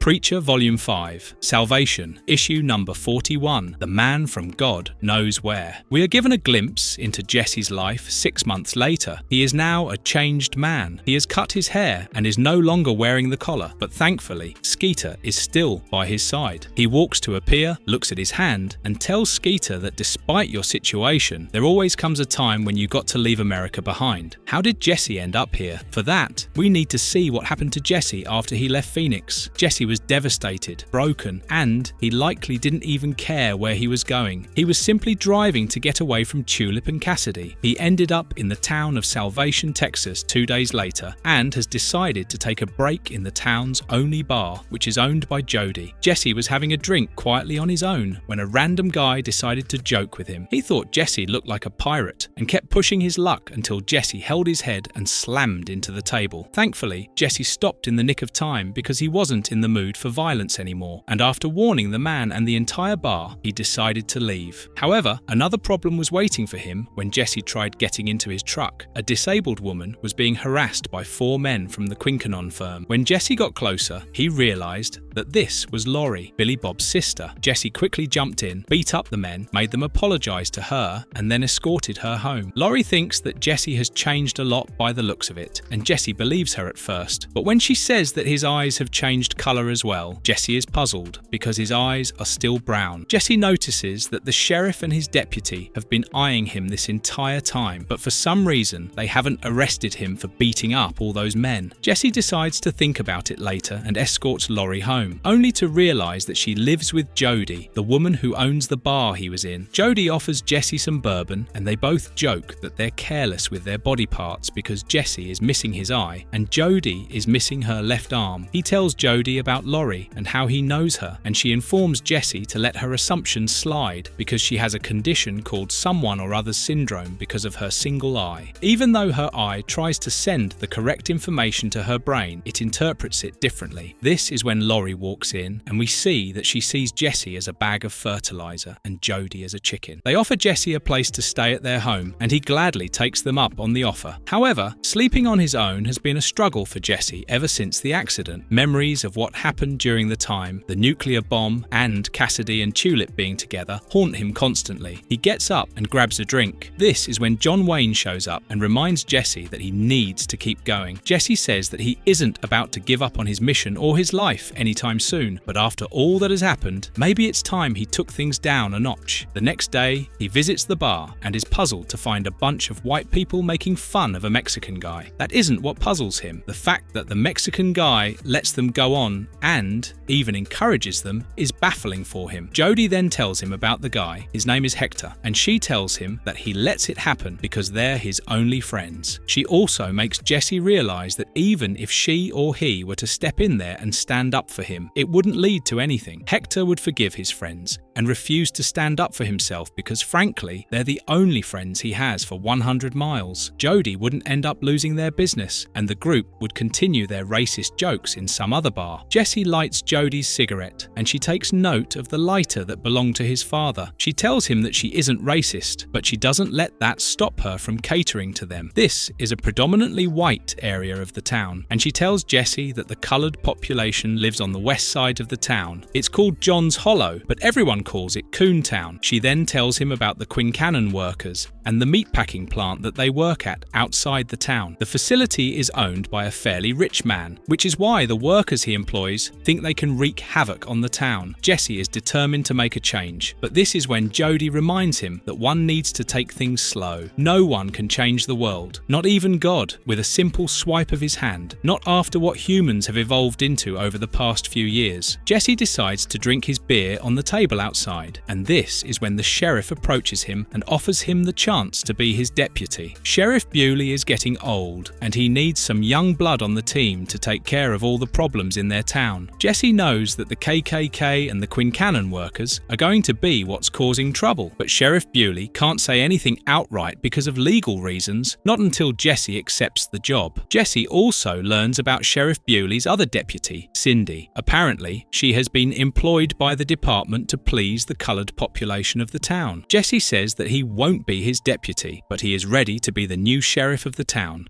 Preacher, Volume 5, Salvation, Issue number 42, The Meat Man Cometh. We are now given a glimpse into the meat plant outside the city. It's a horrific place where cattle are slaughtered haphazardly, and the man who owns it is Odin Quincannon and revels in sodomy. The next day, we see Sheriff Bewley handing over his badge and duties to Jesse. Jesse is now the new town sheriff, and he is surprised that there hasn't been an election to make this official. Bewley tells him that the town will have an election eventually, but that he needs to focus on his duty for now. It seems that Bewley is too eager to give up his duties and escape the state borders, and for once, Jesse can't blame him. The townspeople are awfully quick to accept him as the new town sheriff, and Jody too is impressed by Jesse's rise in popularity. Jesse then goes to the sheriff's office and quickly shakes things up upon learning that Cindy is forced to do the paperwork. He orders her to employ a secretary so that she can focus on her job, and this is when we see Quincannon arriving at the sheriff's office. He barges his way in, talks about himself in the third person, and orders that now that Jesse is the new sheriff, he should understand how things work here. He orders Jesse to look the other way when his men create a ruckus in town because they pour a lot of money into the town's economy, and in exchange, he will make sure that Jesse is compensated for his trouble, just like Sheriff Bewley. Naturally, Jesse throws Quincannon out of the office window and then beats up his men when they try to retaliate. His bodyguard tries to shoot Jesse, but he forgets to turn off the safety, and this gets him kicked in the nuts and then shoved through the car window. This is when Miss Oatlash, Quincannon's lawyer, shows up and threatens Jesse, but Quincannon's ego has been hurt, and he screams that he is going to deal with this in his own way. He gets up and leaves, and Jesse simply says that he hates people who talk about themselves in the third person. He then has lunch at Jody's bar, and she tells him that he is quickly becoming famous after what he did to Quincannon. She questions Jesse why he has become the new sheriff, and he confesses that he is simply trying to figure out how he can get back on his true mission after being betrayed and beaten up. Jody reminds him that he doesn't need to change the world in a single day, and this is when Jesse remembers why he is taking things down a notch. We then see Cindy and Jesse target practicing in the woods as she tells him about the town and Bewley. Bewley, though corrupt, was ultimately a decent man who did his best to take care of the town's problems, except for those that concerned Quincannon's men. Even so, Cindy tells Jesse that Bewley himself was a racist, just like most of the town. Jesse then starts practicing as Cindy tells him that she got stuck in town because her mother broke her back the day she was supposed to enlist in the army and see the world. She then learns that Jesse is a great shot once he is done because he has hit his mark with every bullet. We then see Quincannon talking with Miss Oatlash, and he is furious. He knows that Bewley took the easy way out after having exploited Quincannon for years, which is why he is going to pay now. Quincannon calls his men and orders them to find Bewley. Jesse, meanwhile, moves out of Jody's home and into the sheriff's office, and as he is leaving, he talks to Laurie about Jody because he suspects that there is more to her than meets the eye. Laurie tells him that Jody was found in the swamp outside the town decades ago. Gators had chomped down on her arm, and when she woke up, she kept screaming her name Jody over and over again. Eventually, she calmed down after a few days and then decided to settle down in Salvation. She tells Jesse that Jody doesn't remember her past and that she is a softie, even though she pretends to have a tough exterior. We then see that Bewley gets stopped by an officer on the state border, and once the officer sees his ID, he instantly shoots and kills the former sheriff. We then see him call up Quincannon and tell him that the job is done. That night, Jody talks to Jesse as usual, but for some reason, he is awfully quiet tonight. He doesn't say a word, and when Jody turns around and looks at him, she finds him staring at her with concern. Jesse then gets up, gets close to her and says, "Mum." Preacher Volume 5, Salvation, Issue number 43, Christina's World. This is when we see what happened back then, when Jody took Christina down to the swamp to kill her. Jody was big and strong, but he was too slow. John had told this to Christina, and when the time was right, she took her chance and kicked Jody in the nuts. Jody still pulled the trigger, and the bullet grazed the side of her head. She fell back into the water, and Jody fired into it again and again to make sure that she was dead. but he couldn't be sure because she was gone and there was just blood in the water. In the present day, with a huge scar on the side of her head, Christina hugs Jesse and weeps because now she finally remembers who she is and what Jesse means to her. Jesse reveals that he figured out that she was his mother through what Laurie told him and through her demeanor. Jesse and Christina are now back at her house. They share some bourbon and talk about the past. Christina recalls that she woke up hours later, bleeding from her head and unable to remember what had happened or where she was. She was distraught and disheartened, wading through the swamp when she was suddenly attacked by an alligator that chomped down on her arm. She was lucky because there were 3 hunters nearby, one of whom was a Vietnam veteran who served as a medic in the war. They killed the alligator, rescued her, and gave her first aid to ensure she didn't bleed to death. But Christina was passing out. She had lost a lot of blood, so when they tried to get her to stay awake, she was reminded of Jody shooting her, and she began screaming his name over and over again. That's how she got her new name. And Christina tells Jesse in the present day that after that, she didn't speak for the next 10 years. She spent a decade in a care facility and was eventually let out once she had rebuilt herself. She was escorted to a bus station so she could travel wherever she wanted, and that's when she found Laurie at the bus station and got the first piece of her memory back. In her heart, she knew that Laurie was a part of her past, but she didn't know how. She was reminded of Billy Bob and Jesse at that moment, yet she wasn't sure who they were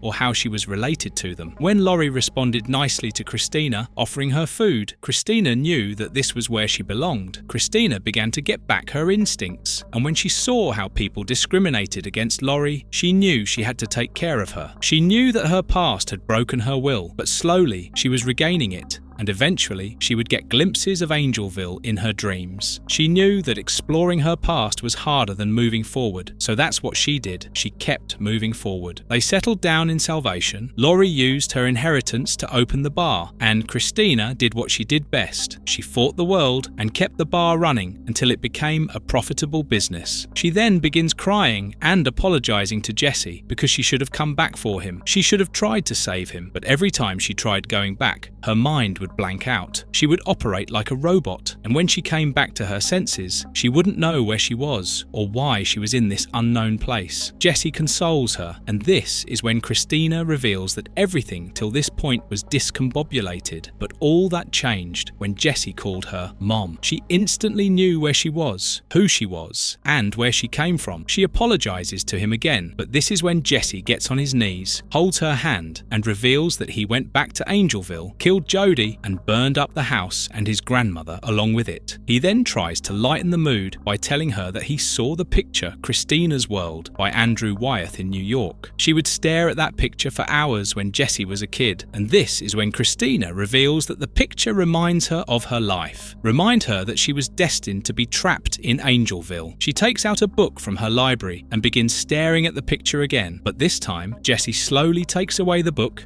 and closes it. They've talked all night, and it's morning now. When Laurie wakes up, Christina holds her and tells her the truth, that she is Christina and that Jesse is her son. This is when we see Oatlash informing Quincannon that Jesse is supposed to be dead, at least according to the official records. Quincannon, of course, doesn't believe that the information is accurate and continues talking about himself in the third person. He tries to poke holes in Oatlash's source, but she verifies her source by revealing that it's someone she completely trusts because she and he used to indulge in depraved sex acts when they were in college together. Quincannon calms down and looks at the bright side of this discovery. If Jesse is officially dead, it means that no one would miss him when he takes him down. Christina and Jesse, meanwhile, are in a better mood now. They are sitting outside her bar, and this is when Gunther greets them. Laurie has told him that Christina has remembered her past, and he greets the two of them. Christina hits on him, and this is when Jesse is flustered to see his mom in this light. Christina chuckles and jokes that she'll make sure not to be this casual around her son. That night, when Gunther walks out of the bar, he borrows Jesse's lighter to light his cigar. He reveals that he lives on the west side of the town, is German, and jokes that he came here during the war to spy on them for the Nazis. Gunther walks off chuckling, but something about him makes Jesse's gut tremble.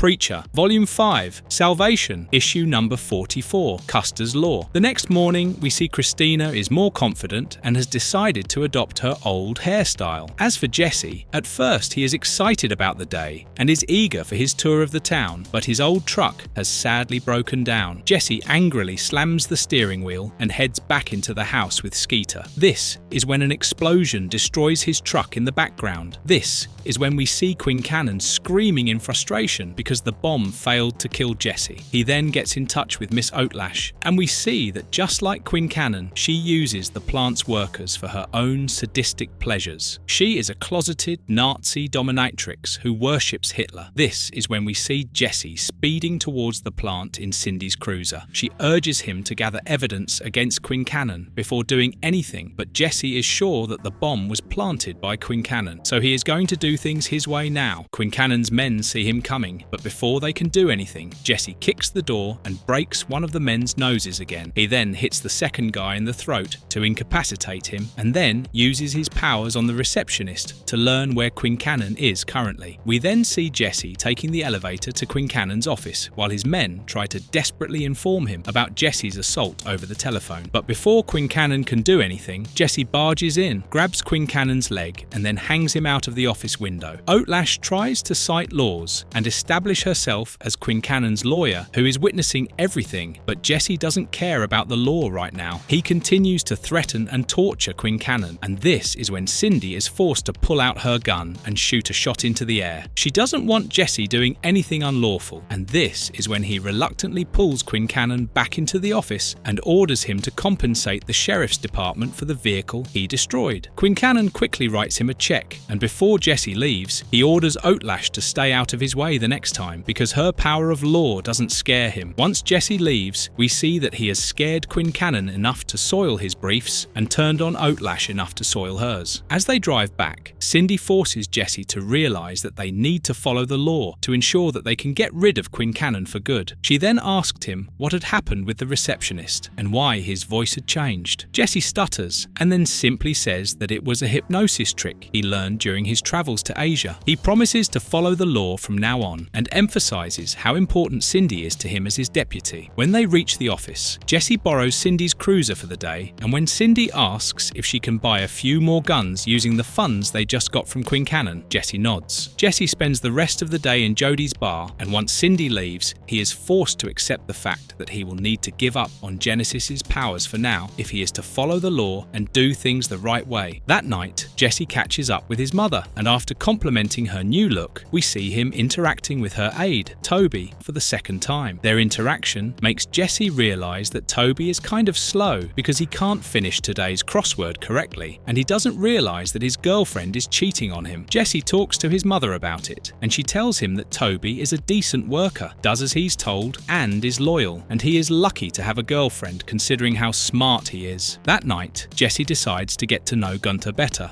and their conversation reveals that his real name is Gunther Wilhelm Hahn, and he was born in Leipzig. He took up the fake name Mark van der Poel when entering the United States, and he originally joined the army because his older brother had joined it, and in Gunther's eyes, he was a hero. However, upon joining the forces, he quickly realized that the government didn't care for the soldiers because his brother died in a Messerschmitt 109, and that aircraft purposely had an auxiliary fuel tank under the pilot's seat to save money. Gunther knew that his brother likely suffered for a long time before the flames eventually snuffed the life out of him, and this enraged him. The government, the ones in charge, didn't care for the soldiers or their lives. They only cared about their goals and achieving them at any cost. This is why Gunther enlisted in the intelligence department and eventually convinced his superiors to let him become a spy on the Americans. In reality, by then, Gunther knew that the Germans were going to lose, and he was only doing all of this to ensure a better future. And so he arrived as Mark van der Poel in America, and instead of meeting his contact, he simply vanished and traveled through old Texas until eventually settling down in Salvation. He knew the American dream was a lie, but it was a beautiful lie to him nonetheless, a lie that he could live live by for the rest of his life. He is confessing all of this to Jesse because he knows the kind of man Jesse is, especially after he beat up Quincannon and his men. Jesse says that he doesn't care about his illegal entry into the States. He is going to use the law to only do good and not use it to carelessly prosecute people who don't follow it. We then see Quincannon planning his next step in his office while Oatlash watches over him. Quincannon is furious. He is a racist and he is mortified that Cindy was the one to save his life. He knows someone who knows how to take care of coloured people, and Quincannon reaches for the phone on his desk with an eerie smile. Preacher, Volume 5, Salvation, Issue number 45, Southern Cross. It has now been a few weeks with Jesse in charge of the town, and every time Quincannon's men visit it on the weekend to create a ruckus, Jesse beats them up and locks them in the cellar under the sheriff's office. Today's no different, and, as usual, Oatlash is here to bail them out. We learn that Quincannon has the judge in his pocket, which is why Jesse makes sure that the men have enough injuries to make them incapable of working for at least a few weeks. It's the only way he can hurt Quincannon. But when Jesse gets cocky, Oatlash reminds him that his appointment as the town sheriff still isn't official because there hasn't been an election. But Jesse knows that doesn't matter to Quincannon because he has taken this fight personally. Oatlash keeps staring at Jesse hungrily while he completes the paperwork, and she even dares to ask him under her breath whether he likes Italian food. When Jesse realizes what she is insinuating, Oatlash backs off and quickly leaves. We then see Jesse with his mother and learn that he has bought a new truck, has paid off Johnny Lee for all his troubles after the nuclear explosion. And this is when Christina says that Jesse is just like his father, living in a western and taking on everyone he doesn't agree with head on. But when she sees how good he is with engines, she is reminded that Jody was the one who taught him how to work with engines, how to shoot, and work with horses. Jesse reassures her that this is why he made sure to choke the life out of Jody in Angelville. Quincannon's men, meanwhile, are threatening to go back to Houston if he doesn't take care of Jesse soon. He reassures them that he has handled the situation and that by next week they won't have to worry about the new sheriff. He then angrily walks away into the barn where they keep meat, and it is hinted that Quincannon likes to sodomize cattle carcasses. That afternoon, Jesse settles a domestic dispute where a man named Buck stole lumber from his neighbour named Walter. After verifying that Buck did indeed commit the crime, Jesse solves the dispute unofficially by letting Walter punch Buck in the face. He also orders Buck to pay Walter for the stolen lumber and then knocks him out himself. We then see a conversation between Quincannon and Oatlash, and we learn that Quincannon has recruited the KKK to take down Jesse. He has been a member of the clan since 1941, and to his surprise, Oatlash disapproves of his association with them despite worshipping Hitler herself. We then see that Jesse has summoned the entire town to the bar tonight, including the residents of John's Hollow. He knows the fight between the town and Quincannon is about to heat up, which is why he wants their approval to continue what he is doing. If they plan to go back to their old ways and let men like Quincannon slap them around, then there's no point in Jesse fighting for them. The people are hesitant at first, and many begin to question why the coloured population of the town is in the same room as them. This is when Gunther speaks up and makes them realise that it's time they acted like a community to take down a problem that concerns all of them. The townspeople eventually come together and give Jesse the approval, and Jesse thanks Gunther for his help over a few drinks. Gunther says Jesse's a hero, but Jesse doesn't feel like a hero anymore. He then goes to the sheriff's office and continues drinking, and is once again reminded of what had happened to him and his friends the last time he tried to be a hero. This is when Cindy drives up to the office to check up on Jesse, and we see Quincannon spying on her and Jesse in a nearby car. Cindy finds Jesse passed out in the chair. She wakes him up and gets awfully close to his lips, but then is quickly distracted by a sudden bright light outside the office. When she peeks out, she sees a huge burning wooden cross. Jesse, however, is unfazed by this. He walks out and douses the fire with his own piss. He then heads back inside, and both he and Cindy know that they will now have to deal with the clan. In the car, we see that the men from the clan have accepted Quincannon's offer and have decided to kill Jesse. Preacher, Volume 5, Salvation, Issue number 46, White Mischief. Jesse and Cindy play baseball as Jesse apologizes for his drunken state last night, but Cindy's response implies that she's into him. Jesse then reveals what he plans to do now that the clan's involved and tells Cindy that the rifle she wanted is on its way. This is when Outlash pushes past Odin Quincannon's men to confront him, but when she finds him sodomizing carcasses in the plant, she quickly walks out and pukes. Odin returns shortly after, completely unaware that Outlash caught him in his depraved acts. Odin walks to his car while covered in blood as Outlash tells him that she won't be able to legally defend him if he gets the clan involved. Odin scoffs at her and says that the clan is getting involved whether she likes it or not. But this is when she threatens to resign, and Odin, in turn, blackmails her because he knows that she won't get to work such a high-level job somewhere else, while also getting a steady supply of men for her late-night carnal acts. She then begins wondering how she can get out of this situation, and this is when we catch up with Cindy and Jesse. Cindy is over the moon now that her rifle is here, and this is when they get a fax from an anonymous source. The fax gives them a tip that the clan will be convening at the Bone Tree tonight. And this is when Cindy tells Jesse about the local legend. The Bone Tree has been worshipped by the clan and the white supremacists since 1959 because it was struck by lightning when they hung 3 African Americans from it. They saw this as God's approval of their deeds, and they have worshipped it ever since. Cindy and Jesse decide to visit the tree and spend the rest of their time before the battle at his mother's bar.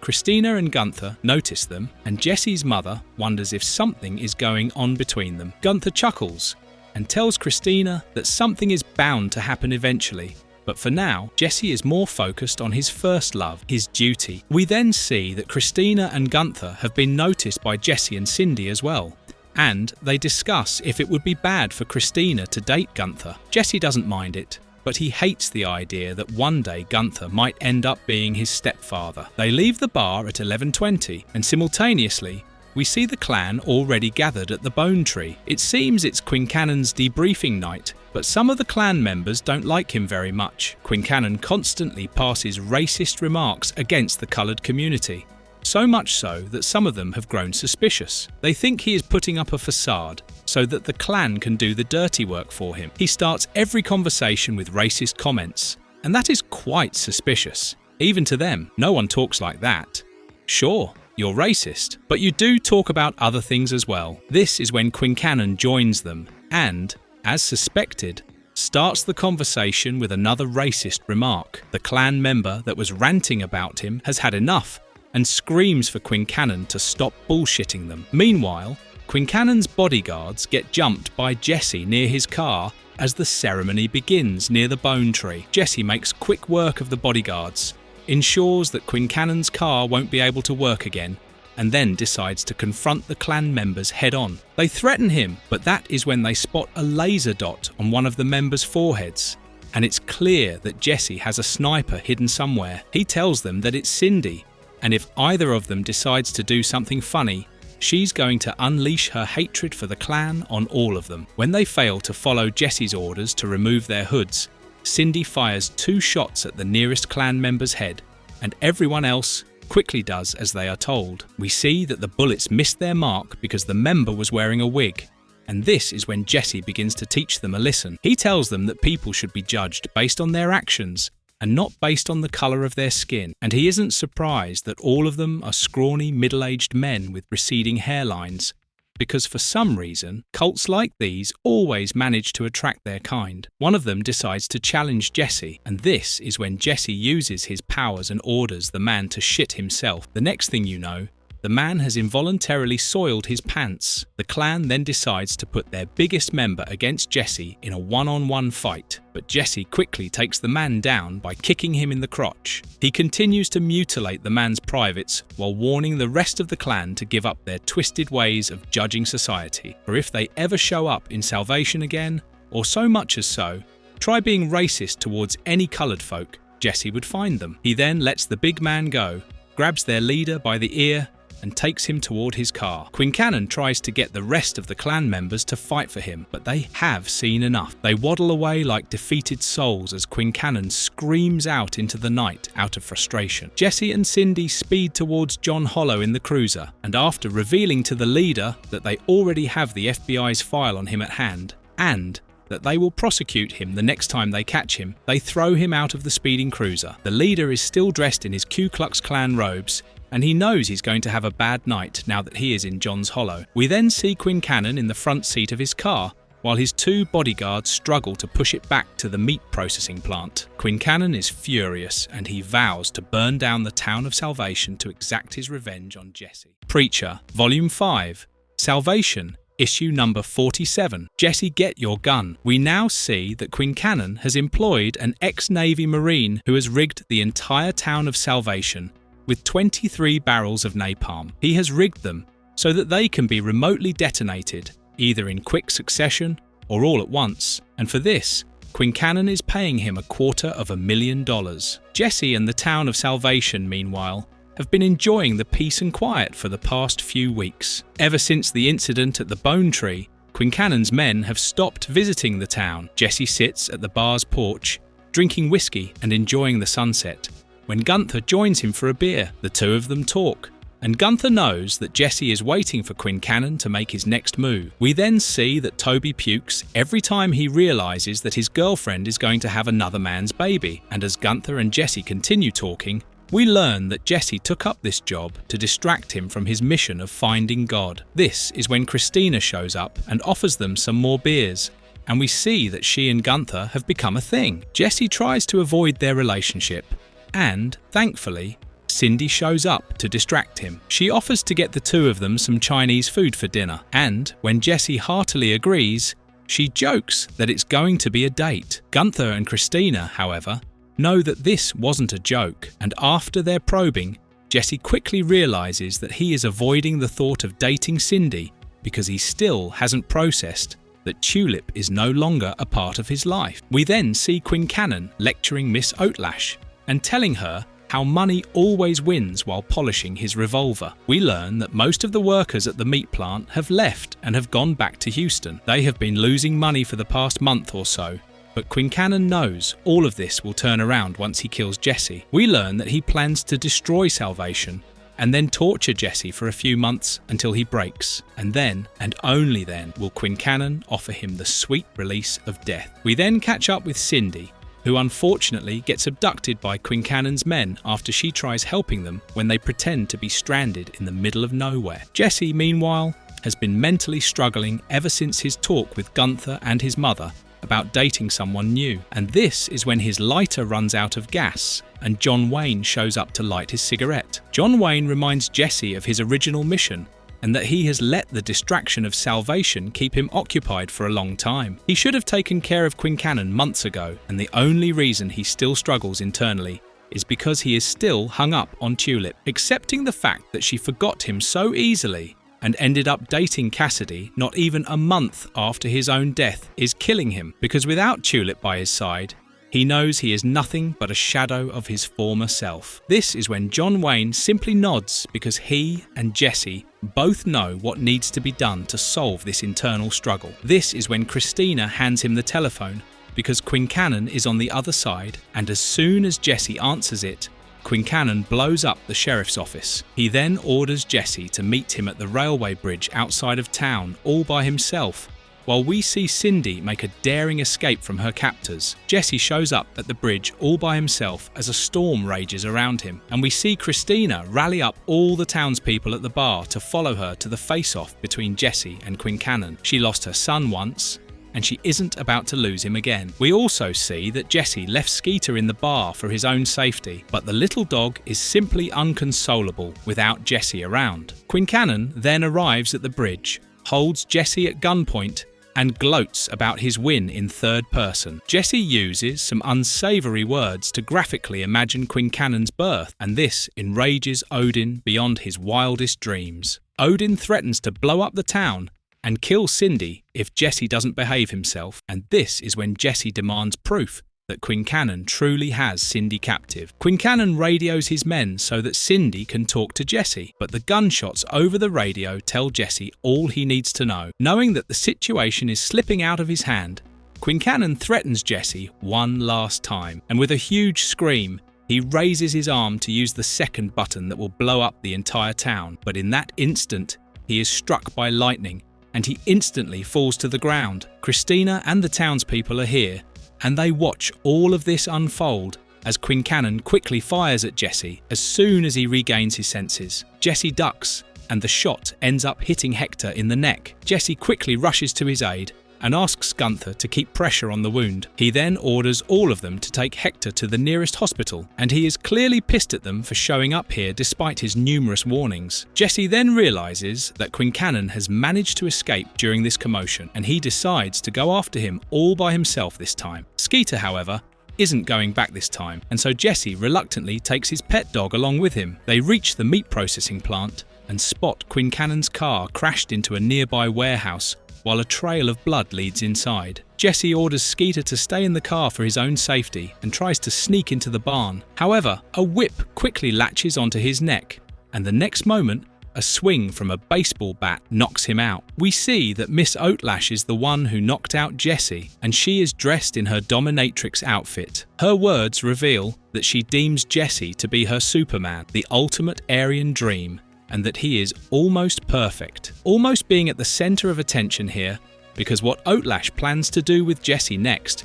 is going to make him truly perfect. Preacher, Volume 5, Salvation, Issue number 48, Good Night and God Bless. Jesse wakes up and finds himself tied to a bed while dressed in a Nazi uniform. His hair has also been cut, and when he begins to struggle, he hears Oatlash from the bathroom, telling him to wait for her because she isn't done dressing yet. This is when Skeeter sneaks in through the window, bites off the rope on Jesse's right hand, and then leaves before Oatlash opens the door. She then appears, claiming that Jesse is her Führer, and that they are going to make love until they pass out. Jesse, however, has other plans. He frees his right arm, subdues Oatlash, and then ties her to a bedpost and leaves. However, when Skeeter and him walk out of Oatlash's barn, Cindy is already there waiting for him. We see that she has managed to kill one of the bodyguards, but the other one is too broken to fight her or Jesse anymore. She questions Jesse about the uniform, but Jesse tells her that it's a long story. He then decides to follow the trail of blood into Quincannon's barn, but he is warned by the bodyguard that there is something unholy inside of it. Quincannon never allowed anyone else inside, and everyone was scared because they always heard monstrous sounds coming out of it. Heeding the warning, Jesse leaves Skeeter with Cindy and enters the barn all by himself. When he finds Quincannon, his eyes widen with horror because Jesse now learns that Quincannon likes to sodomize meat to satisfy himself. Not just any meat, he has created a huge female replica for his perverted desires out of chicken, cattle, and swine carcasses. Quincannon is on the verge of death, but he continues to sodomize his ghastly creation in his last moments. Jesse hates killing Quincannon at this moment because it will be mercy, but he has no other choice but to pull the trigger, and so he does. A few hours later, it's morning. Jesse and Cindy have gathered all the napalm from Salvation and have rigged it to Quincannon's meat processing plant instead. After acknowledging that Jesse's promise has been fulfilled, Cindy triggers the explosives, and Jesse smokes a cigarette as they both watch the plant burn down. We then see Jesse visiting Gunther in the middle of the night, and the old man is startled to find him there, but Jesse has a good reason to visit him because he found an old German book in Oatlash's library. His intention was to find some information about Gunther's older brother, but what he found was far more dastardly. Gunther isn't Gunther because the man he is pretending to be also died in the war. He instead is a liar who concocted this story and stole a German pilot's identity so that he could live a new life in America. The fake Gunther tries to protest, but Jesse uses his powers, and he reveals that his real name is Siegfried Vechtel. Their subsequent conversation reveals that Siegfried was part of a police battalion. Police battalions were squads that were sent into towns by the Germans once they had been captured. These squads were responsible for most of the genocides, and Siegfried had a lot of blood on his hands. He tries to plead his case, and tells Jesse that life in America is his second chance at life and that he meant it when he was talking about community and the American dream. However, Jesse doesn't believe in second chances. Not for people like Siegfried. He hands him a noose and then walks out of the house while telling Siegfried to go to hell. Jesse knows that he doesn't need to use his powers because Siegfried knows what needs to be done. The next day, we see Jesse rummaging through his burnt belongings until he finds something precious in one of his pants pockets. Laurie stands beside him and innocently confesses that she is going to miss Jesse a lot, and Jesse reciprocates her feelings. That night, he looks over the people of Salvation one last time before his departure, and this is when Christina walks with him outside and tells her son to take things slow and one step at a time. There are only a handful of things one can change during one's lifetime, and she uses the townspeople as an example. Though free of Quincannon's torment, they have gone back to their old racist ways because despite Hector being shot, he is still being discriminated against for being a Mexican. Their conversation also reveals that Gunther's suicide took a toll on Christina, but she now knows better and is somehow hanging in there. She hugs Jesse and then hands him the only thing she has from his father,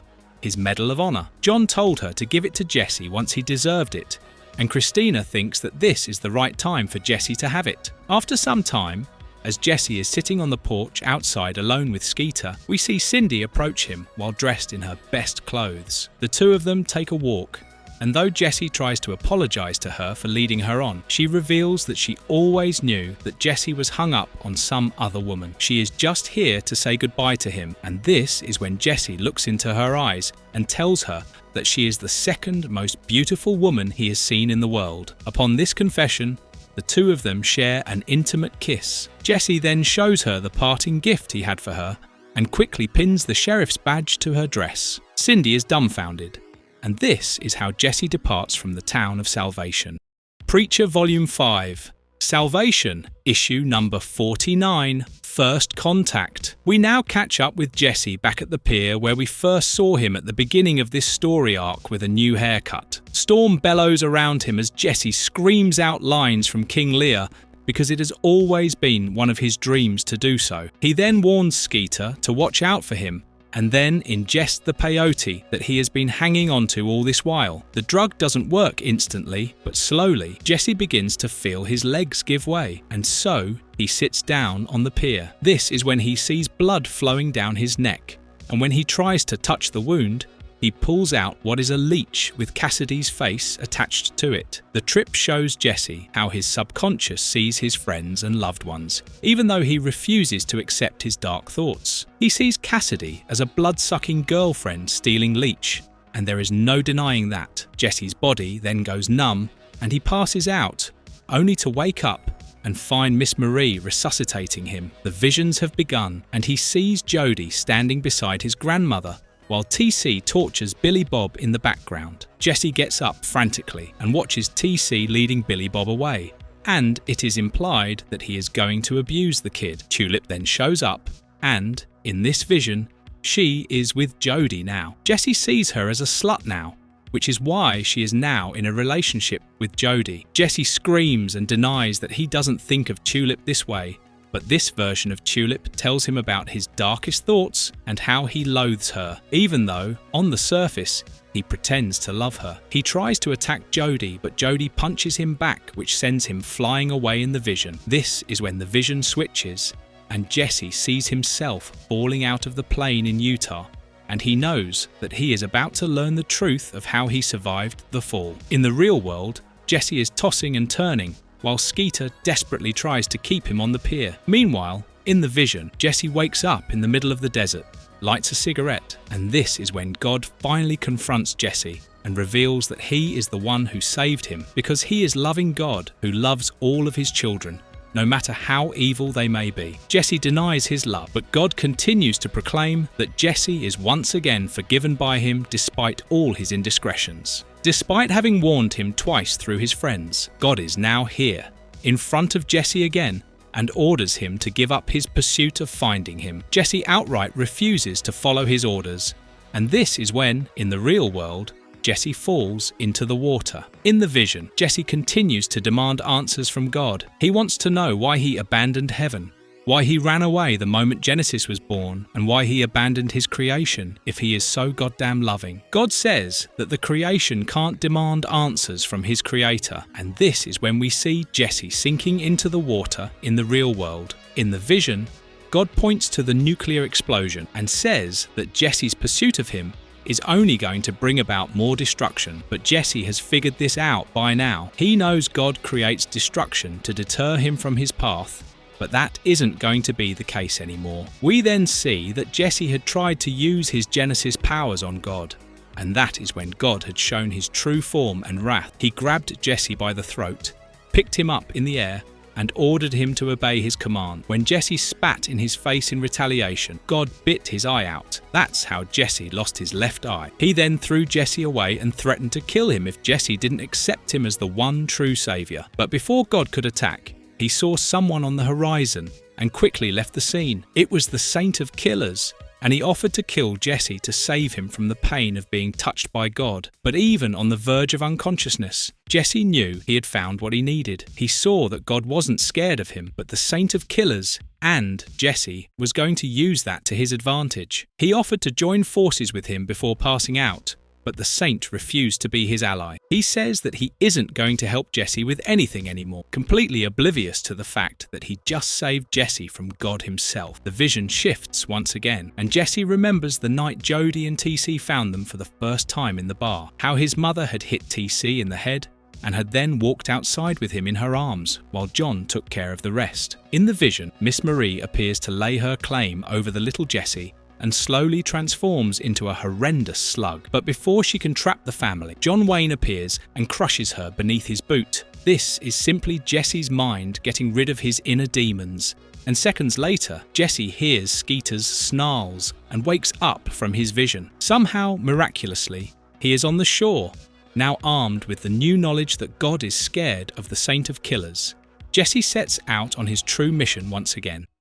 Preacher, Volume 5, Salvation, Issue number 50, The Land of Bad Things. Jesse then decides to visit his father's old friend, Billy Baker, and they meet up at the Vietnam War Memorial in Washington, D.C. They catch up, and when Jesse shows him the Medal of Honor, Billy tells him the story of how his father was awarded it after he saved Billy's life. Billy was injured during an attack, but his father refused to leave him behind. He carried and supported his limping friend for weeks while avoiding all kinds of threats. He even stopped Billy from killing himself, and when they finally reached a US Army camp, his father walked through enemy lines with Billy on his back, while their forces opened fire on the Vietnam forces. They both were shot during this ordeal, but not fatally, and once they were better and rescued, his father was awarded the Medal of Honor. Armed with this tale of his father's heroism, Jesse is now more determined to make God answer for abandoning heaven. Jesse drops the medal under all the names of lost soldiers and takes his leave while leaving Billy to contemplate the war once again. Preacher Volume 6, All Hells Are Coming, Issue number 51, Freedom's just another word for nothing left to lose. Tulip wakes up early in the morning and stares at the empty liquor and pill bottles by her side. Finding no more pills, she looks for some in the bathroom, only to realise that all the bottles are empty, and in this moment of clarity, she decides that she isn't going to rely on pills anymore. She takes a bath, dresses herself, ties her hair, gathers her things, and gets ready to leave. Cassidy wakes up and says he will come along, but Tulip declares that their relationship is over. She hates their pathetic life and isn't going to let Cassidy take advantage of her anymore. Her words reveal that for the past 6 months, Cassidy and Tulip have been visiting his deplorable friends and living a pathetic life while being intoxicated by drugs and liquor all the time, and that she is finally done with this life. She knows that he always kept the pills stocked up so that she would stay complacent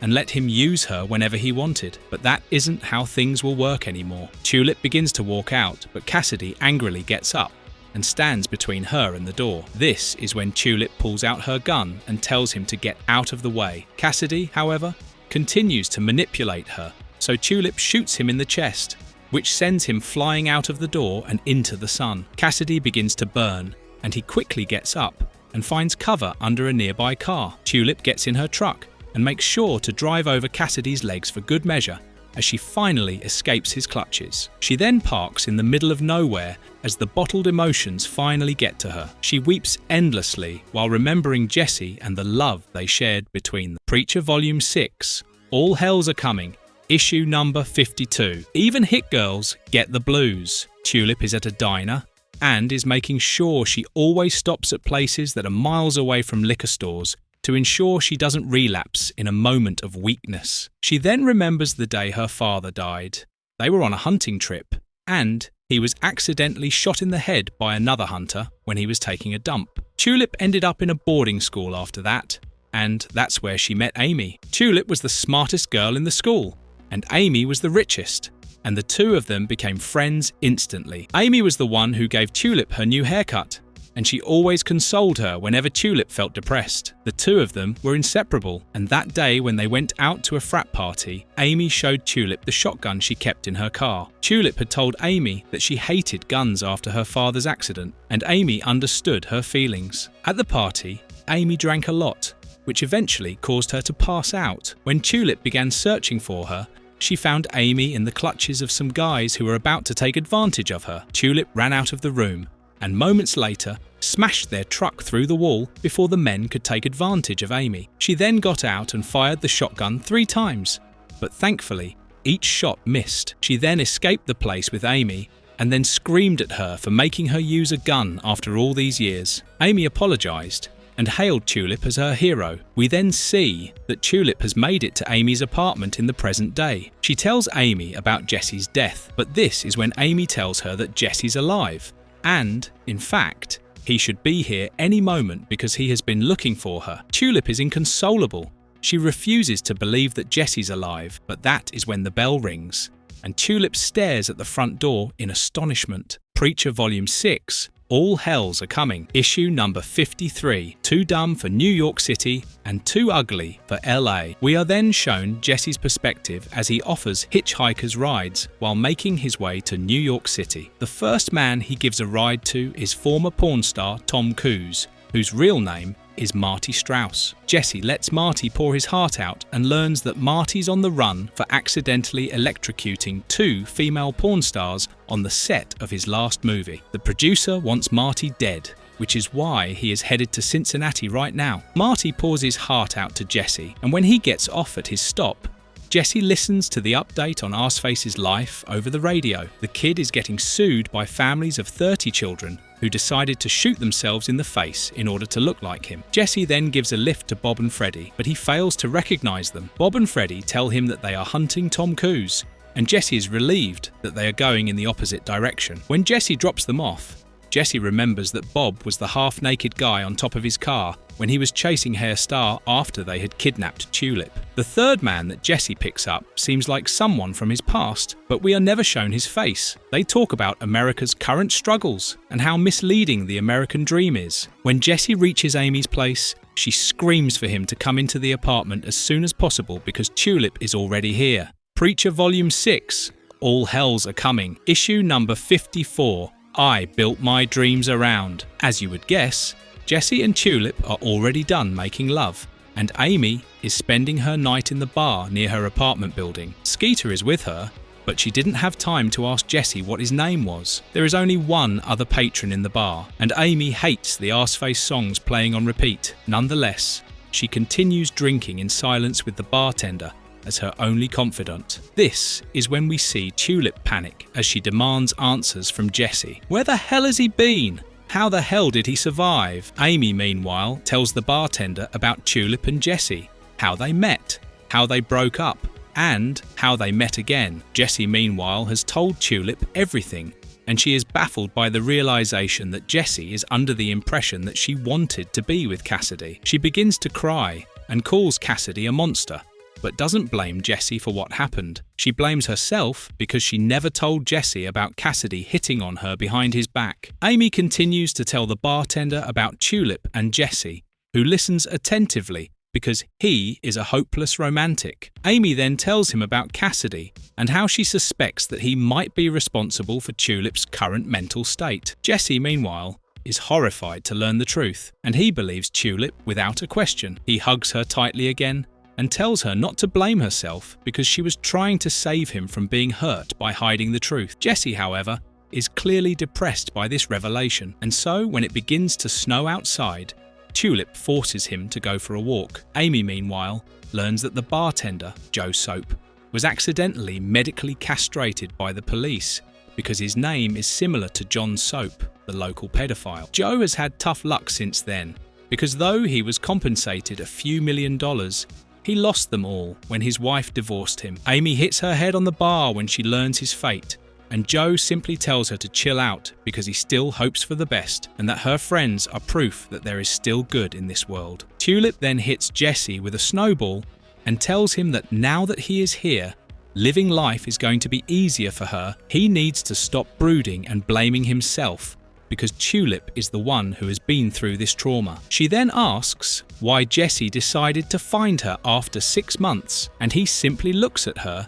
and says that he simply realised that living without Tulip was hell. When Jessie says that guys like him are just born this way, to love only one woman for life, Tulip realises why Jessie is perfect for her and hugs him tightly while crying tears of joy. She then looks into Jessie's eyes and says that it's snowing in New York today because their fairy tale is once again real. Preacher Volume 6, All Hells Are Coming, issue number 55, Harbinger. We now get an update on the Grail agent Hoover, the one Jessie tasked to count grains of sand until he reached the count of 3 million. He has built himself a small fort and has made friends with a rock and a half-eaten fish, but now he has finally managed to reach the count of 3 million. We then see Jessie approach Cassidy's old regular bar from 100 years ago, the one he told Jessie to stay away from. Jessie goes inside and questions the bartender about Cassidy. Simultaneously, we see Hair Star and Featherstone at the airport in San Francisco. Hair Star has become increasingly resentful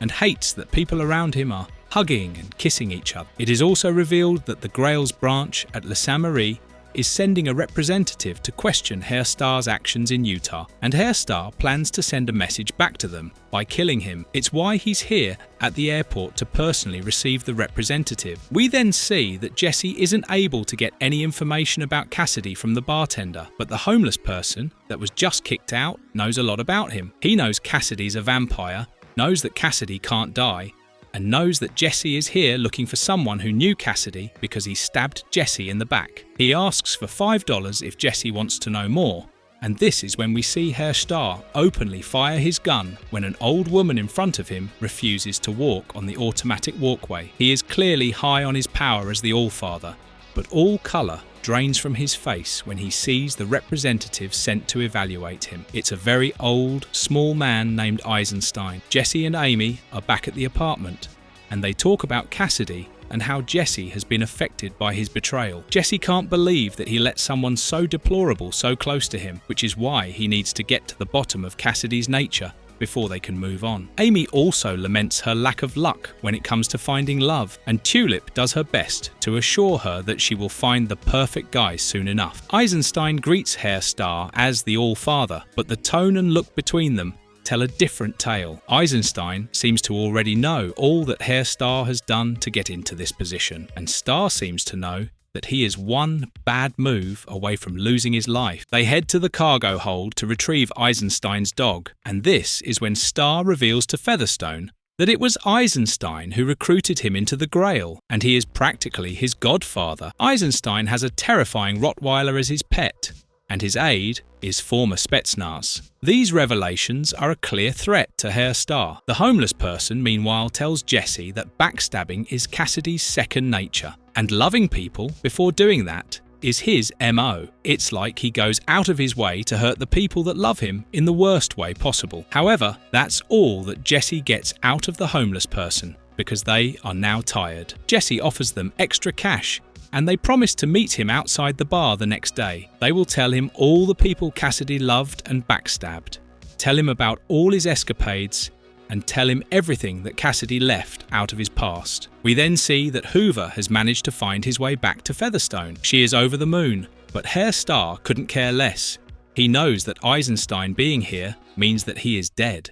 Preacher Volume 6, All Hells Are Coming, issue number 56. Smile like the gates of hell. We now get a glimpse into Arseface's life, and it's clear that his manager, Gene Sargent, has been stealing money from him. He is also making public statements on his behalf while keeping him distracted with escorts and drugs. The homeless person Jesse met is Sally, and she is now telling him about Cassidy. She describes him as the best person who always knew what to say to make you love him. That is how it started, but it ended very differently. Back at the Grail's penthouse, Featherstone dresses Hoover and learns the tough last year he has had and how he survived. But this is when they are distracted by a screaming Hair Star who is destroying all their computers. Hair Star is doing this because he is sure that the first thing Eisenstein did was to hack them. Featherstone says that nothing sensitive was stored on them, but then she remembers Eddie Peck, and she knows that's how Eisenstein will find out about them. We then see that he already has it because he is currently visiting Edward Peck in his hospital ward. When Eddie wakes up,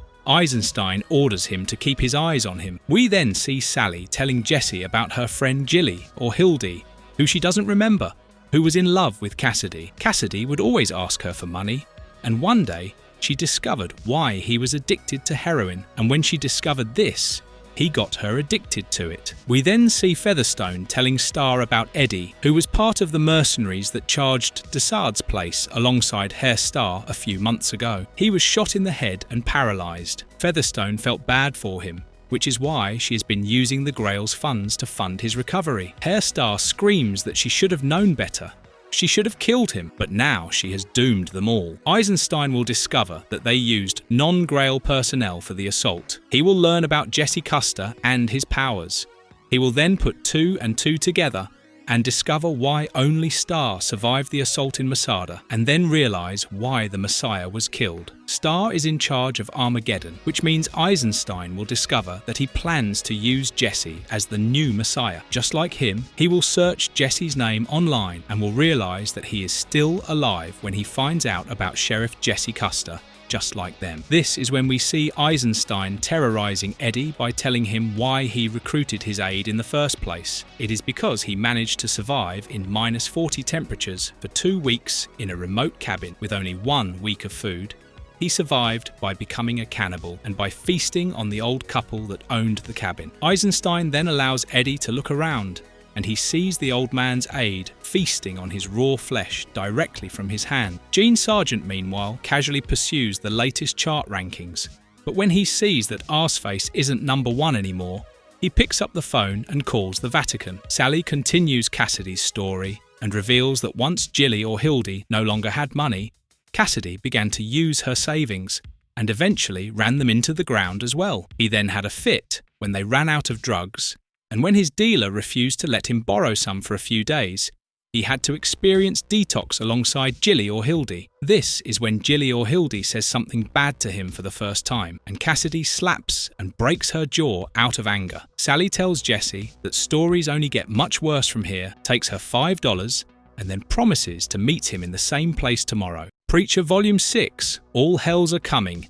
issue number 57 of The Irish in America. We then see the love triangle brewing between Hair Star, Featherstone and Hoover. Hoover loves Featherstone and Featherstone loves Hair Star, but Hair Star only loves himself. He then gets up and declares that they are going to kill Eisenstein before he puts everything together. It's the next day, and Sally is telling Jesse the rest of the story. Jilly or Hildy got her face fixed and left the city, and Cassidy vanished for a year. However, he returned 1 year later with money and pretended as though nothing happened. Joan fell for him instantly, and his fake act was so good that she ended up believing that whatever happened to Jilly or Hildy was simply a lie told by her. However, just like before, Cassidy got Joan addicted to heroin and even got engaged to her the day they dropped bombs on Hiroshima and Nagasaki. We then see Gene Sargent asking Arseface to answer some questions for a journalist, and we learn that he has put out a statement that Arseface told the Pope to kiss his ass. This has once again skyrocketed his single back to number 1 on the charts. Sally continues the story, and we learn that Joan eventually found out that Cassidy was offering sexual services to get drugs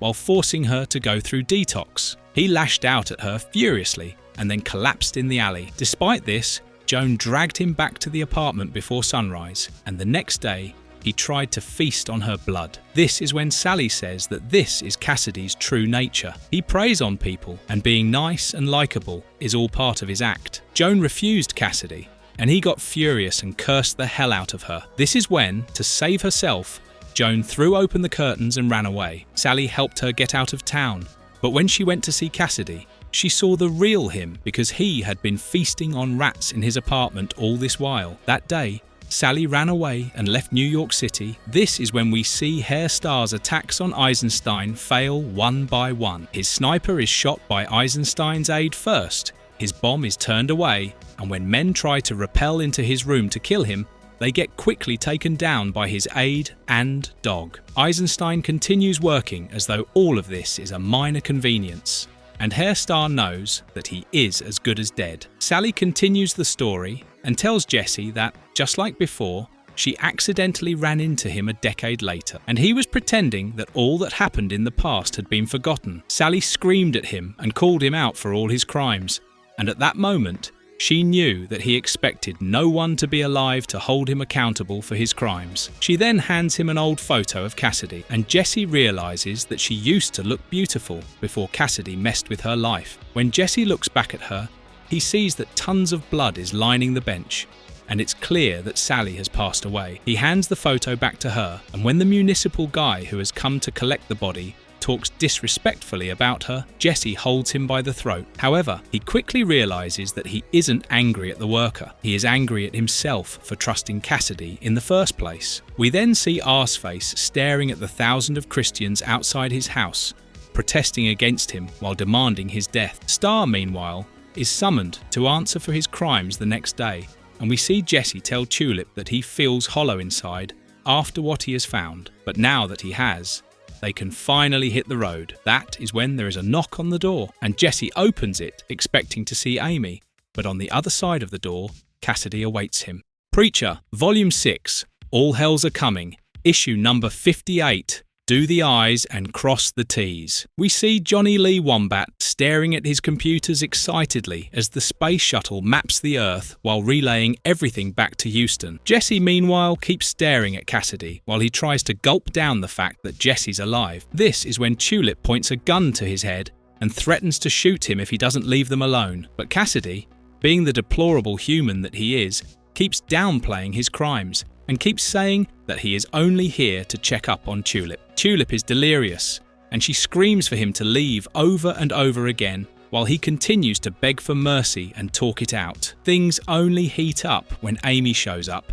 and points a gun at him as well, and this is when Tulip calls him out for keeping her drugged so that she wouldn't know that he was using her. Cassidy begins to get angry and warns that he will attack them. This is when Jesse simply says that he could have given Jilly a warning as well back then. This hits Cassidy like a truck, and he tries to lie and tell Jesse that things aren't that simple. But Jesse tells him that he knows he's an animal, and when Cassidy tries to punch him, Jesse stops it easily. He then demands to know what Cassidy really wants, and the vampire stupidly says that he just wants to have a drink with him like old times. Jesse tells him to meet him at Hondo's in San Antone in 2 months. The three of them then walk inside and shut the door in his face, and this is when Jesse reveals that he thinks he might have just broken his arm. Starr, meanwhile, goes to confront Eisenstein on his own, while Arseface learns that Gene Sargent has abandoned him and has fled to the Cayman Islands with all his money. Eisenstein confronts Starr for all that he has done in the past, and though he too didn't believe that the Messiah was worthy of being the focus of their Armageddon, Starr's real problem is that he never had faith, which makes him dangerous and unworthy of being the All-Father. When Starr has no retort for Eisenstein's words, he throws caution to the wind and tries to kick his aide. As predicted, the Russian catches his foot, but this is when Starr detaches his prosthetic leg, pulls out his gun, and then shoots both Eisenstein and his aide dead. He then dances around on one leg, celebrating his victory, but the next second, Eisenstein Rottweiler attacks him, and he ends up losing his genitals. Arseface is confronted by the media, and we learn that the entire country, including the president, is boycotting him. Amy helps Tulip load up 2 bags full of weapons and ammo in Jesse's truck, and gives her a big hug before they depart. Jesse hugs Amy and kisses her forehead too, and once they leave, Amy desperately wishes that she was going with them, wishing that she was living the life of either of them. This is when Johnny Lee Wombat finally fulfills his mission, when the astronauts notice the big fuck you that he has carved into the ground in Arizona. Preacher, Volume 7, Alamo, issue number 59, Texas by God. We then see Jesse in Ratwater, as the comic also introduces us to the Alamo, one of the crucial venues of the Civil War. He carries a shovel and a rope with him in the middle of the night, and wonders how he ended up here. We are then shown what led him to Alamo. It was his meeting with Fior and Deb Lank. Deb Lank was busy fornicating with a prostitute, while Fior was knee-deep in drugs when Jesse found them. He smashed Fior through the bedroom door and then punched Deb Lank across the face. He then questioned them about the fall, and they told him about the worst wars in heaven and how it led to numerous angels being cast down on earth, and how it was caused by God's departure. He tries to make them realize that God made his choice, despite knowing the massacre that it would lead to in heaven, let alone on earth, but the fallen angels are simply too dumb to see the point that he is trying to make. Jesse then tells them that he needs their help to find the Saint of the Killers. This is when we see that Herr Starr is now at his worst after having lost his genitals. He lashes out at the smallest of mistakes and, this time, has a raging fit because Hoover used inverted commas in his latest report. He then orders them to get him a bigger gun and storms back into his bedroom, while Featherstone's concerns reveal that the rest of the Grail has more questions for them because they don't know what happened to Eisenstein. This is when, back in the present day, we see Jesse digging an abandoned site in Ratwater, where he finds a buried skeleton with a bullet wound in its chest. He props up the skeleton against the decaying chimney, and it seems to be some sort of way to summon the Saint of Killers. We then see Cassidy finish a bottle and then head into a local church. It has been a long time since he was here, and it seems he wants to make a deal with God. Preacher, Volume 7, Alamo, issue number 60, The Thunder of His Guns. Just like Jesse had expected, the Saint of the Killers appears out of the nothingness on the horizon and walks towards him. Herr Starr, meanwhile, is busy enjoying his new gun while forcing Featherstone to stall Le Sainte Marie again and again. Jesse, meanwhile, tells the Saint that he was told to disturb his human skeleton in Ratwater if he was to summon him, but the Saint says that the ritual is bullshit because his bones mean nothing to him anymore. Jesse then tries to recruit him for the final mission. He knows the Saint wants revenge on God for what he did to him, but this is a touchy subject for the Saint, and so Jesse tries a different approach. He tells him that he has figured out why Genesis was born, and he is going to make God pay for it. They both are going to make him pay for what he did to the Saint when he was a man. They know he won't face the Saint, and nor will he face Jesse while he has the powers, and so the only way to get him is to send him back to heaven. God isn't going back right now because Genesis will know as soon as he tries to pass beyond the gates, which in turn will tell Jesse that he is trying to return. This is why Jesse proposes to let Genesis go, which will entice God enough to enter heaven again, but the Saint tells him that he won't be able to kill him once God is seated on his throne, and Jesse reveals that this is why he plans on the Saint already being in heaven when God passes through the gates. Jesse is risking a lot here. Freeing Genesis means killing himself, which is why he needs the Saint's word that he will see this job through. The Saint is surprised that his word means anything to Jesse, but Jesse knows that there is still a man in there somewhere that he can trust. This is when the Saint hands Jesse one of his guns, and he begins to see all of the people that the Saint murdered in Ratwater all those years ago. This is the torment of being the Saint of the Killers. You see everyone you murdered every time you pick up the guns. Jesse gets shocked with 1,000 volts when one of the ghosts passes through him, but this revelation only makes him more sure that the Saint is the only one who can see this mission through. This is when Herr Starr receives an anonymous tip that Jesse is going to be in San Antonio in 1 week, and he begins to mobilize all the Grail's forces to get ready for the day of the attack. Hoover tries to tell him that they only have 24 soldiers at their disposal, and so he orders all the secret agents planted around the world in governments to be activated so that they can get more men. Hoover is surprised that he would risk such a thing. These agents were planted decades ago to set about Armageddon, but Starr is clearly hungry for personal revenge. Featherstone doesn't realize this either. She is in love and is happy to see Starr back to being himself. The Saint of the Killers still isn't on board yet, and so Jesse reveals everything he knows. He knows that God feeds on the power of belief and love. Every man devoted to him and every angel devoted to him feeds him power. It is why there's torment on earth, so that more and more people believe in him and feed him. This is the reason why he wanted Jesse to believe in him. This is why he risked facing Jesse in the first place, because he wanted a being as powerful as Genesis to love him and feed him power. Hell, that is why he created Genesis in the first place. Its parents didn't give up on their eons of hatred for each other out of the blue. No God took over their wills and made them do it. And that is why he created the saint and set him on this path, because unlike the rest of his creations, the saint's hatred is what feeds him. This is when the saint confesses that he has suspected this for a long time, because the little bit of man still left in him would every now and then feel a dark presence following him around. He then turns around and asks Jesse what his plan is, and Jesse smiles because he knows he has managed to convince the saint to join his hunt. Preacher Volume 7, Alamo, issue number 61. The Wonder of You. We now see Herr Starr in touch with the Council of Le Saint-Marie, and though the other leaders try their best to maintain decorum, Starr couldn't care less for their traditions, because instead of blessing them, he openly tells them to get screwed. Jesse, meanwhile, has now returned to Tulip in San Antonio, and as soon as he enters the room, Tulip begins to undress him. Jesse is surprised, but doesn't complain regardless. Starr, meanwhile, reveals to the council that he initially planned to replace the Messiah with Jesse Custer, but now that his actions have led to Starr's numerous mutilations, he and the Grail are simply out for revenge. One of the Grail members tries to retaliate. He tries to summon Captain Gander, but this is when Starr plays his hand and reveals that all soldiers in the Samson units are devoted to him because he recruited and trained all of them since 1982. Captain Gander has locked the council in the room and is currently pouring chlorine into it. They all die as Starr claims that the Grail's only purpose now is to seek revenge on his behalf. We then see that Tulip once again is having second thoughts.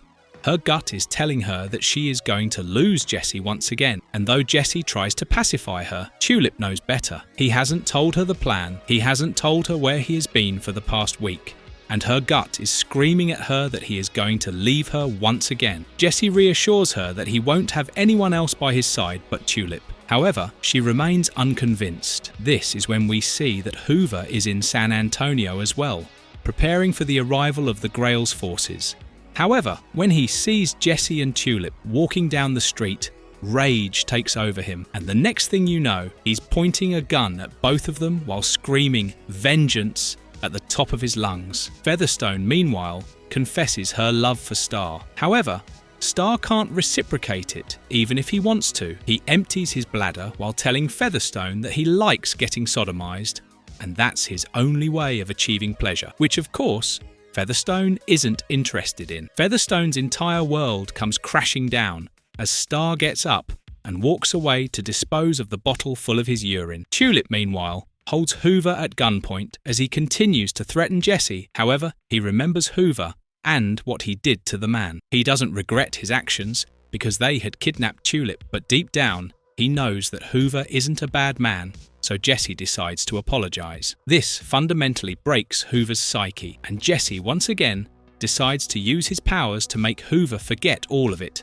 so that he can start over again. He then carries a passed-out Hoover and lays him down on a nearby bench, and this is when Tulip starts to mock him by quoting relevant phrases from the Bible that mirror his actions. Jesse tells her to stop it, but Tulip continues reciting them until it gets annoying.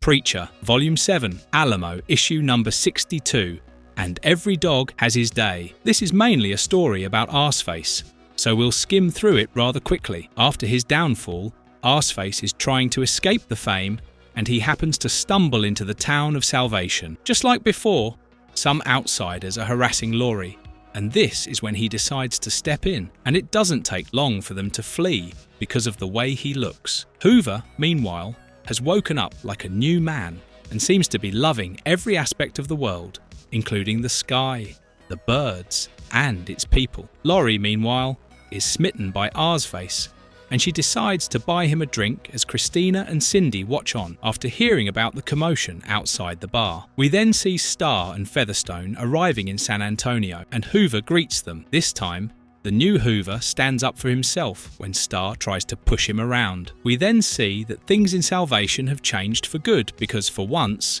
Hector is the one making racist jokes about his friends instead of the other way around. We also see that Odin Quincannon's brother, Conan Quincannon, has set up a new plant near the town as a way to repay it back for all the atrocities his brother committed. When Laurie learns that Arseface is trying to get away from his life, she excuses herself, and this is when Christina informs him that Laurie doesn't see the world as it is because of his condition. We then see that to Laurie, most of the people are animals.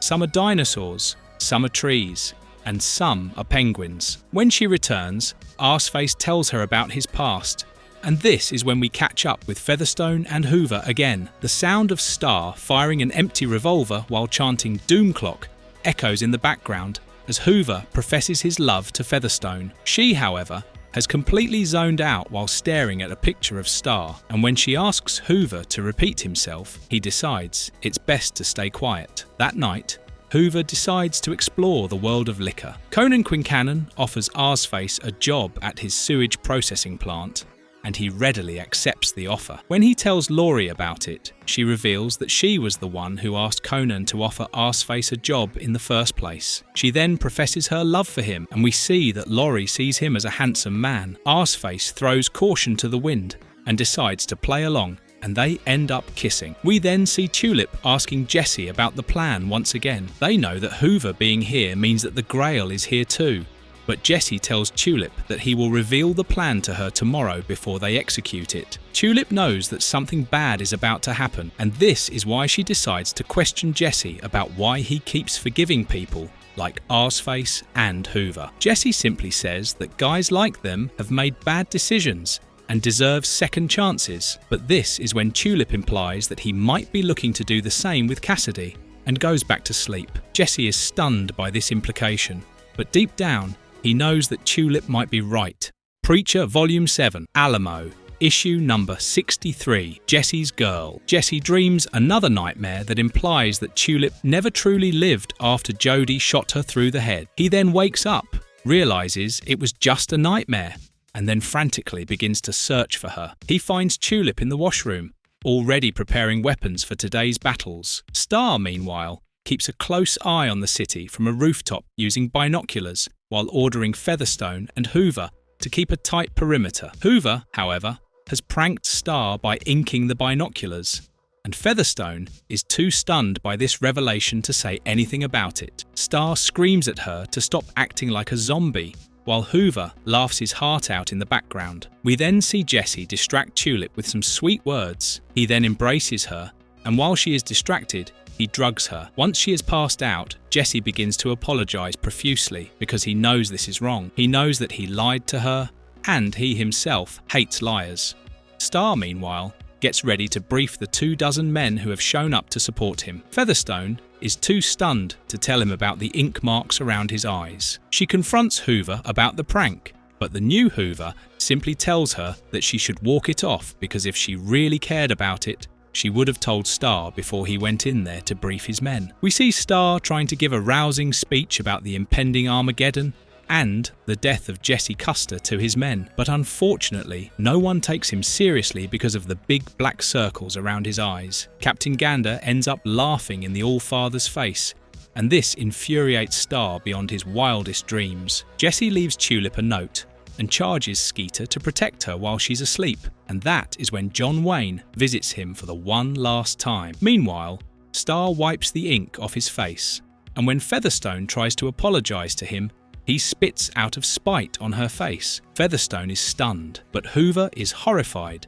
because he never thought that his prank would end up humiliating the love of his life. John Wayne, meanwhile, reminds Jesse of what brought them here, reminds him of all the choices he made, and then asks him to recite what his dad told him before he died. Jesse says, "I remember what he said. Don't take no shit off fools, and you judge a person by what's in 'em, not how they look. And you do the right thing. You gotta be one of the good guys, son, 'cause there's way too many of the bad." Jesse doesn't have the slightest idea if he has held true to these words. But this is when John Wayne says that he has been watching him for a long time, and before he leaves, He wants Jesse to know that he is proud of him. John Wayne then tells Jesse that he won't be watching over him for this last fight, and for once, Jesse is glad that he won't be failing in front of his hero. They shake hands for the final time, and John Wayne walks out of the door. Preacher, Volume 7, Alamo, Issue number 64. If I knew the way, I'd go back home. We see Cassidy sitting in Hondo's, drinking and reciting a movie while no one pays attention to him except the bartender. This is when Jesse walks in, and Cassidy knows that it's time to start the act. He tries to buy Jesse a drink and tries to borrow a cigarette, but Jesse isn't falling for his tricks anymore. He orders Cassidy to talk, and Cassidy begins to paint a vivid picture of his already known past, where he is supposedly the victim. We then see Skeeter's frantic barking wake Tulip back in the motel room, and when she reads the note by her bedside, she is horrified because Jesse has left her behind once again. Cassidy continues his sad story, saying that he attended Jilly's funeral, but Jesse knows better. He knows what he did to Joan and Sally, and upon learning this, Cassidy begins to weave a new web. He tells Jesse about the kids he has fathered over the years, and how hitting a woman comes back to haunt him over and over again, but that he always started life again, thinking that he deserved a second chance at life. However, Jesse understands what Cassidy is. He is a repeating cycle of abuse that thinks he's the victim. He has had multiple second chances at life, whereas he didn't deserve the first one. Cassidy then tries to play the victim under the guise of being an addict. He graphically explains all the horrors associated with addiction and tells Dee that the last girl he beat up was Dee, the one we met in New Orleans. Cassidy smacked her across the face and popped her eye, which is why Dee was wearing an eye patch when we last saw her. Cassidy went into hiding once again, but things changed when he encountered Tulip in Dallas. This is when Jesse becomes interested in his tall tales once again, because he is here for Tulip, and he wants to decipher what Cassidy wants from her. Hoover and Featherstone, meanwhile, are drinking in a room, and Featherstone reveals that she has lost faith in Star. She brought his story of enacting a conspiracy within the Grail, because she, too, wanted to change the world after she found her sister's body abused and mutilated in the bathtub. The perpetrator was never found,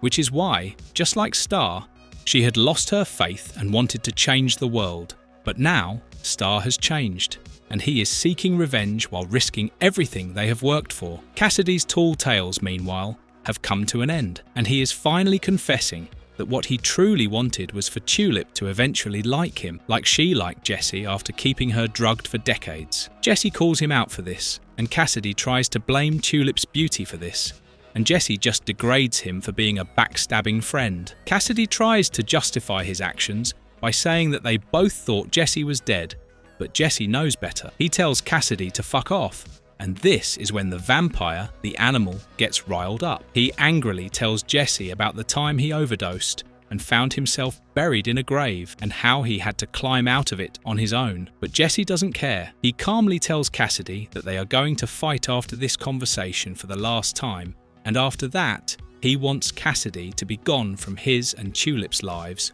for good. Cassidy tries to back off, but this is when Jesse uses his Genesis powers and orders Cassidy to fight like hell in the next fight. They are then called out and cursed by a big man in the bar, and they both know how this is going to go down. We then see a furious Tulip dressed in tactical gear and armed to the teeth vow to kill Jesse once she has saved his life. She knows he is still in town because the truck's still here, and she orders Skeeter to find him as soon as possible. We then see that Cassidy and Jesse have beaten up everyone in the bar, and Jesse grants Cassidy an hour or so to drink more before their final fight. Cassidy gets back on his bar stool and continues reciting the movie from the beginning, and it's clear that he is a slave to his own cycles.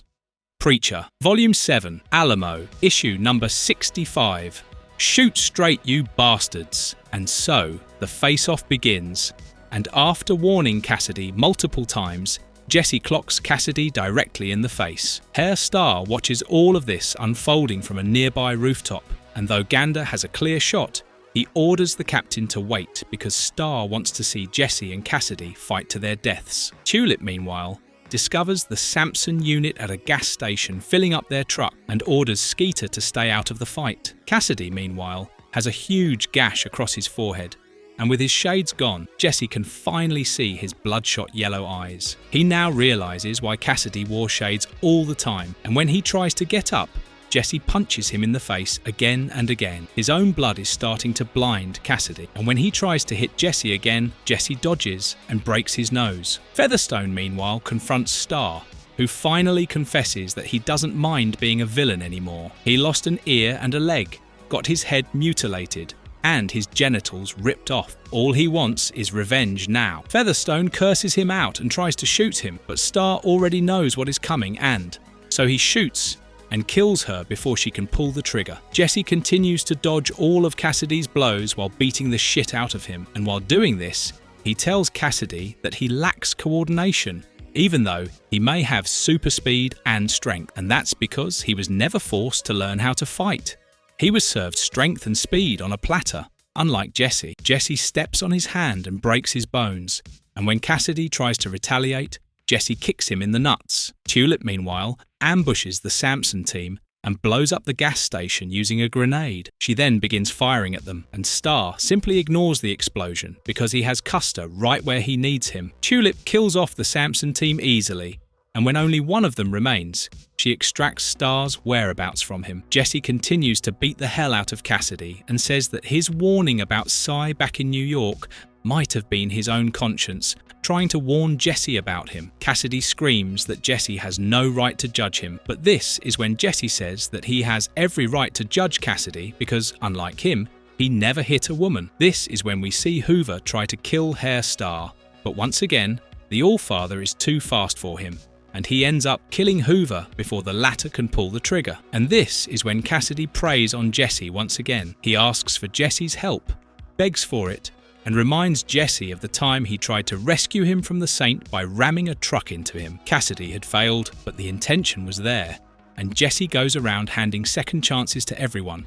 So why can't his former friend have one? Jesse says that Cassidy has already had 1,000 second chances, but this is when Cassidy screams and begs for his help once again while stating that he is stuck on the road to hell. Jesse makes the mistake of forgiving Cassidy and shaking his hand, and this is when Cassidy punches Jesse in the chest, which sends him flying away. Tulip finds Featherstone and Hoover dead in each other's arms, and she pays them a silent tribute as she closes Featherstone's eyes. Despite his injuries, Jesse gets up to fight Cassidy again, but this is when Cassidy reveals that he plans to kill himself by using the sunrise because he deserves it. Jesse tries to stop him, but Cassidy says that Jesse forgiving him before his death is all the hope that he needs to make this decision. Cassidy blows up when the sun crawls over the horizon, and this is when Star orders Gander to take the shot. Captain Gander pulls the trigger, and when Tulip shows up at the rooftop, she sees Genesis being released into the sky. She pulls the trigger angrily because she knows what this means, but her emotions get the better of her, and though she has killed Gander, Star still survives. Star shoots at her and hits her in the chest, but thankfully, Tulip is wearing a Kevlar. Star keeps shooting and eventually grazes her arm, and unfortunately, when Tulip fires her to Gale, she misses his heart. Star puts his gun to her face and pulls the trigger, but unfortunately, he has run out of bullets. With a maniacal grin, Tulip puts her gun under his chin and pulls the trigger, which sends Star's phallic head flying into the stratosphere. With Star now dead, Tulip runs out to check on Jesse while clutching her arm, only to discover that the love of her life is now dead. Captain Gander hit him directly in the head with his sniper.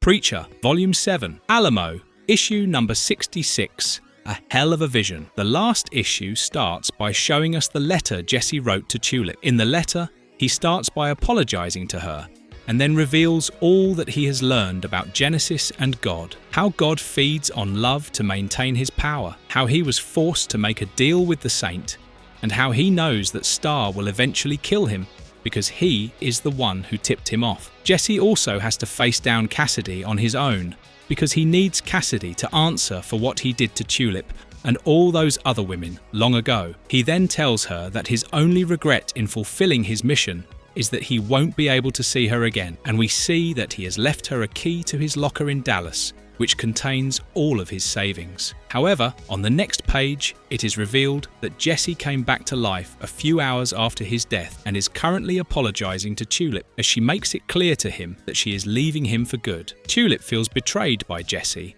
and makes him realize that he only holds honor among men, for if he held honor among women and was honorable to her, then he wouldn't have lied to her and broken his promise. Jesse knows that Tulip is right, so he doesn't try to stop her. This is when Tulip asks him if it was really worth it. His whole mission of making God answer, only to then hand over this responsibility to someone else while betraying her. Was it really worth it? Unfortunately, Jesse has no answer for her, and as Tulip leaves, Skeeter tries to follow her, but she orders him to stay with Jesse, and the pup reluctantly stands his ground. Jesse then finds a letter in his pocket, and it's from Cassidy. Cassidy apologizes for his actions, apologizes for failing to be a good friend, and then explains why he decided to kill himself. After reading the letter, Jesse looks towards the heavens and forgives his former friend. This is when we see God arriving at the gates of heaven like an egomaniac. He proclaims his love for creation, proclaims that he is loving and forgiving, and tries to paint Jesse as the bad guy. As he addresses heaven and explains the recent events,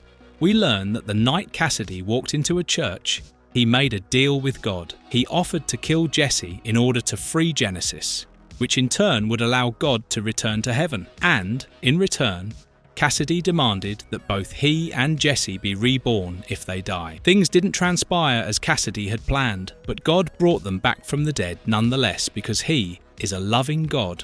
Also, he pretends to be. We then see Jesse sitting on a park bench as Skeeter barks at him continuously. Jesse knows that the pup wants to go back to Tulip, and when Jesse sees a horse being abused by its owner in the park, he decides he's going to steal it and pursue his love. Tulip, meanwhile, is stuck in traffic, and when she tries to rummage through her belongings to pass the time, she finds the letter Cassidy left her. In it, Cassidy confesses what Jesse said to him before falling out of the plane. He ordered Cassidy to tell Tulip that he would love her till eternity, but Cassidy couldn't reveal this to her because he knew that if he did, he would lose her. He apologizes in the end, but Tulip is shaken to her core by this revelation. This is when Jesse shows up beside her car on a horse and confesses his love for her once again. People like them don't come across each other in a million lifetimes, which is why he doesn't want to lose her. And if he is to deserve her love after this, he knows he has to change.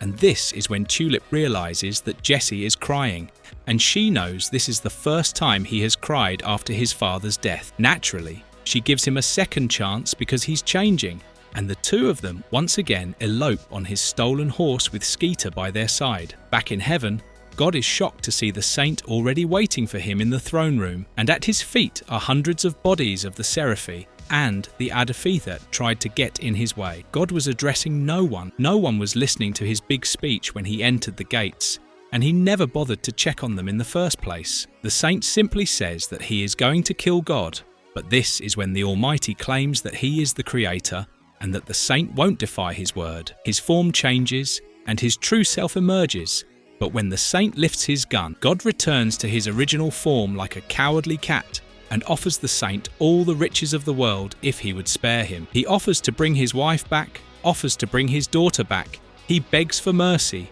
and begs to know what the saint wants. The saint grins and claims that he simply wants rest, and then pulls the trigger. We then see Tulip and Jesse riding into the sunset in the wild, wild west on their stolen horse with Skeeter by their side. It is the end of their fairy tale, and it has ended just like Jesse had dreamed of, like any old John Wayne movie, with the hero riding off into the sunset with his girl. We then see that the saint of the killers has killed God, and his body is among the fallen Seraphi as the saint resides on his throne. Cassidy is alive as well, and this time he has come back as a man and not a vampire. We see him throw his shades away and vow to live like a man this time, just like Jesse had told him to. He then takes out a photograph from his pocket, and it's the photo the three of them took back in New York, the photo Tulip knew that they would never get to see.